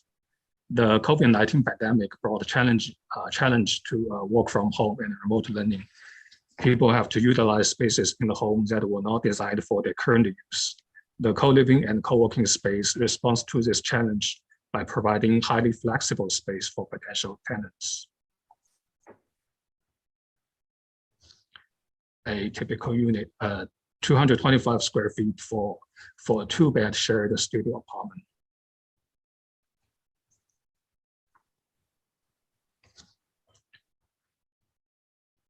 The structure system for the residential tower is a combination of steel framing and a composite concrete and CLT floor system. Structural steel framing is provided for its superior spanning capabilities, and the composite mass timber floor system is provided for its lightweight properties. The resulting combination is able to achieve column base sizes consistent with flat plate concrete construction and a flat soffit condition. The weight of the system is roughly 65% of the comparable concrete framed building. The result weight reduces foundation costs, seismic loading, and construction time.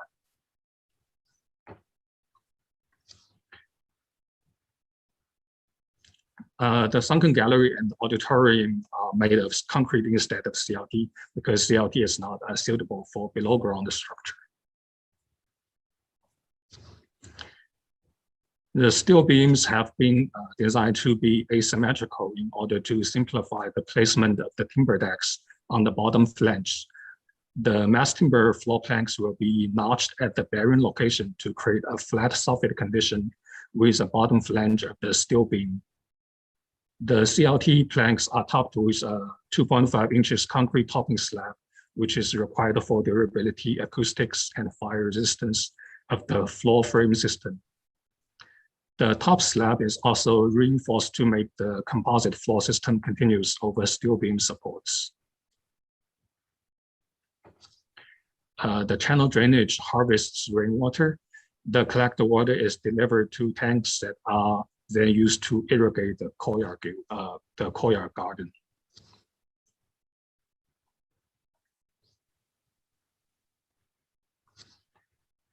The CLT wall panels allow easy reconfiguration of the residential units. CLT party walls can be easily cut down, allowing the combination of 2 or even 3 units to accommodate all kinds of needs.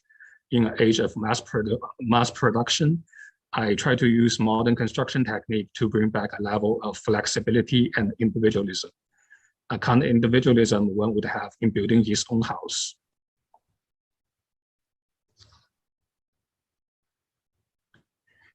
West-east section showing cut through the cafe and the back of the auditorium.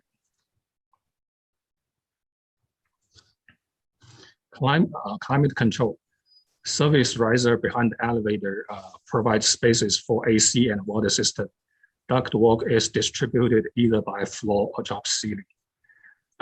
Passive climate control wise, window shroud on creek facade and vertical mullion on the street facade provide shading and privacy. Green space throughout the building provide natural ventilation and fresh air.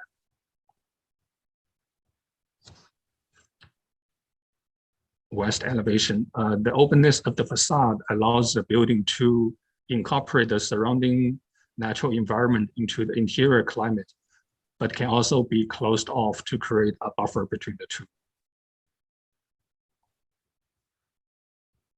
And last one is my east elevation.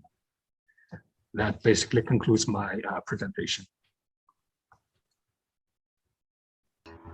Okay, thank you, Ying.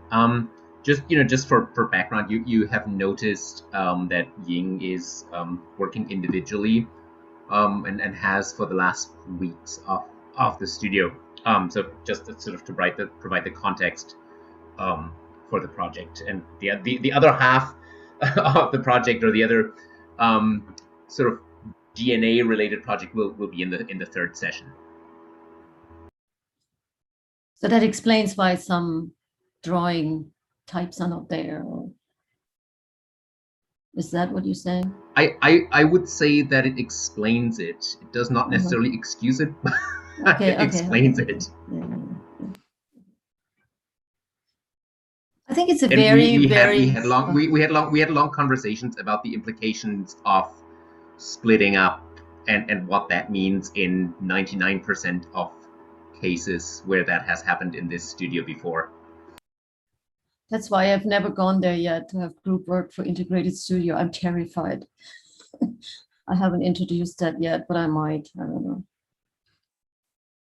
I think there's some really, really beautiful things in your presentation and beautiful drawings. Like that elevation before, I really love that one, and also the way how you render it. I think they're really great. You have lots and lots of very kind of, I almost want to call it practical thoughts, but very well considered why you do what you do, and you sort out things and you have reasons for it.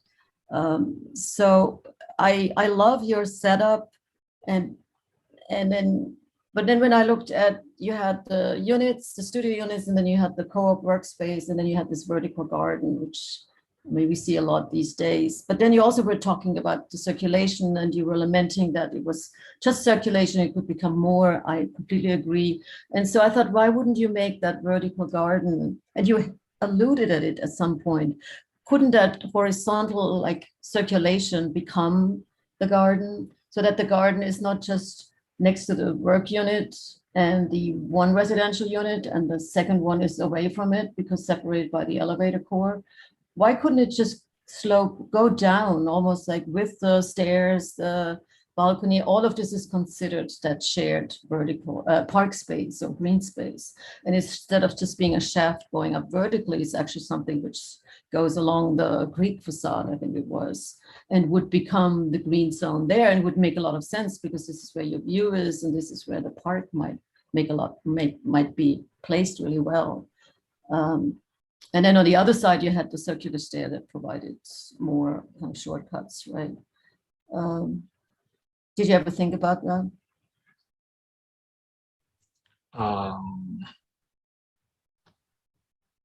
I don't know how to answer that question. Yeah, you have a lot of vertical elements. Like it's very, it's very clearly sorted out. And then it's like very diagrammatic. And so that connection of all of these moments, these elements that you pull up, and here's this program and here's this program, that might have been the green that connects, which right. And the circulation, which automatically has to connect it. And so I was just wondering. Right, because this project is about the verticality. If you took away all my stairs, basically I have 6 or 8, 9 floors stacked into one tower. So. No, I'm not taking away the stairs. This was a balcony and the shortcut stair, right? The additional stair. Or is that a required stair that is on the creek side? Is that talking about the spiral stair? No, is this stair an egress stair? Oh, sorry, I'm not annotating. Is this part of the egress stair? No, that's for the circulation. So it's a shortcut. The egress That's right. stairs are Yeah. two egress stairs are in two courts. They're inside, yeah. Yes. I mean, I would argue that maybe I'm just keep looking at that vertical garden and the circulation, and I feel like they're not, for me, the two elements, like the description of it being a vertical garden and then the sculptural nature of that staircase don't seem to sync up for me. I almost feel like that, I almost expect that element to be more vertical and more, you know, maybe more straightforward circulation and more, in a way, that part is maybe the more, should maybe be the more utilitarian part. I mean, don't get me wrong, I do like the single run staircases on this elevation, but like if I'm talking about a vertical garden, I'm talking about, you know, there's kind of certain efficiencies and kind of a certain economy. And, you know, there might even be intermediate, I don't know what your floor height, I guess it's only about 10 feet. I was wondering if there's could even be intermediate mezzanine levels put in where you could have additional planting to just kind of maximize, and this really becomes this kind of very, very productive, you know, vertical farm almost. For me, that very sculptural element of the stair, and then kind of the description that it's a vertical garden where they, you know, produce is being grown, those two are a little conflicting for me. Sorry to jump in. I usually I try to avoid it in my own reviews, but I think this is the first time I'm seeing this elevation, and like I think there's an aspect I absolutely love the simplicity of that, like the kind of like diagonal stairs running by that. I think that to me is the project, or is part of the project. My suggestion would actually be to cut this out and have it be, you know, part of the structure. There's like some structure going through. There's some vertical garden stuff, some actual green, but there's no stair in it, and the stair is just doing this along the facade. So the vertical garden doesn't have a sculptural element in it, but it's just a void with whatever vegetation you can get in there. There could be double height spaces in there too, right? Where you can leave out more and have a partial cutout, where you then, you know, that which might, you know, be both experiential and functional. It has a little bit of the Sana that housing project that is just one room. Yeah. But then you would have, where the vertical garden is in Gifu, you would have like a double height void that can be occupied. It would be scattered throughout. It wouldn't just be in one place. Yeah, right now that vertical garden is at the hinge between the two bars. And I was wondering what the significance of that was. I suppose you could make an argument for it, but I didn't hear it. And so maybe it locates itself there, but it's more integrated in ways like Martin was saying, or the ways that Irene and Uli are saying. Because I agree with the comments that have been made. I wondered if it should be submerged more into the frame of the building, or just into the building, or if it ought to be pulled out separately as a complete separate object. You have many objects in this project. You didn't, I mean, within the whole project, but you didn't talk about why that was important. And maybe it wasn't really the charge of the studio to contextualize it in that way, but it has a definite approach to its form. I mean, the form is very much, it's in lots of parts. Like, I think it's actually quite beautiful, but I wonder if there's something about that you're responding to, or if it's just how it unfolded as you designed. But I think for me, it's a part of this question about the two stairs that are quite different, and the way each part of this is handled. I just wonder about that.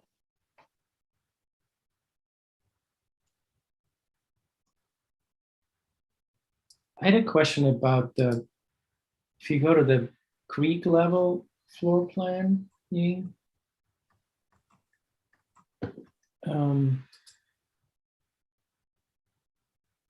So 7 is the creek walkway. I'm just like, how are you integrating your project into that path? Oh, go to. Maybe there's a perspective. There's a stair goes down from the courtyard to the creek walkway. But can you go back to the creek level? Where's your creek level plan? Yeah. Isn't that the go one? Isn't that the creek level plan there? Like, isn't this at the same level as this? Oh, the creek level is actually minus 17 feet 6 inches. So it's below that level. Oh, it's below that. So you're not showing. It's 10 feet below the. Okay, so you're not showing that. So there is continuity of this path underneath your building. Right. Okay. So your building actually the creek walkway is like connect to the stairs through this part. This is mezzanine.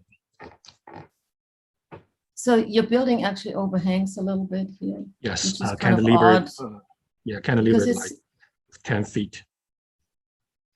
It's kind of a strange amount. I don't understand. And then it hits the creek again at the end of the building. So here it links it. And then here the bend is not where the edge of the river is. So that seems a bit awkward how this is placed there. I mean, you can shape it any way you want, right? You could also say my building does this if you wanted to. So I find that form versus the creek edge a bit strange. On the other side, it floods a lot, so the creek edge is never the same, right? It fluctuates, right? Well, it's a reinforced creek. I mean, oh, it is edge. I mean, it's kind of paved and rock, and so it's pretty solid. It isn't. So it's an established edge. It's an established edge. Yeah, I mean, I kind of like what it used to flood much more. Yeah, that's what I was gonna say. It used to flood, and now it's not supposed to flood anymore. They built a whole tunnel underneath the city. It's a big fountain, really. Yeah. Yeah, I think what Yelena is drawing there is a little bit more respectful of that creek edge. And I agree that the overlap there's and the way it relates to the edge of the building relates to this kind of, it's not hanging over and completely overlapping. Like the rule there is very, like there's no rule there in that sense. So I would, and I think it could make a really nice space if you actually cut it back, and you might actually have a double height space there. It could be a really fantastic space there when you, so maybe the building, maybe not this level, but the level above starts to hover over you so that you kind of have this really dramatic, again, still the edge could probably be a little bit manipulated there to respond better to the Greek, but that's starting to feel more comfortable. I think if you're actually cutting that lower level back and you allowing that kind of transition to happen underneath there into up the stairs into that space. I like your idea. If I understood this right, you can just walk right through this, right? There's no, I don't have to open any doors. This is all porous, right? Right. It's the ground floor is like unrestricted for public access. Yeah, I think that's great. I think that's really great. And can I go from that level then a stair down to the creek, or is it this one? Yes, through this one. So how do I enter that stair? I can step onto this. Or... the courtyard and this ring, this portion of the same elevation, have the same elevation. Oh, this is the same as that. Like, okay, so I can just walk over into the step. Right. Okay, yeah, okay. Maybe it's the way I draw this drawing. I want to like differentiate the space. This is like a garden, and this is like a wood deck, like Yokohama terminal kind of thing. I think the problem is that this texture looks like this texture. Right.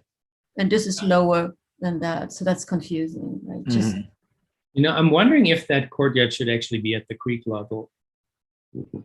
That could be cool. If that's really the transitional element that pulls you up, and this would also allow light down. I'm just kind of, one of the first renderings that you showed, I think That's where you kind of, because in the end, the plinth part of the building kind of ends up being relatively solid, right? Up and then up like that. Yeah, I think there could be a way to kind of soften that and kind of make a bigger cutout or opening to that might mediate between the group and your building a little bit better. I mean, I think overall the massing of your building is nice and the composition. I think it's all well considered. I'm a little your structural system with the steel, like if you go back to your composite deck section, like I think you're a little, like you got the steel and then you're saying it's a composite CLT and concrete deck, but then you're tying in the steel beams too. There's a lot of trades you would have to coordinate in order to make this happen. And at this point, I don't even know what the CLT slab does. It seems like because you're tying in the concrete with the beam. So the question is, is it a composite concrete steel system, or is it, or is it just a steel frame and then you have the CLT slabs on top, and then you put the decking, the composite, the topping on top of that? Like that seems to like just in terms of a construction logic. And then probably not covering up the underside of that, right? I wasn't sure what that was. Border, what do you think that is? Or is that the flange of the beam that you see in elevation? I don't know. That seemed strange because then you need fire rating on your beam. Right? Exactly. Yeah. Oh, actually, that's the 5/8 sheetrock. Yeah, it's like I think there's too much going on there. I think if you want to have, if you have the CLT, you should look at the Thought Barn project on, what is it, 5th Street, the 410 East 5th or whatever. I mean, it's an all, it was the first project in Austin that used CLT, but they used it just for a composite deck. So the entire building is a steel frame, but then the nice thing is then you can set the CLT slabs on top, right? You can have what Irina said, you can have the 40, 50, 60 foot long slabs, and you can have structural continuity across those over those supports, and then you put the topping on top for structural, for the composite action, as well as for the fire rating. And then you can expose the underside because you have fire rated, like the concrete takes care of the fireproofing up above.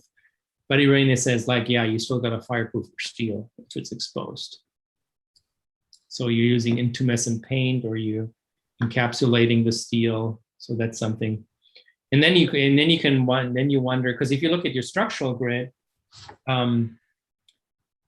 like the spans are not that dramatic. Then I'm wondering, why don't you just go to I'm obviously the wood guy, but I don't want to say you should go to an all steel, a glulam column system. And of course, the dimensions, cross sections would end up being a little bit heftier. But then, you potentially don't have to fireproof anything because the charring layer across those glue lamps takes care of that, and you can expose your glue lamp grit work and your CLT slabs on the underside, and then you have the concrete topping on the top that takes care of fire separation. I decided not to use a glue lamp mainly because I have a very narrow linear building form. It's like L shape. I feel like as I go higher, the glue lamp column becomes thicker, so eats up a lot of usable floor space. That's why I decided to use steel frame instead of a glue lamp. Well, I mean, your spans are so short. I mean, it's not a super tall building. Also, it's the other way, right? The columns get skinnier. If you shape the columns based on the loads, they get skinnier as you go up, right? They get bigger as you go down. But I think, and since you have more program up above and out, like that ground floor level, that's mostly open space anyway, right? Anyways, right? If the column's a little bit chunkier there on the ground floor, I don't think it would do away. In a way, it would give the structure maybe a little bit more presence and a little bit more rhythm. And you also don't have to go with square cross sections, right? You can do rectangular cross sections that are really skinny and deep, and which would actually maybe give you a really nice rhythm along the length of your building. Just food for thought here. I actually think Ying, I was gonna speak up for you here because I think the thinness is actually something that I feel you've had on your mind, like the whole semester. And like I think that first elevation actually that we looked at with the stair and the kind of thinness of these elements and the kind of the architectural qualities that that thinness provides you with is I think is important, the way I read your project, and should be important. So I feel, well, I agree with the assessment that there's too much going on in the slab right now. I think the steel, the CLT, and the concrete topping in the way that they come together. But I do think there's a strong argument for some composite system that has that does not put the slab on top of a beam, but that has it in the same plane. I think that's actually important, and I would sort of, if I was you, I would fight for that and try to find the perfect solution, because you want this to be thin. And like if you put a beam under a piece of CLT, it's not going to be that thin anymore, right? Like so, I think that's important. Yeah. No, but then maybe the composite system doesn't include wood, right? Maybe then it's just a steel corrugated deck gets within the depth of the beam, and then you fill it with your concrete topping. And you still need to deal with the fireproofing of the steel, whether you use intumescent paint, which obviously keep the appearance slender, right? Or you have to encapsulate it, and then you potentially lose kind of the slenderness a little bit. So I was a little bit surprised in when we looked at that floor section, and you called out hardy panels in the that floor detail that we just looked at. Yeah, was it this one? This one. Here it says, where did I see it? Hardy board. Yeah. And I thought, oh my God, really? What do you mean by hardy board? So you have big, like, how large are these sections? Because your elevation has these vertical lines. It doesn't look to me like hardy board at all. So I wasn't sure if you're serious about it, or if it's just one moment in the project. The cladding system, like I didn't make up my mind. I was thinking like Western red cedar, or those commercial use hardy board. It's not. Yeah, it's you're just using a product name wrong. It's you're using cement bonded fiberboard. Yeah. Which fiberboard. Is, okay. Swiss Pearl is another board, product. Like if you go to the W Hotel in downtown Austin, the entire plinth level is kind of clad in these large 4x8 sheets of cement bonded fiberboard, and it has integral colored, right? It's not nothing that gets like hardy board makes you think of a cement bonded fiberboard that gets painted, just like in a residential construction. Right. So it's just a terminology that you need to be careful of. All right, we're nearing the end here of our time, because we have one more project to go through. Yeah, I mean, I think, I don't know when the split happened, Martin, but I mean, I think Ying, it's and I don't know how much of these drawings you completed on your own time, but I think there's a lot of accomplishment here. I think the details maybe could, use a little bit more attention, and we've talked about that, but I think overall it's, obviously it occurs once in a while that team members split up, but I feel like it's a pretty comprehensive presentation, and I've appreciate your sensitivity. Yeah, no, I want to echo that. I didn't mean to sort of lessen the achievement by saying that. I think Ying, it was really good to see that. I think you stayed on course with your ambition of the project, and you actually sort of like started to push that forward. I think into a project that I was happy to see some of the drawings that I actually hadn't seen before. I think that elevation to me, I was actually very excited about that we talked about first. I really think there's something in that where I feel you could probably explain this entire project with that elevation, the sort of like one of the ground plans, and maybe actually kind of like a reworked detail of that floor assembly. Wait, there's one thing I have to note here, Martin, though, and it's good that you went to this drawing. If I'm looking at the topography here, I guess the green is not a good color. and here, and then I'm looking at the auditorium oriented this way over here, 90 degrees to that slope, then I'm wondering, well, you know, it seems like the auditorium would have been a lot better if you actually, I mean, you already have that natural topography drop there, right? And here you have to make it up on this side to accommodate it. And you could have had, you know, an amazing panoramic window that maybe has a curtain that gets closed if there's a presentation, but in certain circumstances, you can open it up and actually enjoy kind of that relationship there, which I would, you know, I might have reconsidered that. That section is missing, I think.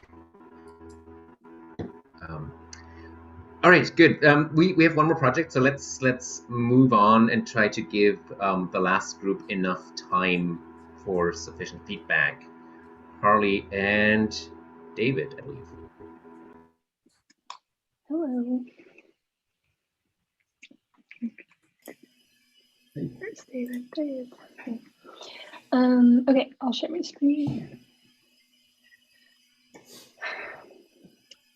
So I'm Harley. I'm David. And this is our project. We're calling it the Visual Arts Center in Austin. And when approaching this project, we were interested in addressing the small-scale urban cultural fabric of Austin and the pressures it's currently facing. Our ambition is to present an alternative to the current pattern of development in the area, which consolidates a diverse urban fabric with many constituents and stakeholders into one large-scale homogeneous megablock.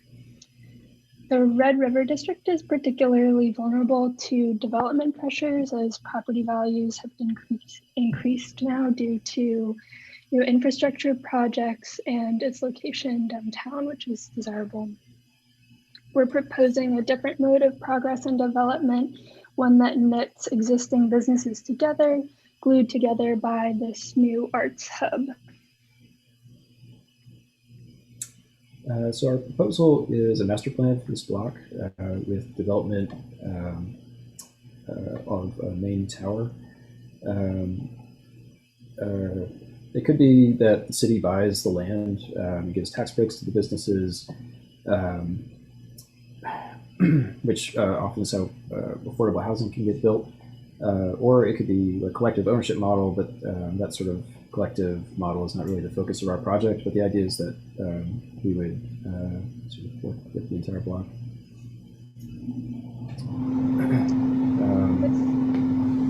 This dense urban space encourages sharing, overlap, and negotiation by the residents who live there, artists who live and work there, visitors coming to the site, and existing businesses.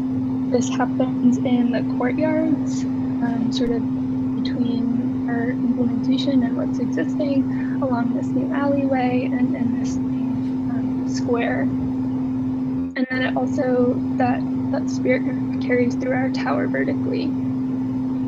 So these diagrams show different users overlapping in these spaces at different times of the week. You can see how different establishments get kind of jurisdiction of a space, or how events can happen simultaneously.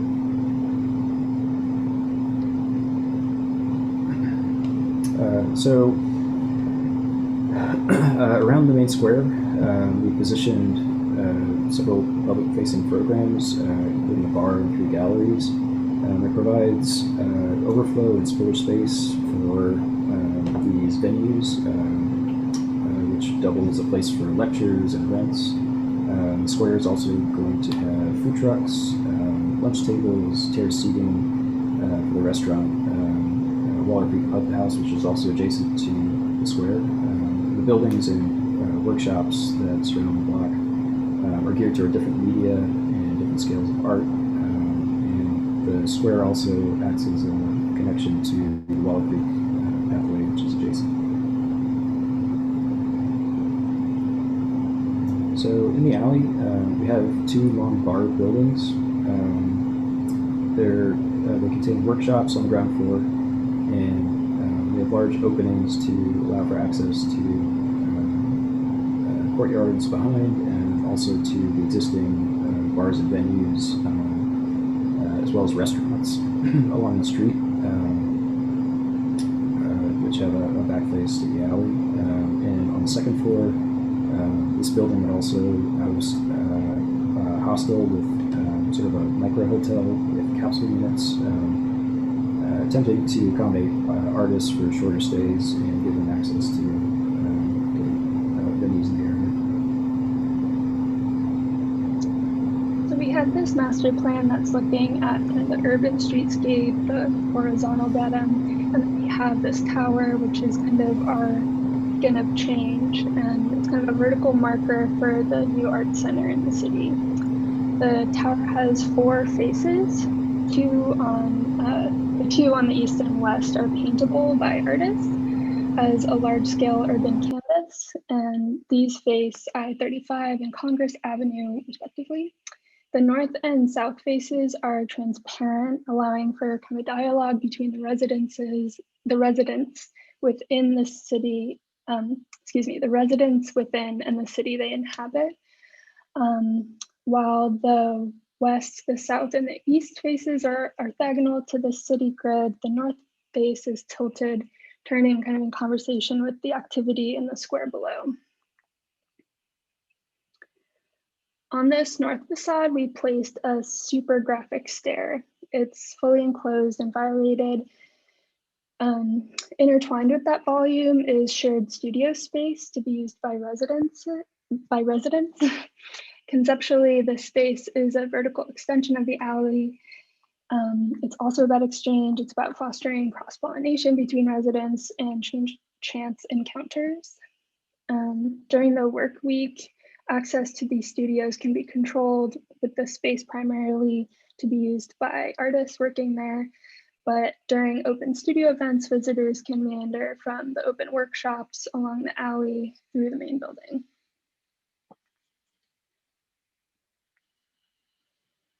So entering the building, the first floor is a gallery and reception space with administrative office and event storage, which could also open up to be more gallery space. You can continue up to the second floor, which has more flex gallery space and classrooms, with a mezzanine overlooking the gallery space below. And then the third floor is where the tower starts. It's a collective floor for all the residences with a shared kitchen, living space, and a large outdoor terrace for communal dinners or large-scale art production. So as you continue up the stairs to the residential levels, you have access to studio spaces, and the studio zone is meant to be kind of this mushy and quirky space, and all the space is going to be connected auditorially and visually, so you can look down between the studios. And that's really to create this environment conducive to collective and collaborative studio life. So the studios are shared by residents with direct access to their rented apartments, which are very simple, straightforward. And so the unit is one large space. It comes with individual terraces or large windows that open to the south. Here you can see how the studio space can be kind of claimed or shared in different ways, and kind of support different types of relationships between residents or different media. So while renting an apartment provides an individual space, studio space, again, has to be negotiated, which is kind of consistent with what's happening at the urban scale. So this diagram, it shows our egress from the units, and so we used our sort of large figural stair as egress and connection between the studios. Each of these would be fire rated, and as you can see from the diagram, they have efficient access from the entirety of the floorplate. And then we kind of used these egress stairs structurally. So The pretty much the whole building is made of CLT panels. The core and exterior walls. The cores are fire rated, so they have at least 5-layer CLT with gypsum on each side to achieve a 2-hour rating. And so the floor CLT panels span from this like efficient core in the back to the outside walls, and then on this north facade, the stair itself kind of acts like almost like a beam, and the CLT panels can span between that and the exterior wall. So on the next slide, you see how the vertical loads are transferred down through the structure. There are bearing walls that support the stair, as well as the exterior to allow for the floor plate to span between the core and the exterior wall. The complex sectional and social performance is visible to the public through a transparent facade on the north and the south, and they show a physical and social relationship to the city, while the east and the west facades are kind of opaque and more abstract, and they're about communicating ideas. The mesh on the north and south facades is attached to a steel frame that's attached to the CLT structure.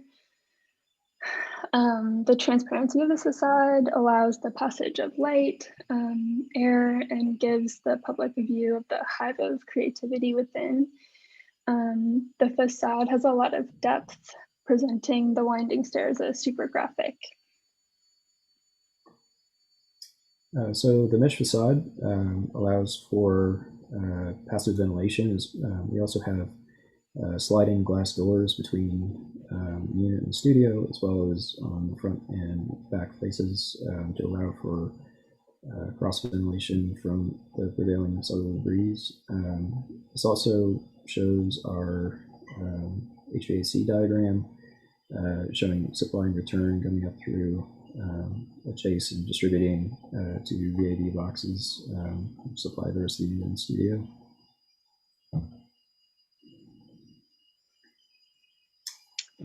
So yeah, this shows the distribution through the units with the drop down above the kitchen, which allows for space for each of the ducts, as well as the VAD boxes and for exhaust ventilation. And zooming into the east and west facade, which are opaque and paintable, the facade is sheathed in corrugated metal, and then there's this extra layer with like a flat metal panel that's paintable, and then there's a system of perforated screens that fold over the operable windows in the wall. And this creates an uninterrupted painting surface visible to the outside. While the facade is opaque and paintable, even this is an active negotiation because users have the ability to operate the screen and windows to allow for their own views and ventilation, which must balance with the reading of the production of the reading of the work on the wall. Yeah, so the turn to the facade is a turn to the city, and this sort of project as an urban project and fostering creativity and interaction between artists and public.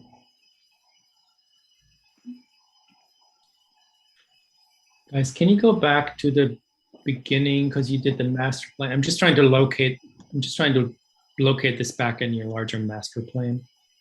Oh yeah, of course. Because you kind of talked it. I wasn't sure when you started looking at the master plan, which part, like where's your building? Oh, sorry. Yeah, it's this right here. Okay. This main building. And then you've got the two. I guess you didn't develop those two corridors any further, or are they part of your?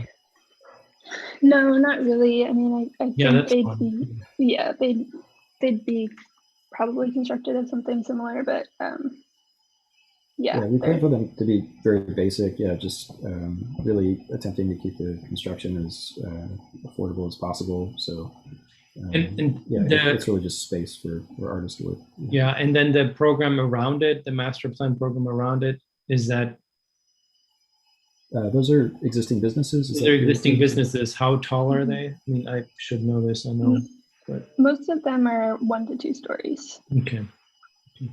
Yeah, so they're low, and so yeah, these buildings, these longer buildings are low to kind of match that. Yeah, what I'm missing is, what I'm missing is you kind of giving us these teaser images of perspectives, but what I'm missing is kind of a larger perspectives or axonometric that shows me how the building is kind of embedded in that master plan and in the city. So that's why I'm asking all those questions. Yeah, I definitely would like to see your whatever you propose is new as a drawing, so I could see what belongs together. Like, do you have an idea that it's all different, or is there homogeneity amongst all parts? In a competition, sometimes you get to do everything, or sometimes other architects come in and do bits and pieces, but under the guidance of the architect who won the competition and sets the parameters. And setting the parameters still is a drawing which would give the intention. So I think that would be great to understand how much do you pixelate it so that you don't even know that this was one architect, so it emerges with the rest, or do you really want to be want it to be seen as a larger element, which either way, but I think it's important to do that. Yeah, we definitely talked about that. I think we were imagining that it would all kind of read as one kind of implementation, certainly with just like the facade system kind of running along this building, certainly around this main courtyard. But whenever you say we were imagining, yeah, draw it, right? Yeah. I don't know what you imagine. I'm not in your head. Yeah. So that's a classic answer. Yeah, I hear that a lot. I was imagining. Yeah. Yeah. I think it's a very community-minded project, very kind of values the context and what is there and tries to connect the pieces, and also tries to also not to kind of cater to what's there. You're not radical, really. You're just trying to be in the spirit and be kind of democratic. They can paint the wall, they can open the window, they can close the window. So for me, it's almost too much of this, they can paint the wall, but then they can also put windows in there, but then maybe they have to negotiate with what the painting is. So just in reality, I have a hard time imagining how that would work in a community of people to agree on things like this. But I love the end result. There is this wall. I mean, of course, it depends on the painting probably that's on that wall. In some cases, I probably wouldn't appreciate it so much. So I don't know how much freedom there is and how much you really determine what's there. The fact that the painting is pixelated by people just opening their windows and suddenly part of the painting is gone is intriguing to me. That I see the way you drew it. That drawing is beautiful. Or maybe the panel fell off, I don't know. Or maybe somebody paints something else on that panel, and over time this painting gets erased or gets modified, I don't know. What I did not understand was why there were so many punch openings in that tower, whereas you would have the opportunity to do, if you wanted to, all floor-to-ceiling glass, if you wanted to. So, and then when I saw the renderings, they kind of scared me. They were so dark and dingy, and they did not communicate that spirit of the drawings, your line drawings and plan drawings at all. So I think you have to do something about your rendering skills, or just not do them, do other kinds of drawings. It's almost like you farmed them out and they were shipped back to you last night and you couldn't do anything about it anymore. And that's just what they were. They were not connected with what you were saying for me. So. I mean, I agree with that about the interior perspective. I would probably pull that one and redo that drawing for sure. What I appreciate about the project overall, one of the things is that it seems to have a kind of modesty to it. On one hand, it's modest in size and scale, how it intervenes or interjects itself into this site. So there's a modesty on one hand, but on the other hand, there's an ambition that I think is evident in the things like the stair, that the hefty, robust stair on the inside, where the studios are connected to that stair. So I think we could debate whether or not that works, like from the point of view of the artist. Do they want it to be completely open, or do they want to be forced to be interacting with the other artists at all times when they're in their studio space? But I think it's a pretty clear idea. And I like the robustness of that. It reminds me of artist residencies, where there's this question of when are the artists together and when are they apart. So I know they have their separate units here. The living units are separated, but in a lot of residencies that I'm aware of, they retreat to their studio and then they eat together and they talk in the evening together, so the social time where they share is away from the studio. Not that it has to be that way, but I think your project does provoke that question, and I think it's a really good one. To me, it does feel like a place that I could imagine artists going to and being there in some way or another. It just has a sense that I could imagine. And I think that's why that perspective is so jarring, because to me, it does not at all look like a place that I could imagine someone retreating to do their work. The last image, though, is, to me, I think it's really, I don't know if it would really look like that, but I do like the last image. It has, to me, again, it holds a sort of simplicity on one hand, and on the other hand, this idea that it has this quality, this almost phenomenological qualities to it, whether it's painting or although I do agree with Irene about the logistics of pulling the narrative off, I think are pretty tough. But I do like the ambition, or the way that you're imagining, you said, imagining the project could go. And then one thing that I'm also missing here in this perspective, like your monumental stair that you're talking about, we always only ever see it in kind of a diagram form and not actually what its physical manifestation is. And even in this drawing where you're telling us that facade, north facade, is transparent, right? There's a screen, right? And then the stair would be behind that. Is that correct? Right. Yeah. Understanding that correctly. So you're not kind of giving it away there. Yeah. Yeah, I want to see more of that. I think you just need to do a bunch of exterior renderings that really kind of document what you're talking about and kind of are in keeping with the real thorough plans and sections that you've developed, right? You've figured all these things out, but I feel like from the outside and the inside, you're just kind of giving us a notion of what it is. And I think you have more information there that I feel like it's just not coming through right now. Could you go to the floor, just like a regular unit floor plan?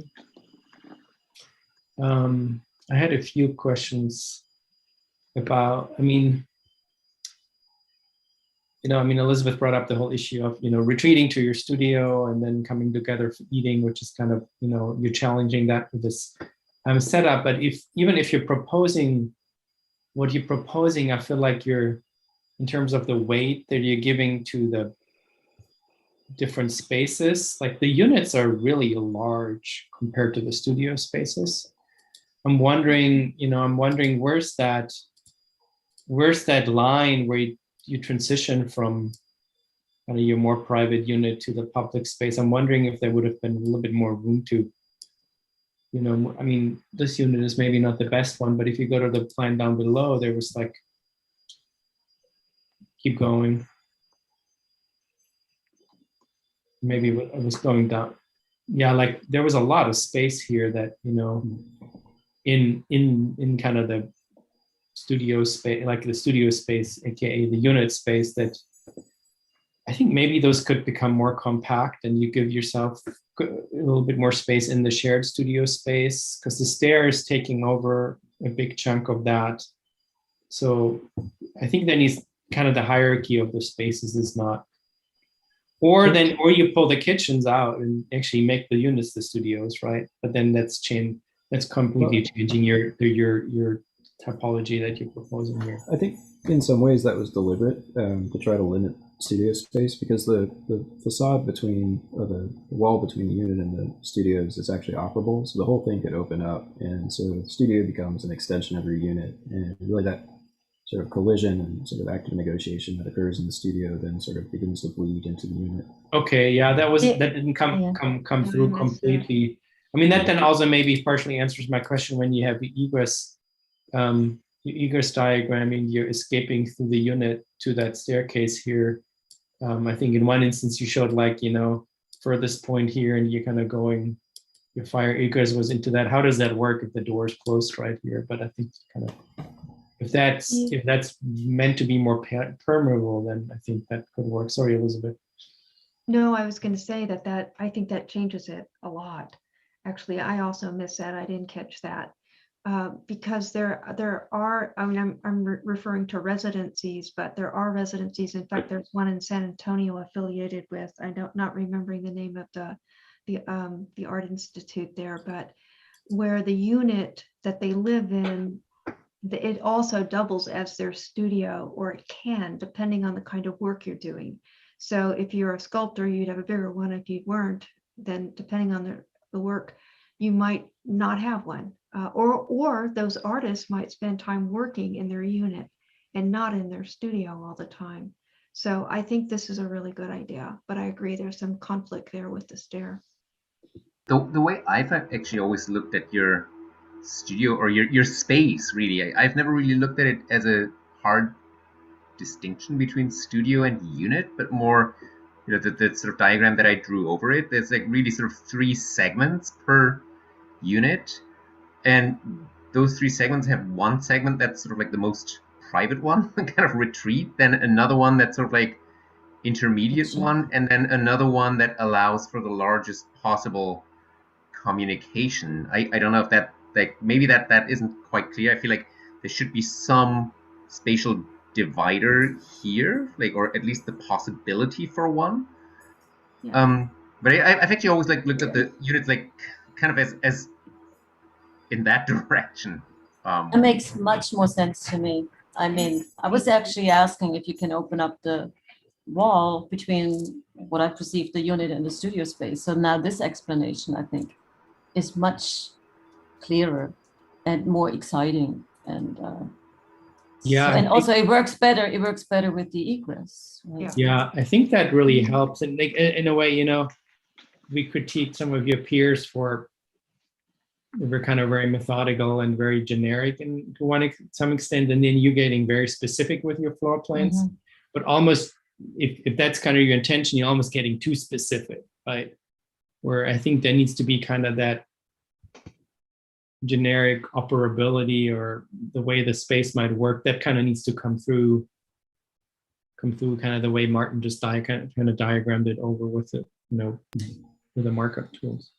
I think you could actually draw the building just with the fixed installations, like the wet zones, what needs to be there. Everything else that doesn't need to be there, no beds, no chairs, no tables, whatever. And then this is like often when you move into an apartment in an old building, in a historic building, that's what's so great. They are not predetermined, the rooms. There's no room that says kitchen, and there's, of course, you won't have one. There's no room that says bedroom with the 2 receptacles, you know, between the twin bed or whatever it is. So that generic, that what Uli is talking about, being generic, would actually be great in this project. A bit more generic. And then there might be one drawing that says it could be like that, but it's only the one, and the rest is drawn as the the way how it's constructed. And then when people move in, it takes on different appearances or different forms. I think that would be great. And that would also argue that you actually have a galley kitchen in there and not an island. So you're really consolidating everything in that core here, right? And then whatever that, this is maybe just a big table if you want to have one there.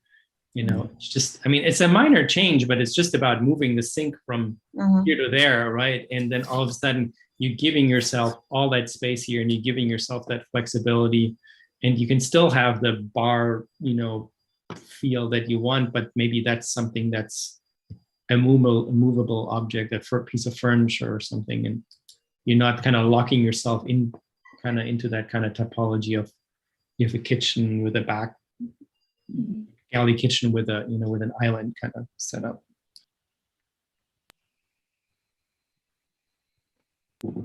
I had a question about that. So the facade that's paintable, if you kind of go back to that, you were saying it's corrugated panels. Like, are the corrugated panels in the, I shouldn't use green here, but is this where the corrugated metal is here? Right, yeah, that's where the So corrugated that's your waterproofing, and then you've got another layer here. These are panels. I mean, I could see that. I'm kind of looking at this facade over here. Maybe,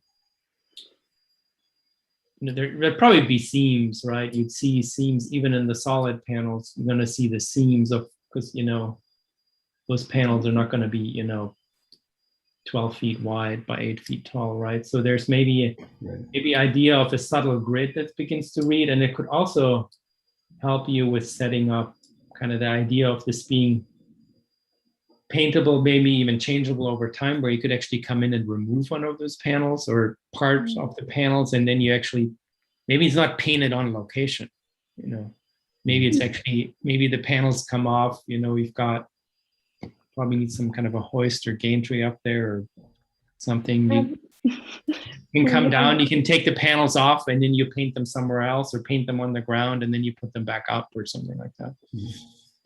I'm confused now. Is it the perforated panel, the one on the outside that's painted, or is it the inner panel that's painted?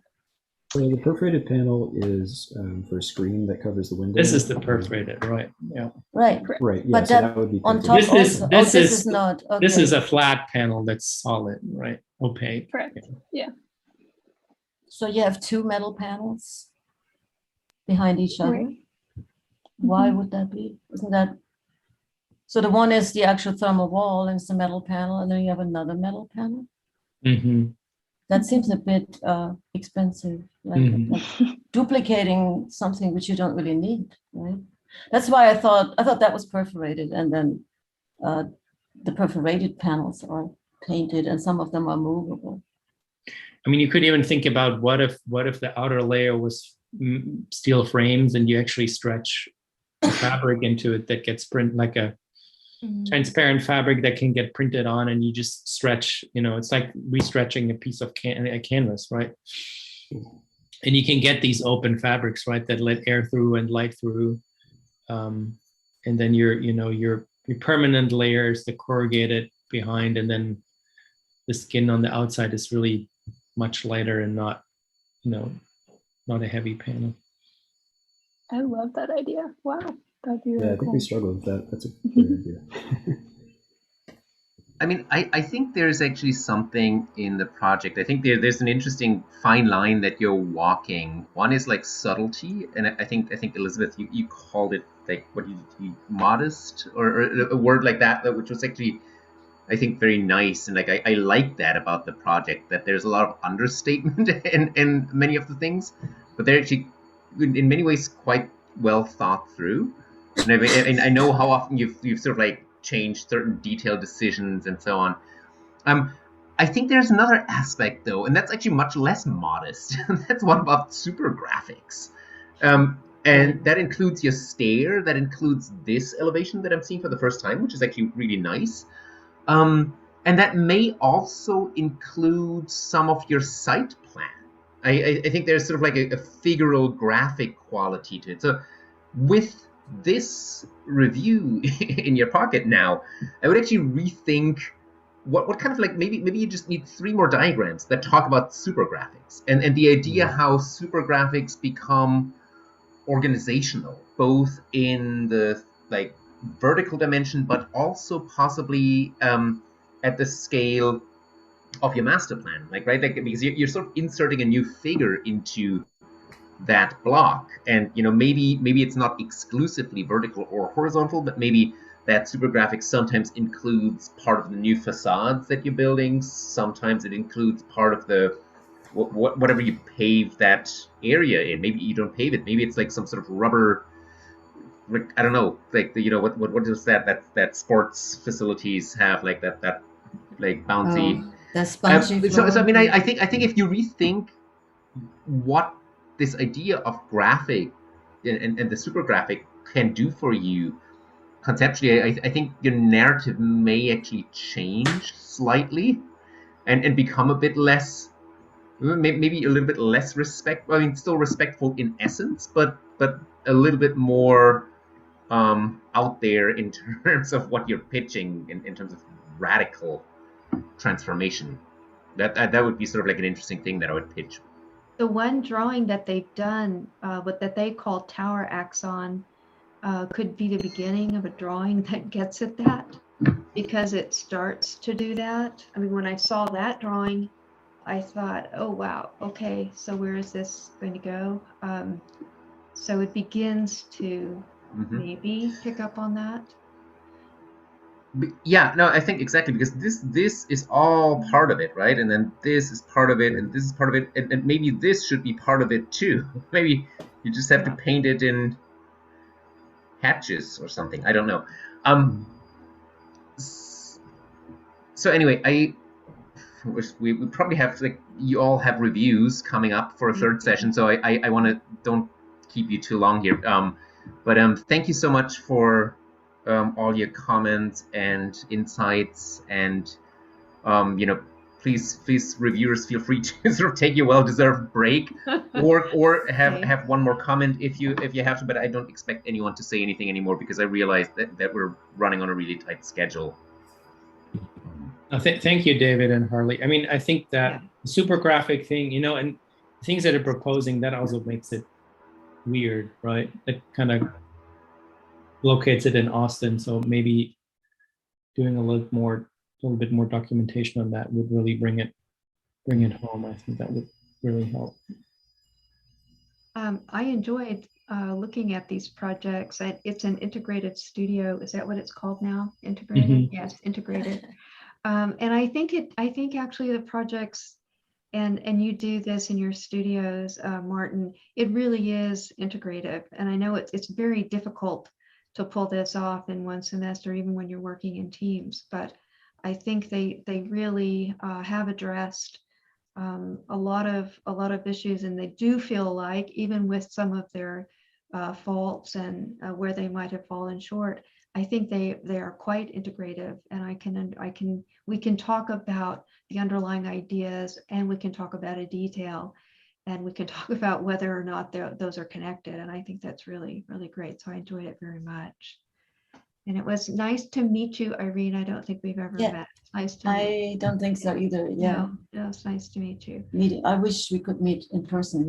Yeah. Yes, me too. Next time. Me too. Yes. Me too. I mean, I have to say the same. Integrated Studio, I have a lot of respect for the students that manage to get through it, because some don't.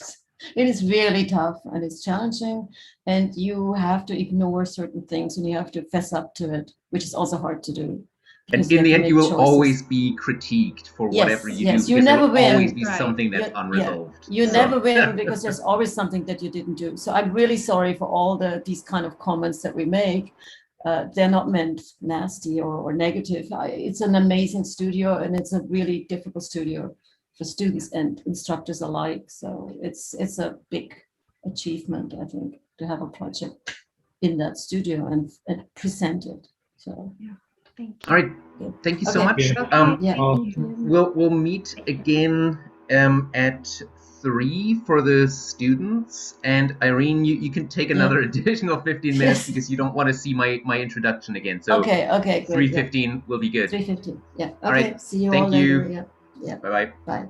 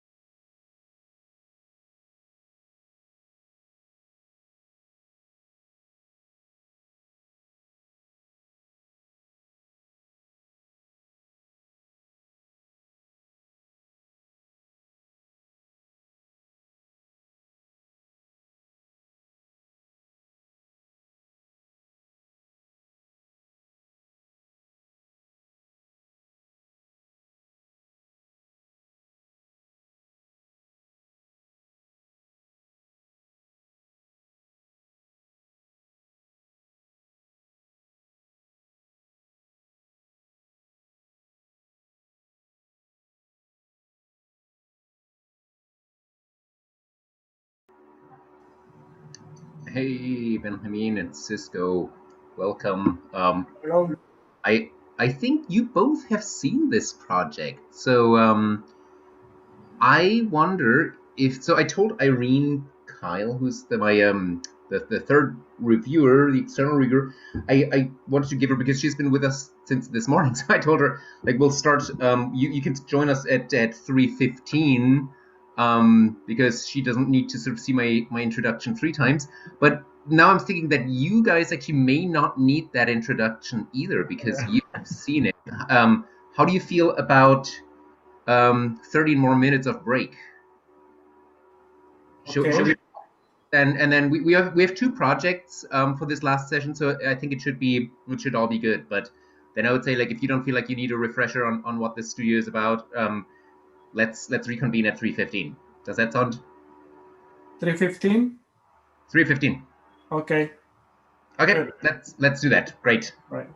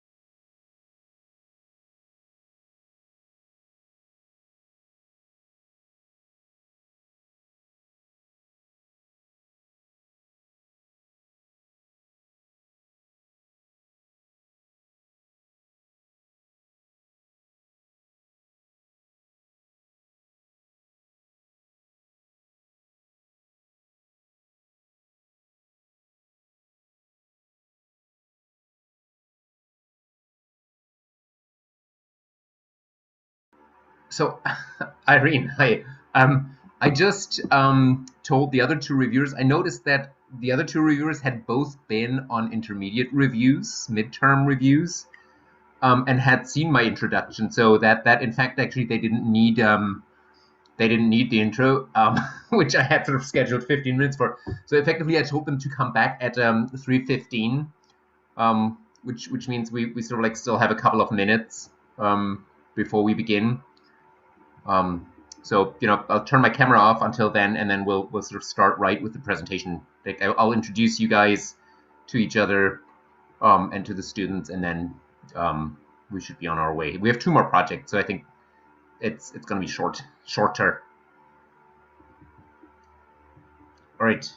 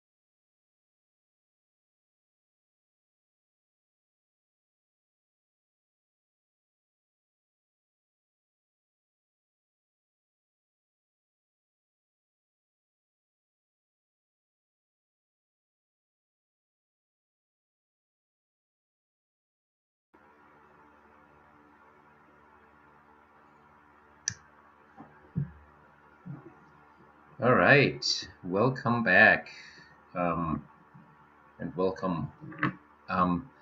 So again, this is the last session. We have 2 projects to review. Now, of course, we're going to wait for Benjamin to join us. I don't have to give a long introduction. Everybody knows the project, as I just noticed, because really the reviewers shouldn't need a big introduction, therefore, either. So Irene is joining us again for the last session. Thank you so much for sort of doing this for the whole day. Oh, I enjoy it. I'm glad it's not my studio because I have my presentations tomorrow, so I'm already in panic. But this is relaxing because it's not my studio, and I can enjoy what I see. So good. Well, the nice thing is if it's your studio, at least I don't have to say more things about the projects, which is always sort of like the nice thing in your own review. On the other hand, there are all other kinds of stress factors. So joining us for the last session is Irene, of course, again, and then Cisco Gomez, Associate Dean and veteran of many comprehensive studios and integrative studios, and Benjamin Ibarra, who you all know, who teaches this studio this semester, the second section of this studio. So no more big introductions needed. That said, I would say let's cut right to it. I'll still set a timer for 35 minutes for both projects, so maybe we will be able to end just a bit earlier than the scheduled time. All right, Chris and Lisa, you're on. Hi, I'm Lisa. I'm Chris. And this is our 6th Street Tower project. Our site is located on the corner of 6th Street and Red River. Both streets are iconic in Austin's urban context, with 6th Street being a historic district filled with bars and performance venues, and Red River, a street filled with cultural buildings and concert venues. The building adjacent to our site is included in the 6th Street Historic District, which is listed on the National Register of Historic Places, and therefore we assume will always be a 2-story building. Our site is quite narrow at around 45 feet wide and 140 feet long. So looking at our building in Axon, we were inspired by the active nature of our site. We were interested in exploring the idea of a wall on a monolithic scale that runs the length of our site. The wall will act as a billboard, being a graphic representation of the inner workings of the project, and will present itself to Red River Street and the city. To do this, we created a sculptural circulation system on the interior of the wall that is covered by a semi-transparent facade system. So this wall that we created serves as the driver of our project and the housing for all of our circulation. Within the wall are 2 fire stairs, a more experiential stair, and a large elevator. We have a dual stair system working here with a fire stair that's stretched out through the wall, and it serves as the base for a secondary open stair above. And towards the back of the project, there's an elevator and another fire stair. The project is largely organized from public to private, bottom to top. On the public ground floor, we have a bookstore and cafe. Moving upward, we pass through a theater space, classrooms, and a gallery, ending with private residences and shared communal spaces. The structure of our project is composed of 2 parts. The concrete core, seen here. The concrete cores are cantilevered along a concrete wall to give a sculptural appearance to the circulation system. And then this wall system is then supported on the backside by steel framing and concrete slab. The facade is then supported by another steel frame system connected to the wall. And then our climate and systems we utilize our wall as a main distribution point for our climate control and other systems. The standard core in the back is then utilized primarily for vertical distribution. So here we have the south and east elevation. In the south elevation, we took care to recognize the human scale of 6th Street and the existing historic building next door by addressing sort of the existing detail and roof lines of the street on our facade system. On the east facade, the stair reveals itself beneath the facade system at the ground level of the project and then hides itself within the wall again, starting at the theater level. And we chose channel glass for the majority of our facade material to create sort of like a moderate level of transparency and to maximize ambient light entering into our very densely packed project. The north facade faces the alley and the west facade faces the city center. This facade reveals the gallery that sits above historic 6th Street. And then also the housing at the top of our project looks out towards the city center. The ground floor is the most public part of our project. Moving from south to north, we have a mini bookstore that's tucked into the poche of our wall on the right, then some public restrooms and a cafe with indoor-outdoor seating.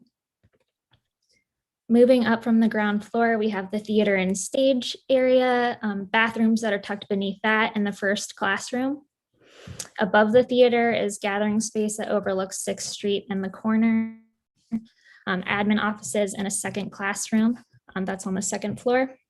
The third floor gallery is perhaps the most open part of our project, fully revealing our wall and circulation system for the first time and exposing itself to both Red River Street and downtown through a lot of glazing.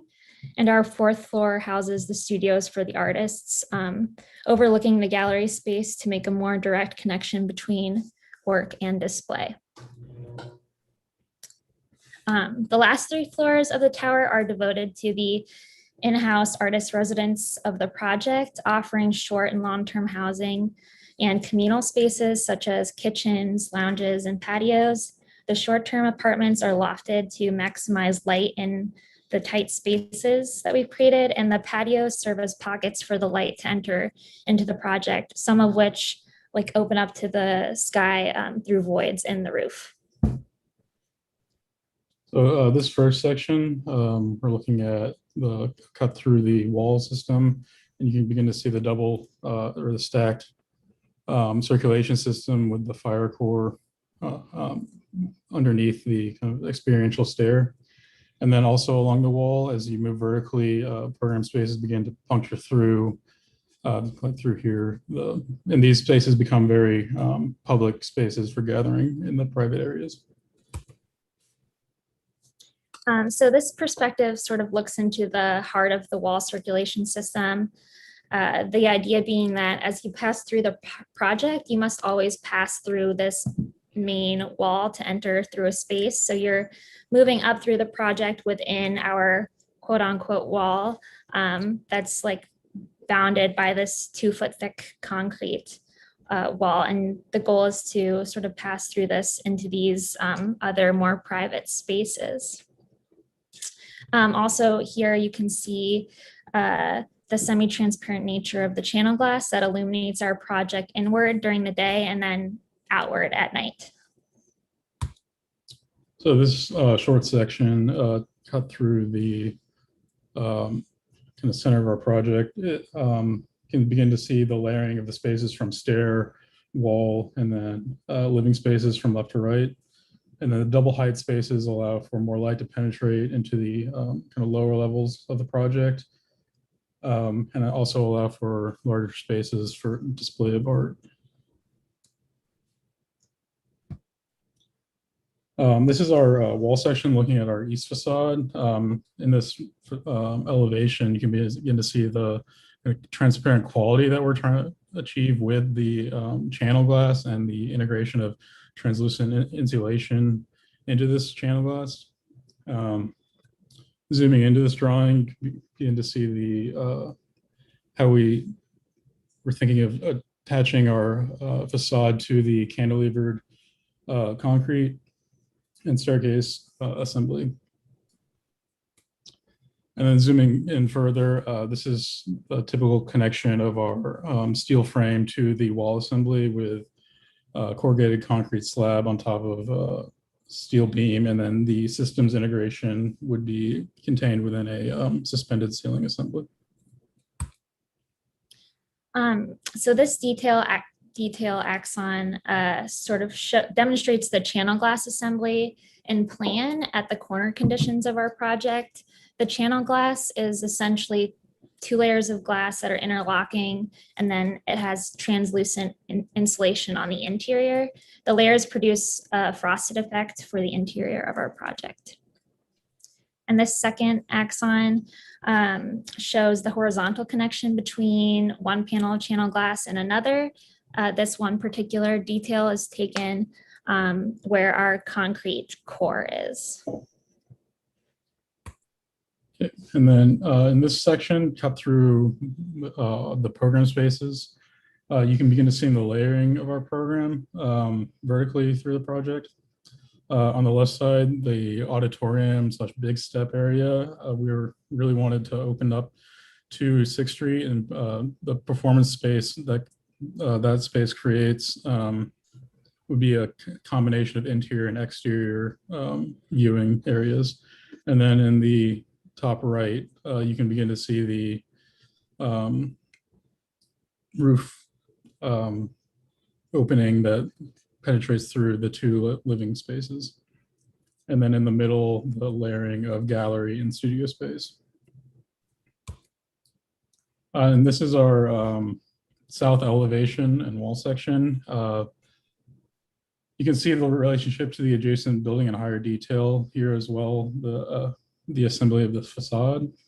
Also visible is the slight transparency created by this channel glass and the visibility of activities occurring beyond it. Zooming into this drawing, the assembly of the roof and living spaces can be seen, and the kind of large window that spans across the two living spaces. And then here would be a typical detail for the construction of our roof assembly. And then moving down to the gallery space up here and auditorium. The facade of the auditorium is operable to create this connection of the performance space to 6th Street. And then here would be a typical detail for our porch assembly with the space underneath as well. And then this would be our final image looking again at our south facade. Thanks. Okay, I have a thank you guys. question. Yeah. Yes. I have a question to understand. There was one section where there was a topography change. It was like on the 3rd level. I was outside again. I didn't quite get that. This one here, yeah. So this this is a building. Oh, okay. Yeah. Street here, and this would be the. Yeah, it's a building. Okay. Yeah, I understand. Okay. Because it almost looked as if you could walk out on it, but you can't. No. Can you explain a little bit more? In slide number 4, you have this diagram where the vertical circulation. So it looks like you have 2 circulations going on there, right? Yes. And can you explain a little bit more why and why and how that works? So the pink line would be on top of this concrete core system. So we recognize that we need 2 protected fire stairs for egress. So, and we didn't want to only rely on those 2 protected fire stairs for our main circulation, when we wanted something more experiential throughout the project. Mm-hmm. So we added this secondary layer of stair that is on top of this core that is basically extended across a wall. So you can use the pink one if you want all the time, and never have to use the blue one for getting to any spaces within the building. Is that correct? Right. So I have access to the building here as well as I have it here. Is that how it works? Yeah, not in that particular location, but essentially. So you can always reach 2 fire stair exits and the experiential stair on each floor. So you must have looked at the new school in New York, the SOM project, did you? No. Oh, you didn't? No. I think it's called the new school, SOM. And they have exactly that. They have a fire stair and a stair on top of it. But it comes out of, it's wild. It comes out of the facade. And then I think it's like a housing on the top, and on the bottom is it's a school.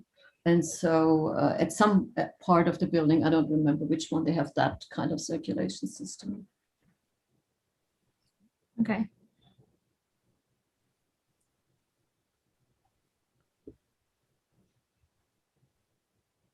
But the question is it Benjamin? Yeah. It's kind of a good one, because why would I even use the fire stair? So it seems a bit superfluous, is that a word? Extraneous, because you build 2 stairs, although you get the top it's almost a given because it's on top of the other one. So if I have this beautiful open one, why would I even go into the fire stair, and hopefully there will never ever be a fire. And so we always hope that these are really just like very rarely needed. So then the question is it really worth it? I mean, I appreciate it as an exercise. And if I'm a student, it's like, you know, scissor stairs or weird stairs that you just do it. You have to in order to play it through. But then looking back at it, is it useful, or what did it help, or did it add anything to the project? Any new experience, or is it just one of these mysterious tunnels in the building that hardly anyone even knows about? Yeah, it's sort of secretly hidden within the wall. I think you could pass through the entire project without knowing that it's there, but I think it's just kind of intriguing. Yeah, we knew that we knew that we had to have 2 fire stairs, but we didn't want 2 cores taking up our building because we wanted this experiential stair. So we sort of snuck it beneath the experiential stair to like hide it, kind of, in a way. So, but you know, there are other tricks that you can do. You can have a hold open device. You could have a fire curtain. You could have like walls that come down when there's a fire. So you could use a so-called fire stair, egress stair. It doesn't have to be a nasty stair, and you could make it that it also serves as a fire stair, but normally it's open. So, sorry. Go ahead. Could you go to the plan? Sorry, my camera was off. Go to the plan where you show your open stair next to the auditorium. Yeah. That there is sort of a moment there where I feel like you're tripling up stairs. You're tripling me up. And I feel that's sort of a chance in my mind to have that stair. So your fire stair is, it's in here and you go on, and then this wall right now, like I wonder, like couldn't this stair, or let's say, couldn't that be transformed into something that becomes spatial? So really, if you go back to your diagram now, this one. So that really kind of like, okay, the blue one has to be encased, but then this guy here, and I should actually kind of use a similar color, comes out every now and then and grabs space and kind of like makes that something that really becomes effective for the entire project as these little moments. And of course, I'm thinking of this right now, which is at the end of the semester, and I never thought of it before, but that's just in the nature of the game. No, but I remember, Martin, that that conversation came up in Did we have that? Okay, thank you. First review we had, and because there was this duplicity of circulation at in that situation and at that moment, and if I remember correct, it was either me or Michael who pointed that out. But yeah, I mean, I think it's a great, definitely an interesting project. The glass channel is a very good choice for, I think, what you guys want to achieve. It will be very interesting if in this summer you guys can manage to get a render of that, glowing situation, because the solid element moving behind that glass channel, I think, is going to be that lantern with that sculptural feature that you guys are trying to achieve there. I think will be very telling of what is it that you guys are trying to do, even if you guys just see the silhouette, right? What is happening behind with that concrete.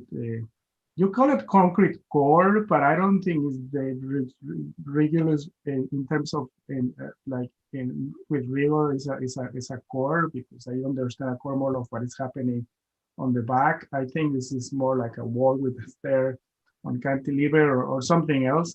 But anyway, I think that will be very beneficial for you guys' project and portfolio, because it's a core part of your project. And I remember that, at that time, it was at the end of the semester, we questioned the position of that stair, right? And especially because it's towards the street, and also the fact that you guys have all these housing units towards, against the property line, which in some, if there is another permit on 6th Street to build a building as tall as yours, will block all the windows that you have for your housing or your rooms units, right?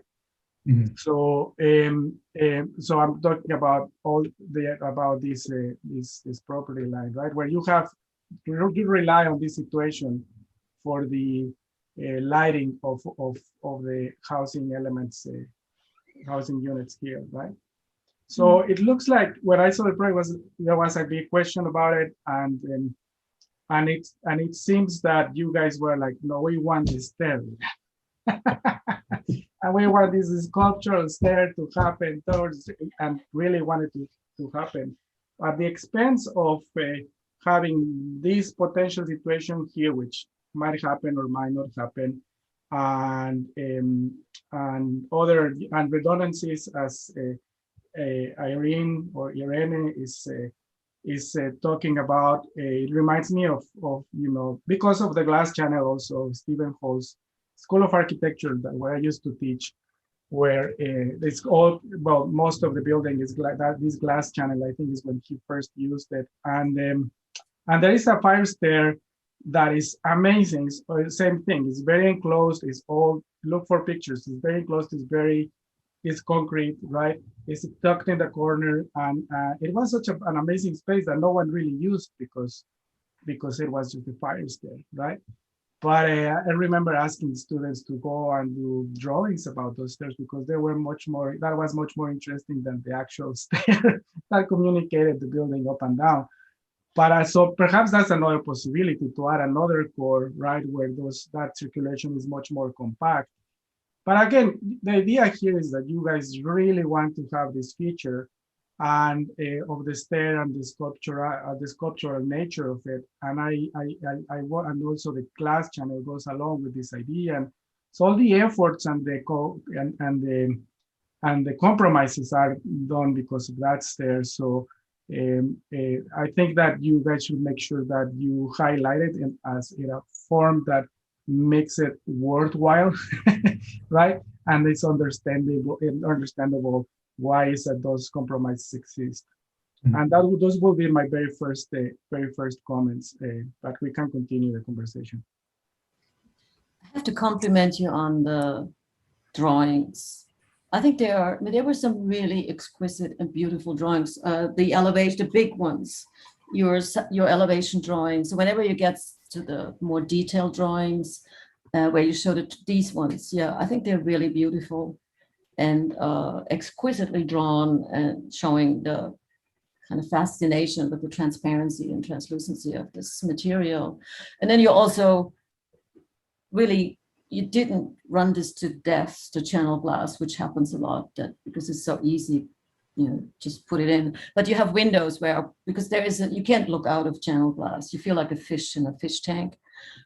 So where you need light, you introduce these large windows, and your details are perfect. So the project is very competent, I think, the way how it's drawn, the details, minimum amount of, it's mainly technical drawings. You have very few kind of diagrams, just enough to explain the project. The perspectives are kind of missing, right? You really would like to see now the experiential drawings. What does it feel like? I hate to say that. How does it look in a distorted view, or in a more realistic view, and not a technical view? So I think that is definitely missing. And then, of course, you would want to see the night view and the day view, because these buildings change completely depending if it's lit and light comes through. And then again, it has different kinds of transparencies. I love your rigor when it comes to the layout. You're very economical with space. There's not an inch to spare of circulation space, unless you take that second stair as extra.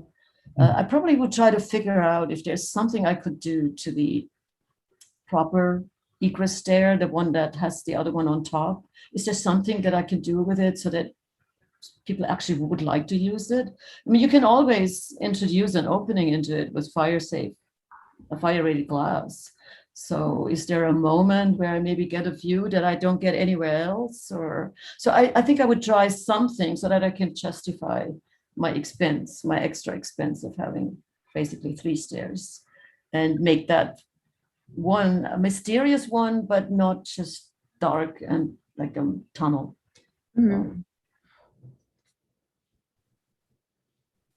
Yeah, I mean, I agree with so much of what has been said. For me, I'm fascinated by the project. For me, the most interesting thing is this very clear division along the line between the concrete and the steel. One part's concrete, one part's steel, one part is circulation, one part is occupiable spaces. That is in contrast to the skin strategy, which is really this sleeve, this mix of transparent and translucent glass that actually disguises, that diminishes the differences between those two from the outside. I'm sure you would be able to perceive it to some degree, but I think where it would be tremendously apparent is when you're inside the building. And I'm interested in that condition. You didn't really talk about it, but it's not an obvious approach to have kind of these two different strategies, but I think it's a very interesting one. And I'd love to have that conversation about how you came to that and why that is meaningful, and how it provides kind of a difficulty of understanding exactly what the building is, or a contrast between those who occupy the building and those who just walk by it to work every day. When you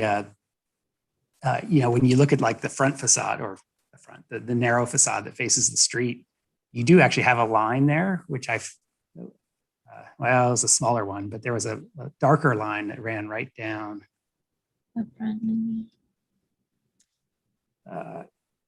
Right here, that line there. I'm surprised that line is darker than the others, because it seems in contrast to that strategy of this sleeve that kind of encompasses this doubly natured interior condition. So I would encourage you to erase that on the outside and only let the ghosting of what's inside the outside make that difference apparent. I think the points that were just made about the experiential drawings and the kind of phenomenology of that condition are super important, because when you get down to this level of detail, you're showing me these wall sections. I'm thinking about the distance between that channel glass and what's behind it make a big difference. Like in many places it's quite close, and I think you might benefit from a little more distance between what's solid and where the glass is. But even in the parapet condition, you have rigid insulation, I'm assuming, on top of the concrete everywhere. I think you showed it somewhere. To insulate the interiors, but when you get to the parapet, the insulation is on the backside. So all of a sudden there's a, whatever it is, 4-inch difference in depth between the parapet condition and the surface, the solid surface behind the glass on the floor below, which I think you wouldn't want. I think you would want to not emphasize that horizontal line. So I think it's a really interesting set of issues that you're exploring. The question about, and Hameen is actually absolutely right about putting all that circulation on the broad side that faces the street, which traditionally in urban buildings is the side that has access to light and air, right?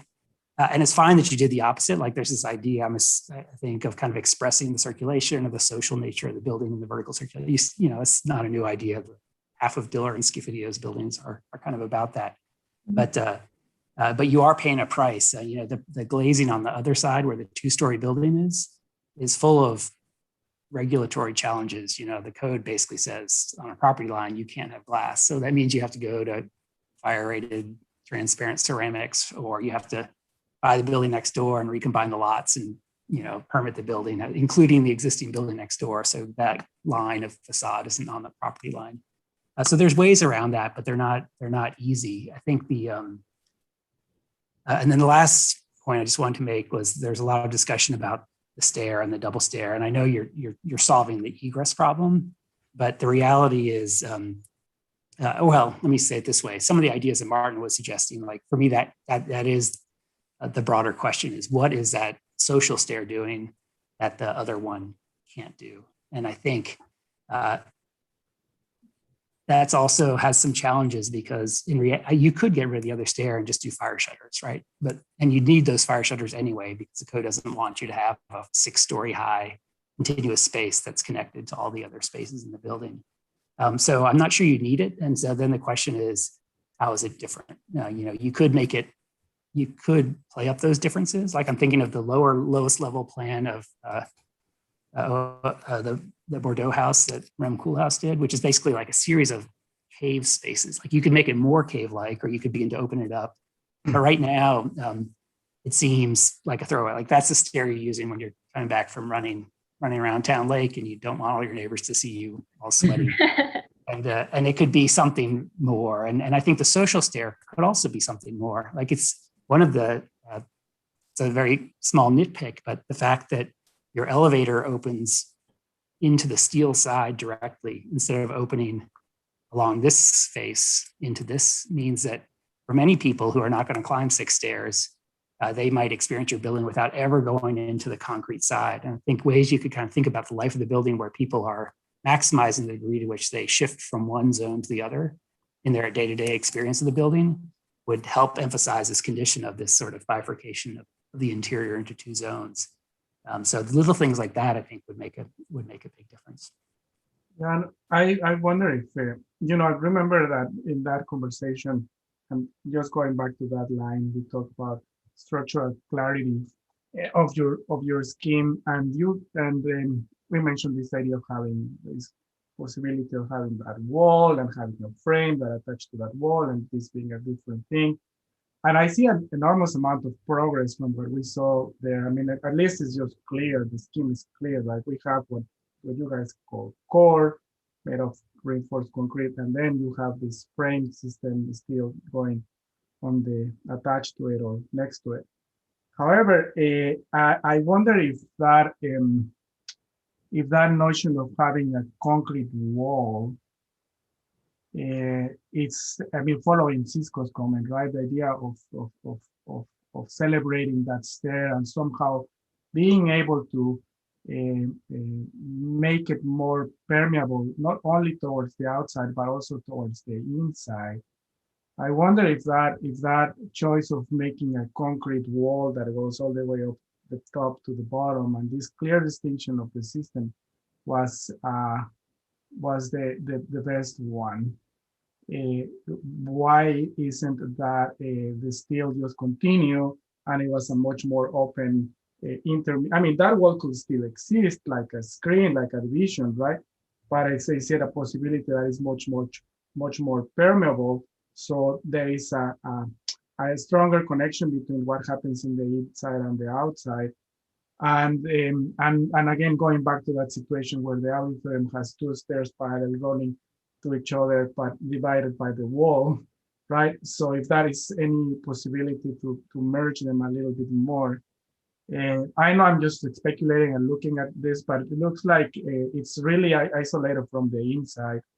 And although clarify the structural strategy substantially, I wonder if further development of this project will not investigate on other possibilities for that vertical wall. It's still the same structural, strategy. I think that's the correct one, but looking at ways in which this is much more permeable, or openings within that wall where that also, that's why that light study I think is very important, because if you have those openings light up, and you see them moving through that wall, perhaps that sense of the sculpturality or sculptural nature of that wall will perform differently.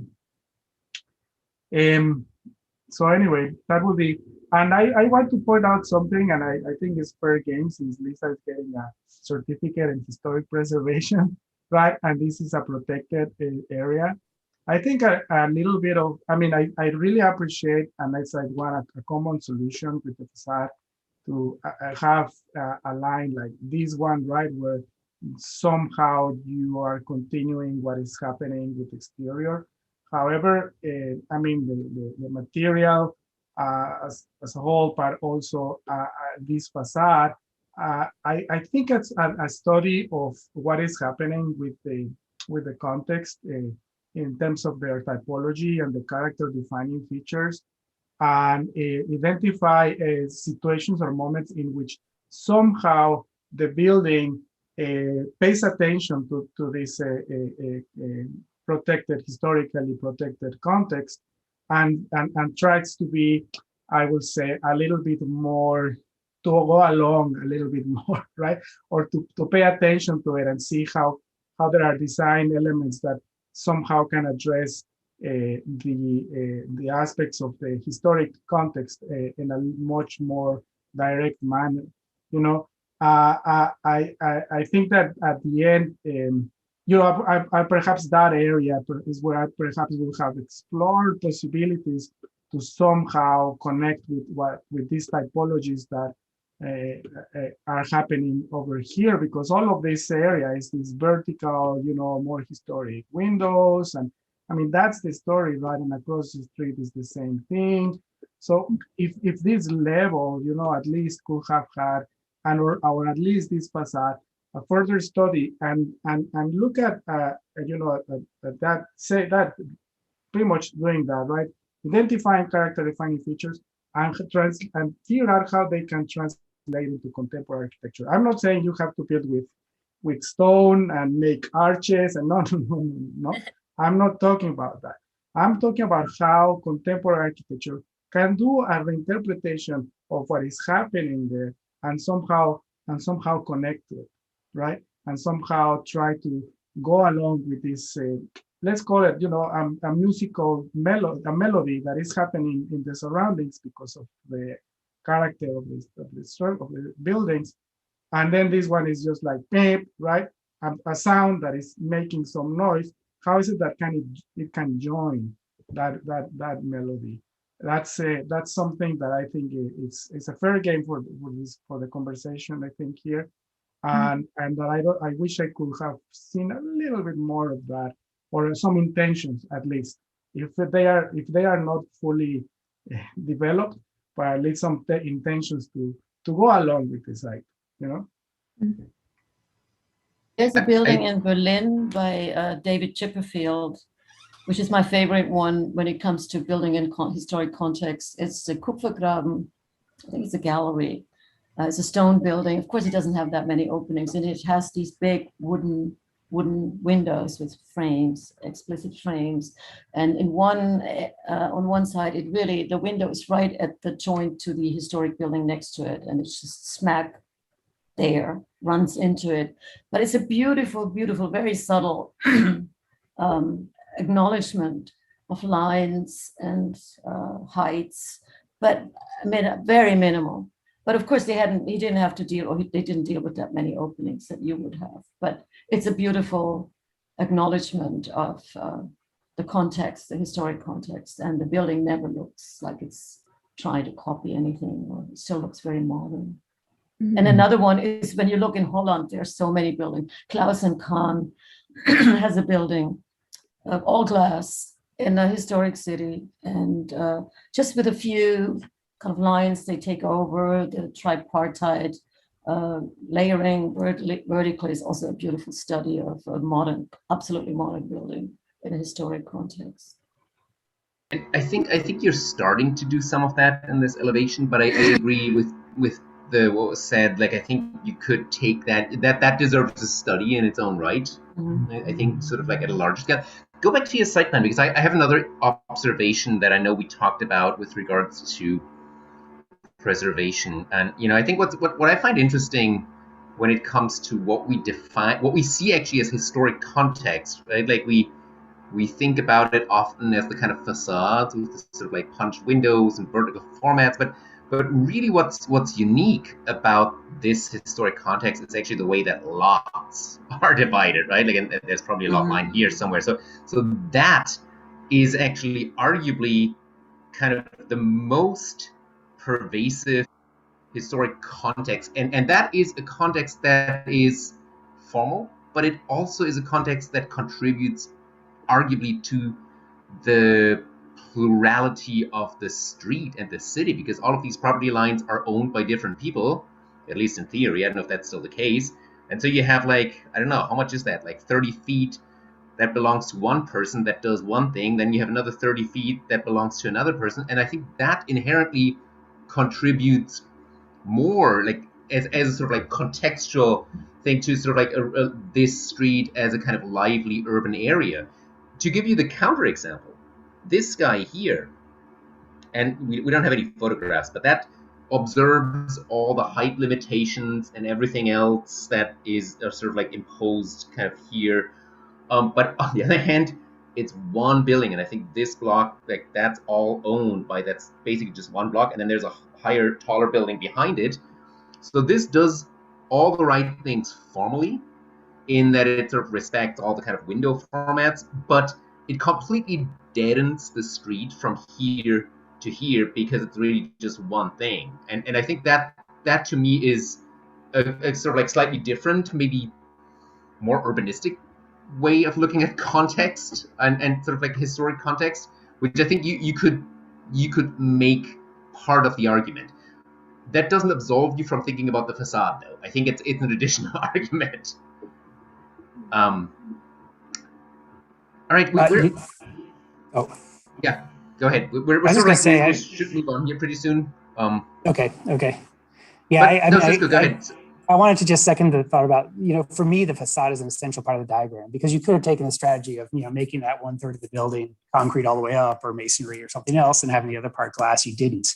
And so, that facade, that kind of that variegated sleeve of different qualities of glass matters a lot. And, the fact that you have pretty broad frames around those channel glass panels. I'm assuming that's some sort of metal, but I would love to see that taken to the next level. Do those project out? I would argue that they shouldn't be flush. There's a whole detailing kind of strategy that plays not, you have this kind of quality of the shadow box effect of translucent, transparent in front of solid and not solid surfaces. But there's also, the thing about a translucent material is it also is a surface to receive shadows. And so to the degree those metal pieces or whatever those frames are project, they will add another layer of depth to that facade. And so it's a significant, if you were to build this, I think you'd spend a tremendous amount of time studying all those qualities, because the more it is, the more opaque it is in terms of its translucency, the more it's receiving shadows, the more presence it will have at certain times of day, and the more unifying it will be over the kind of interior condition, which is not. So it's just an interesting topic, but I think it actually is the core topic of your project. Is this division and then reunification. And I just don't want to let it pass without saying that, there's certain things I think are also really well handled in buildings above 4 stories. You see these challenges all the time, especially in comprehensive integrated projects like that. It's probably a traction elevator, not a hydraulic elevator, so it needs a penthouse. The stairs have to exit to the roof and not just to the ground. And so the way you kind of let that concrete core stick up a floor above the roof terrace level, I think is really smart, because it eliminates all those problems of roofscape that you don't want when you have a strategy of unification for the skin. So that's really well handled, in my opinion. What we're missing here is the quarter scale sectional model that has the facade, right? Like, with this translucent material. I feel like that, under non-pandemic circumstances, would have been something that we would hopefully have. Anyway. Yeah. Thanks for your presentation. But I do think, in terms of like, I'm joking this, and I know you're not going to make that model, but what you should seriously make is a couple of nice renderings that really start to get at the qualities of that facade and what it looks like. I think that is the minimum, because I think your line drawings are actually very elegant and sort of like suggest certain qualities, but I think those renderings would take the project to a whole next level. If you build a 3D model that's detailed, and you don't have to build the whole model, right? Like, it's just the parts that you're showing. So start with the perspective. And then you have a night view. Irene, I think you suggested that, like a night view and a kind of day view, and maybe some sort of close-up that goes like up the facade. I think that would be really, really, really important. And I think beginning axon that you showed was still very rudimentary. I think that could also, like, you know, all the lines like of the panels, of the channel glass panels, like all the kind of like detailing of the facade could come into that too, and become a really beautiful detailed axon of the project in its context. Yeah, I think there should also yeah. be interior views. I think we saw it this morning. I think it would be great to have maybe just vignettes, a couple of views on the inside. What's the character of it? How do I perceive these two different sides of the building? And so I think for me, it's not just an exterior project. I would love to know what the inside is like.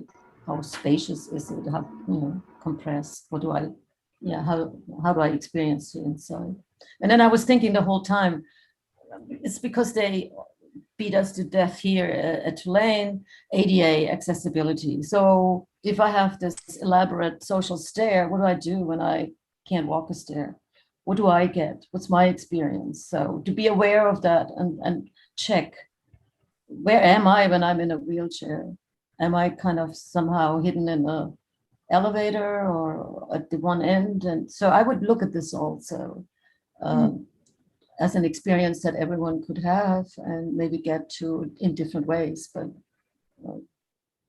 it's not just wheelchair users. You know, I like to think of myself as a fairly fit guy for someone in their 50s, but I live on the 6th floor. I am not walking up your social stair. I might do it once a year when visitors come to town, but so it is, I agree, it's important. It can be as simple as turning, I mean, and part what's good, you suggested like turning the elevator, like the door 90 degrees. So you participate in the spatial conditions. Which I think the whole material aspect and that's why I sort of like made you draw a detail of how these two floors meet. I think that's, I mean, it's sort of technically resolved. I think it's not necessarily materially resolved because, you know, I think that detail could be so much more in when you think about it materially. Like, do I walk on one side? Do I walk on concrete? And then on the other side, right now, I think I'm walking on concrete too, except like a different construction. But maybe I'm walking on wood, and then on the other side on concrete. And like I think there's sort of like there's a sort of tectonic constructability, of course, but there's also like a haptic experience. Like, you know, is it like maybe even like if I touch a wall, is it warm, is it cold? Like I think things like that will contribute to you perceiving that threshold between the kind of wall, the concrete piece, and the steel piece of the project.